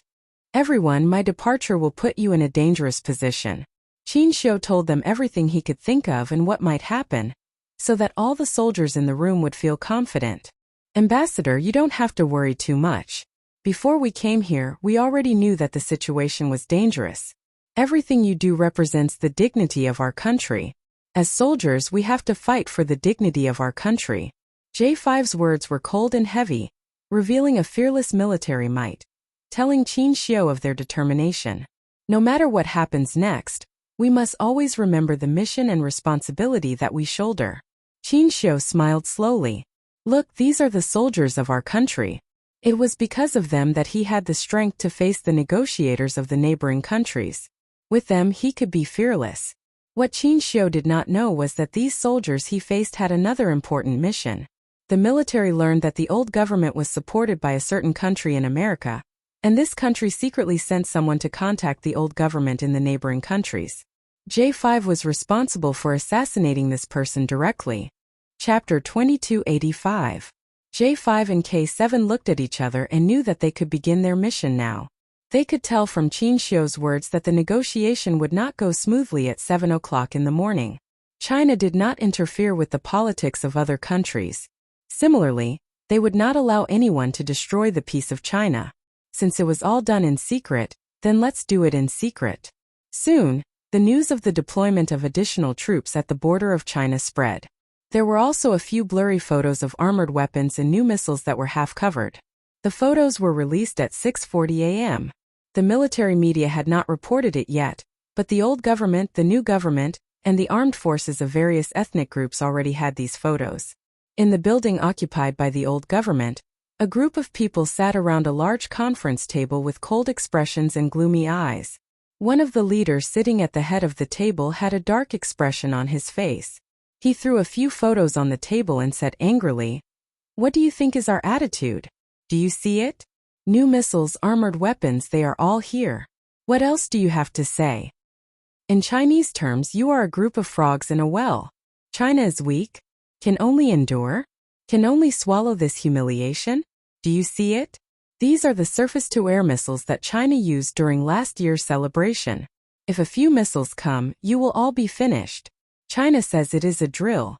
Do you believe that this is a drill? Missiles, tanks, armored weapons, 3 regiments, thousands of people suddenly appeared in a drill. Do you think this is a drill?" The leader was so angry that he slammed the table. The people sitting below all held their breaths and endured the anger silently. The ambassador sent by China told the new government that if he does not see any negotiators at 7:00 sharp, he will leave on time. "Commander-in-Chief, why don't we wait a little longer? If the Chinese ambassador does not leave at 7:00 sharp, We can send someone over immediately. That's right, Commander-in-Chief. The Chinese ambassador and the others are used to waiting. Since they are used to waiting, let him wait a little longer this time. They want to use a drill to intimidate us. China is not a Western country. We can let him wait. Our negotiators are leaving now, and will arrive at around 7:20 a.m. Call them first and say that there is an emergency that needs to be dealt with immediately. That's why they can't arrive in time. Yes, we will call at 6:50 a.m. and ask the Chinese ambassador to wait for us for 20 minutes. Think so. Something came up at the last minute, so we called in advance to explain the importance we attach to this negotiation and our respect for China. At 6:50 p.m., Qin Xiu arrived at the negotiation site. At 6:51 p.m., Old Zheng called, saying that there was an urgent matter that needed to be dealt with. He hoped that the Chinese ambassador would understand. He asked the Chinese ambassador to wait for 20 minutes. They would arrive at 7:20 p.m. on time. The call from the old regime made the negotiators of the New Deal and the National Armed Forces heave a sigh of relief. It wasn't that the negotiators of the old regime didn't want to come, but something came up at the last minute and couldn't arrive on time. I'm very sorry, Ambassador. Please wait for another 20 minutes. The negotiators from the old regime will definitely arrive. We are very grateful for the Chinese side's understanding and support. We hope that the Chinese side can forgive us for this hurried meeting. Sometimes there are some things that can't be avoided. We can only do our best. The negotiators of the old government did not arrive on time. The negotiators of the two sides had already expressed their goodwill to Qin Xiu and China, hoping that China would continue to support the neighboring countries and jointly maintain the stability of the border between the two countries. Chapter 2286. Before the official time, Yi Qian, who had come in with him, knew that the informal negotiations had already begun. They were facing a pincer attack from two foreign ambassadors from two neighboring countries. They were trying to make things difficult for Qin Xiu by saying that the two countries should work together for peaceful development. They were even trying to use peace to force Qin Xiu to agree with them before he even entered the formal negotiations. Yi Qian's expression was calm, but there was anger under it. Now that Yi Qian was facing difficulties, especially those who were trying to make things difficult for him, the more difficult it was for Yi Qian. His expression was as calm as a mirror, without the slightest ripple. Right now, this was Qin Xiu's home ground. She was only there to ensure his safety. It was up to Qin Xiu to deal with the difficulties of the foreign negotiators. For some reason, Qin Xiu's behavior outside seemed to have reassured everyone. J5 and K7, who were guarding outside, were not worried at all. Yi Qian and V8, who were accompanying him inside, were not nervous at all. They believed that Qin Xiu could handle everything well. Since the Ministry of Foreign Affairs had only sent Qin Xiu, and only the youngest ambassador in the entire Ministry of Foreign Affairs, wasn't this a strong declaration to the outside world? There was no need to send an experienced ambassador. Our country's young ambassador could fight a group of heroes. Qin Xiu could indeed fight a group of heroes. Right now, he was no longer an individual, but an ambassador representing his country. He was facing the two foreign ambassadors from neighboring countries who had yet to officially start using sincerity to hide their arrogance. His gentleness when he sat down was swept away. He stared at the two people across from him with a sharp gaze. His polite tone was firm. Your Excellency has completely subverted the true meaning of the two countries should work together for peaceful development! The two countries represent both neighboring countries and China. Not just China alone. Our countries, the two countries should work together for peaceful development. Just like in the beginning, we advocate the supreme concept of peace, harmony and harmony. We have always been working hard for the peace and development of mankind. As Your Excellency said, when faced with your artillery fire that has landed on our territory, do we still need to understand and support you? Your Excellency, working together for the peaceful development of the two countries means that the two countries can only achieve peace if they work together. In the face of your country's invasion of our territory, your country's meaning is that if we don't express our understanding and support, it will be a breach of peace. Your country's bandit logic has really opened my eyes. Her clear and elegant voice was loud and clear. Facing Lin Guoqing, who was deliberately making things difficult for her on the surface, she directly replied, "Our country advocates peace, but we will never tolerate the invasion of our territory." Yi Qian gently loosened his clenched fists under the table. The intentions of the two diplomats from the neighboring countries were extremely sinister. To put it simply, if China insisted on pursuing the matter of the artillery fire that landed on China's territory, then China would be destroying the peaceful development of the two countries. Using the peace between the two countries as a conspiracy theory, they were still testing the bottom line of the Chinese side. Since the victory of the anti-Japanese war, China had been concealing its strength and biding its time. In the face of some provocations, large and small, it chose to remain silent because of its military strength. As a result, when the artillery fire spread to our territory, the wrong party still dared to turn around and challenge us. Today, China's military strength had made a breakthrough, and it had developed high-end weapons on its own. Qin Xiu's strength was to tell the neighboring countries not to take China's, concealing its strength and biding its time as a step back. The two diplomats from the neighboring countries were indeed shocked. Before this, they had never thought that China would be so strong. It was even several times stronger than last night. Chapter 2287. Last night, the deputy commander of the 2nd Special Administrative Region conveyed Qin Xiu's attitude. The leaders of the New Deal and the leaders of the Allied forces quickly convened an emergency meeting to discuss countermeasures. In order to suppress Qin Xiu's strength, the two of them used the excuse of disrupting peaceful development to make the Chinese side have no choice but to agree to their proposal.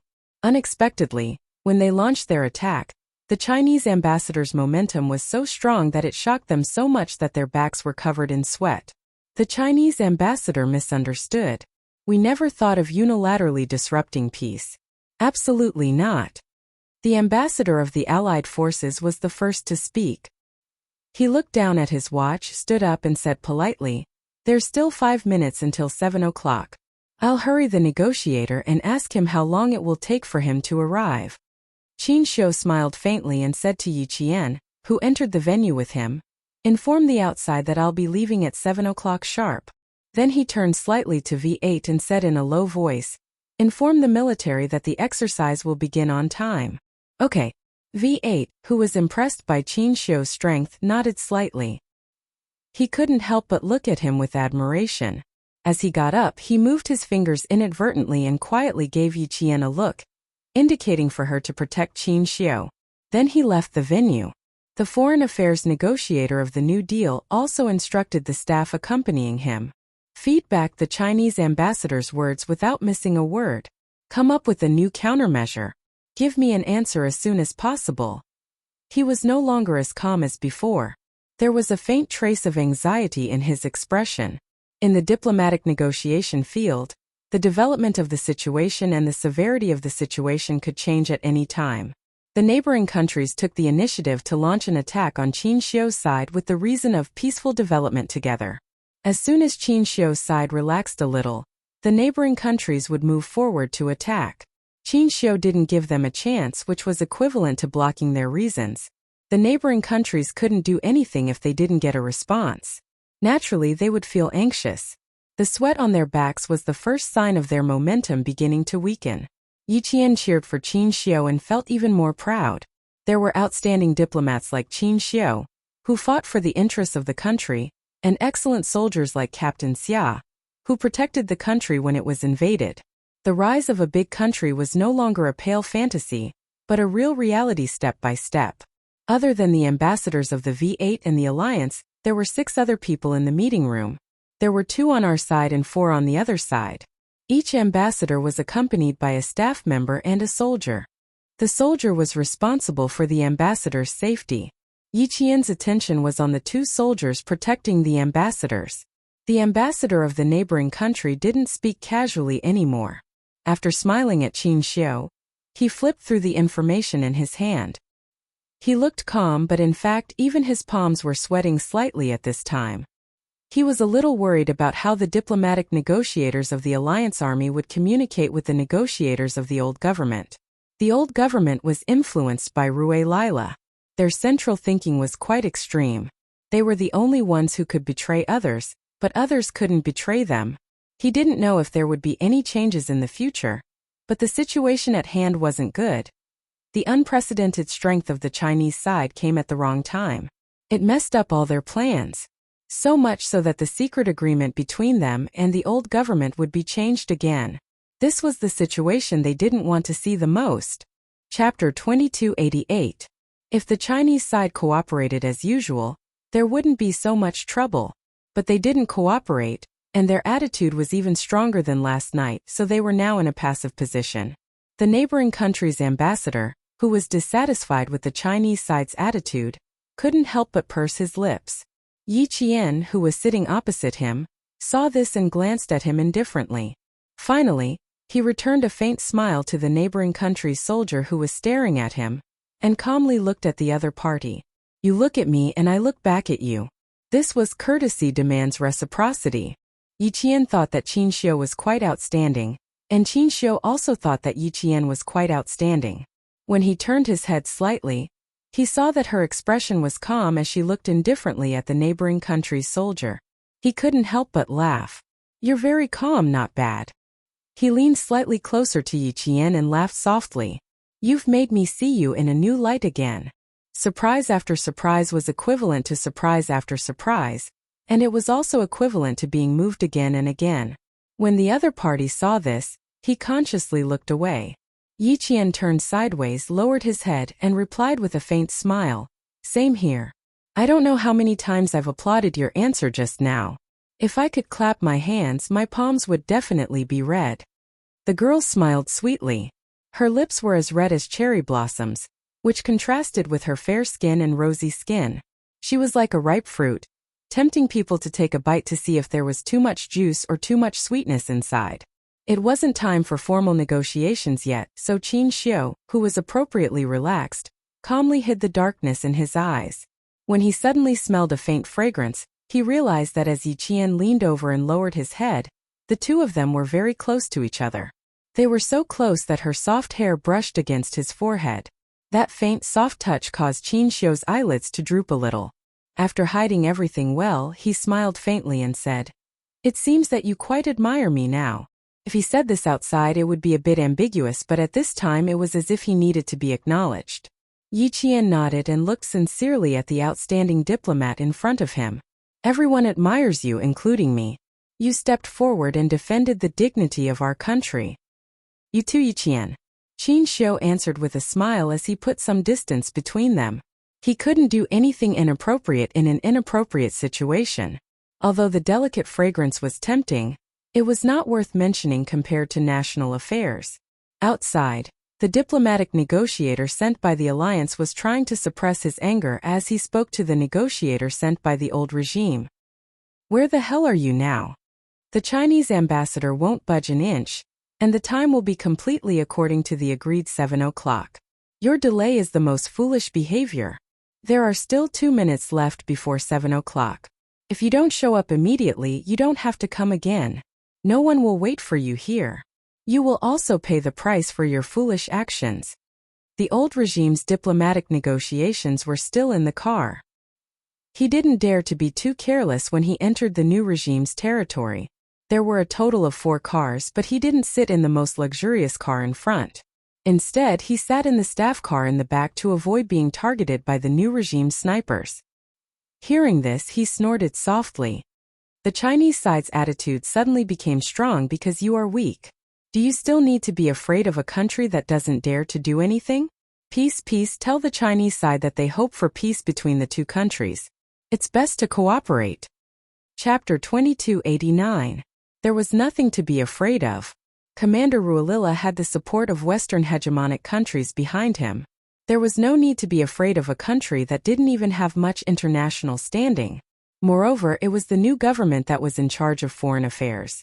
If anything happened, the new government would be responsible for it. It had nothing to do with Commander Ruolila. Was the Chinese really not going to cooperate? With Commander Ruolila's methods, the Chinese ambassador wouldn't be able to leave easily. The old regime's diplomatic negotiator's indifference made the alliance's diplomatic negotiator very angry.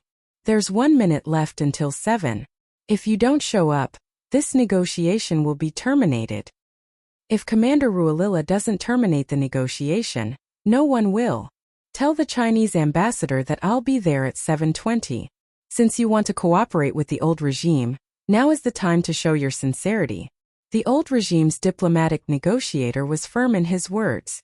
After he finished speaking, he unilaterally ended the communication. The alliance's diplomatic negotiator was offended. His face turned green and white. There was obvious anger in his eyes. Seeing that there was less than a minute left, he could only jog back to the meeting. There were 40 seconds left until 7. J5 looked down at the change in the time and maintained contact with China. No one from Commander Rualila's side has appeared. Our military exercise. The countdown began. 10, 9, 8, 7, 6, 5, 4, 3, 2. J5's deep voice suddenly sounded like a sharp sword being unsheathed. With a murderous aura, he said, "Begin the exercise." At 7 o'clock sharp, if either side of the negotiation didn't show up on time, the Chinese military exercise would coordinate with Qin Shi's time and immediately begin the large firepower mountain attack exercise. China had always been benevolent, especially in the international community. It would never do anything that would endanger the friendship between the two countries. China had always abided by international treaties and never violated the terms of the treaties. It had always prohibited everything and worked hard to promote world peace and development. Then the neighboring countries and even other countries interpreted China's attitude as forbearance, concession, and cowardice. The mortar fired by the neighboring country that fell into China's territory was actually a test to see how far China would go. Qin Shi wouldn't allow the neighboring countries to continue testing. China wouldn't allow this kind of testing with contempt. Yi Qian and V8 received Qin Shi's order and immediately prepared for everything. He stood up with an imposing aura and said coldly to the negotiator, "Sorry, time is up. Our negotiation has failed. I am very sorry that Commander Herrera does not wish to contribute to the stability of the border between our two countries. I hope that your country can solve its internal problems for the time being and not endanger our borders. Please wait, Mr. Ambassador." When the New Deal ambassador saw this, his expression suddenly changed. The staff he had just sent to ask for instructions from the higher-ups had not returned yet, and the Chinese ambassador had left without even staying for a minute. "Mr. Ambassador." The ambassador of the Alliance Army pushed the door open and entered. He suppressed his anger and said sincerely, "Mr. Ambassador, please wait for another 20 minutes. The representative sent by Commander Rila will be here soon. Mr. Ambassador, please wait for another 20 minutes. Why don't we go to the banquet room and have a glass of champagne first?" When the two sides saw that Qin Shi really stood up and left, the negotiators of the new policy couldn't help but stand up. They didn't expect that the Chinese side would suddenly stop making concessions and become so aggressive. For a moment they panicked. One of them walked around the conference table and hurried over, while the other stood at the door, trying to persuade Qin Shi to stay. Chapter 2290. The two soldiers who were in charge of protecting the neighboring country's negotiations strode over and stared at Qin Shi. They were very rude and rude. The rudeness of the neighboring country's soldiers made Yi Qian's eyes darken. She stepped out from behind Qin Shi and swept away her previous calmness. Her dark eyes were filled with a murderous aura. Her gaze was like a bullet as it swept straight towards the two soldiers who were rude to Qin Shi. She didn't walk in front of Qin Shi but stood side by side with him. She didn't block Qin Shi's fierce aura, and also let the other party know that she wasn't an ordinary staff member. The two neighboring countries' soldiers probably didn't expect that the Chinese woman who had been silent all this time, who looked delicate and didn't even have a sense of existence, would suddenly have a big change in her aura. She was like a general who had returned from the battlefield bathed in blood.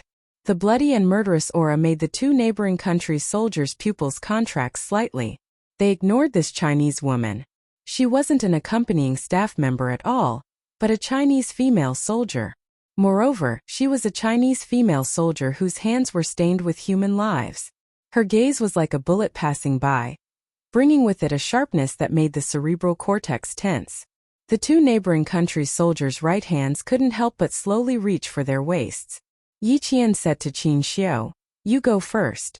They are outside." V8 went out and didn't come in. He was standing at the door to support Qin Shi.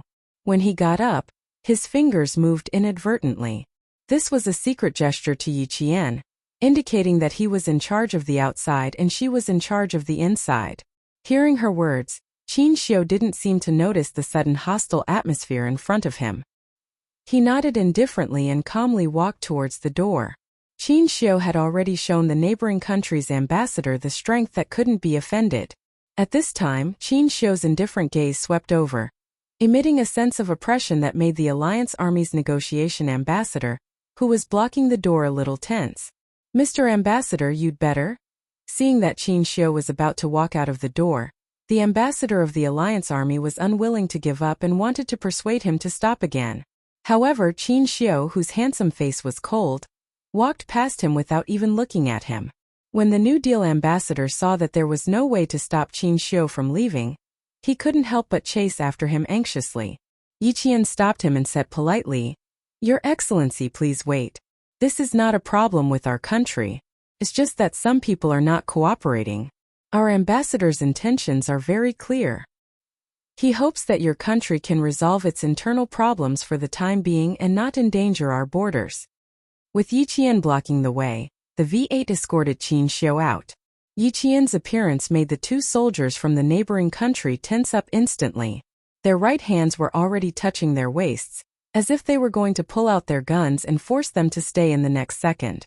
For a second, the ambassador from the neighboring country's new government did have such an idea in his mind, but he suppressed it. Because it was not a small matter to pull out their guns and force an ambassador to stay. China's attitude was already very strong. If they still forced the Chinese ambassador to stay, a few surface-to-air missiles would land on them. In the end, the New Deal would be at a disadvantage. The New Deal only wanted to democratize the North. They absolutely could not have a conflict with China. Yi Qian quickly caught up with Qin Xiu with a cold expression and said in a low voice, "They wanted to pull out their guns just now. We have to leave here as soon as possible. You escort the ambassador out first. I'll cover the rear." The V8 immediately arranged and stayed a few steps behind in case something unexpected happened.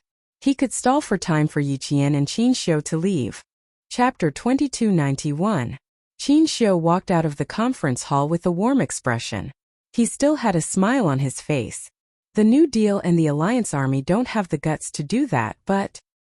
His smile instantly turned sharp, and even his voice was much tighter. But the old regime's Ruilala side might not. The Alliance Army ambassador at the door chased after Qin Xiu to the door and watched him leave without looking back. He was very anxious. He really left. The ambassador sent by the Chinese side really left. They were used to the Chinese side giving in. They suddenly became so strong. This kind of unprecedented thing happened to them. Things are getting tricky. He returned to the conference hall and spoke to the New Deal ambassador in a deep voice. The Chinese side's attitude will become a stumbling block to our country's democratization. If there is no way to take back the northern land, we will first eliminate Ruilala's group. I will go back and report to the commander-in-chief now. You should report our situation to them. We need to express our position as soon as possible and come up with the next step of the plan to completely eliminate the old regime's Ruilala armed forces. Report the current situation as soon as possible. Otherwise, we will be passive. Hearing this, the New Deal ambassador's eyes flashed with a haze. He said in a deep voice, "Now the old regime is giving us a big problem. I don't know if Ruilala will be able to appease the Chinese side's anger by coming out personally." "You mean?" The Alliance Army ambassador seemed to have guessed something. He frowned and showed a disapproving expression. "No, this is undoubtedly." Someone hurried in and interrupted the Alliance Army ambassador. It was the staff sent out by the New Deal ambassador who had returned. He looked at the conference hall where the Chinese ambassador was no longer present. He walked over to the New Deal ambassador and said a few words softly. The Alliance Army ambassador saw the New Deal ambassador's frown disappear. The haze on his face also gradually faded. In the end, he even smiled. Could it be that the New Deal leaders have a solution to the current predicament? The Alliance Army ambassador's eyes narrowed. Seeing that the other party was afraid that he would hear, his eyes flashed with a dark light. He simply sat aside and watched coldly. "Okay, tell the higher-ups. I know what to do." The New Deal ambassador nodded. The smile on his face deepened. After the staff left, the New Deal ambassador sat back in his chair with a smile. He smiled at the Alliance Army ambassador who had a cold gaze. The higher-ups already have a countermeasure. Did he have a countermeasure? The ambassador sat up straight and asked, "What's the plan?" "It's similar to the countermeasure I thought of before." The moment the New Deal negotiator opened his mouth, the Allied Army negotiator on the other side frowned even more. However, the new policy negotiator was very excited. He lowered his voice and said, "If we want to eliminate the old regime and temporarily stabilize the Northlands, this is the best way. The old regime broke the agreement first and offended the Chinese ambassador.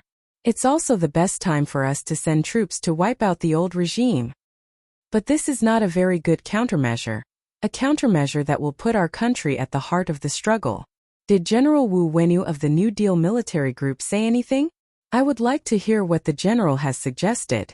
The ambassador of the Allied forces knew that their commander was close to the Chinese side, and he was opposed to the new policy of playing dirty behind the scenes. However, if General Wu Wenyu of the New Deal military group agreed, then the alliance would have nothing to say. And most they would not participate. Chapter 2292. Before he came, Commander-in-Chief Dan Su had told him that if the negotiations failed, the alliance would not participate. The Northern Territory could be dealt with later. The ambassador laughed and nodded. That's right. General Wu Wenyu agreed. He was the one who first proposed the countermeasures here. The Allied Army's diplomatic ambassador's heart sank. Even the military group dared to do this. Did they eat a bear's heart or a leopard's gall? Even if they wanted to achieve national democratization, they shouldn't use such a radical strategy to offend China. Outside, a soldier from the neighboring military group strode into the venue with a cold expression. He met Qin Xiao and Yi Qian face to face and walked straight toward the venue. Then the soldier met V8, who was a few steps behind. Both of them were wearing military uniforms. They nodded to each other as a sign of politeness and left after a brief exchange of glances. The ambassador who was about to leave opened the door of the conference room and met the person from the military group. Seeing the other party's serious expression, his heart sank and he immediately turned back to the conference room. This expression was not a good one. One look at it and one would feel that something was wrong. The Chinese side is 50 kilometers away from our border and is conducting a strong firepower exercise. According to the report, this exercise is an army exercise and there are no air exercises for the time being. However, there are air-launched missiles at our border, so we can't rule out air exercises. The soldier with a cold expression described the current situation at the border to the two negotiators. At the same time, he conveyed the opinions of the two top leaders. Immediately leave the war zone? What? The ambassador who was smiling just now was shocked. He looked at the equally shocked ambassador and asked anxiously, "Did you send someone to keep an eye on them? Is there any other news? Are there any signs of them advancing toward our border?" Now he was anxious. Two exclamations came from the conference room. V8, who was a few steps behind, had a ruthless sneer in his eyes. "You want the Chinese side to continue to remain silent? What a joke." The door of the conference room gradually closed, cutting off the sound of the soldiers of the neighboring country.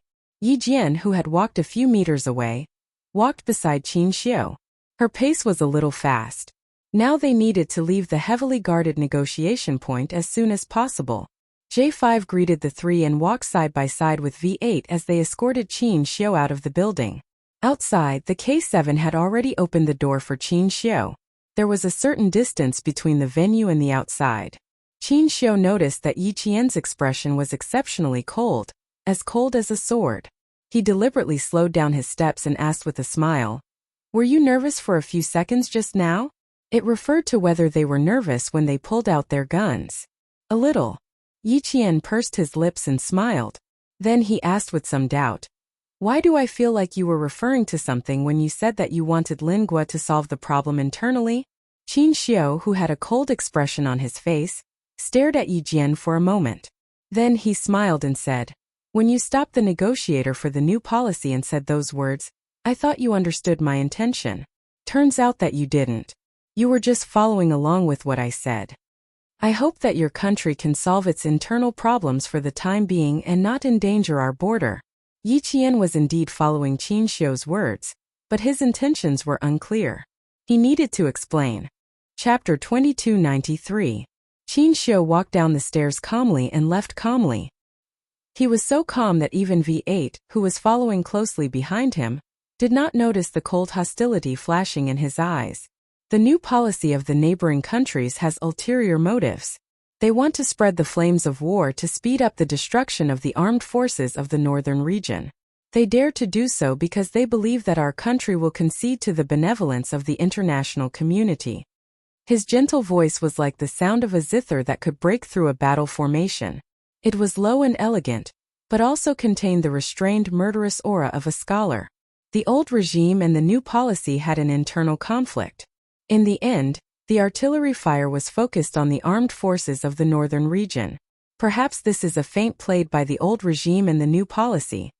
As a military academy student, Yi Qian knew of the existence of the armed forces of the neighboring countries.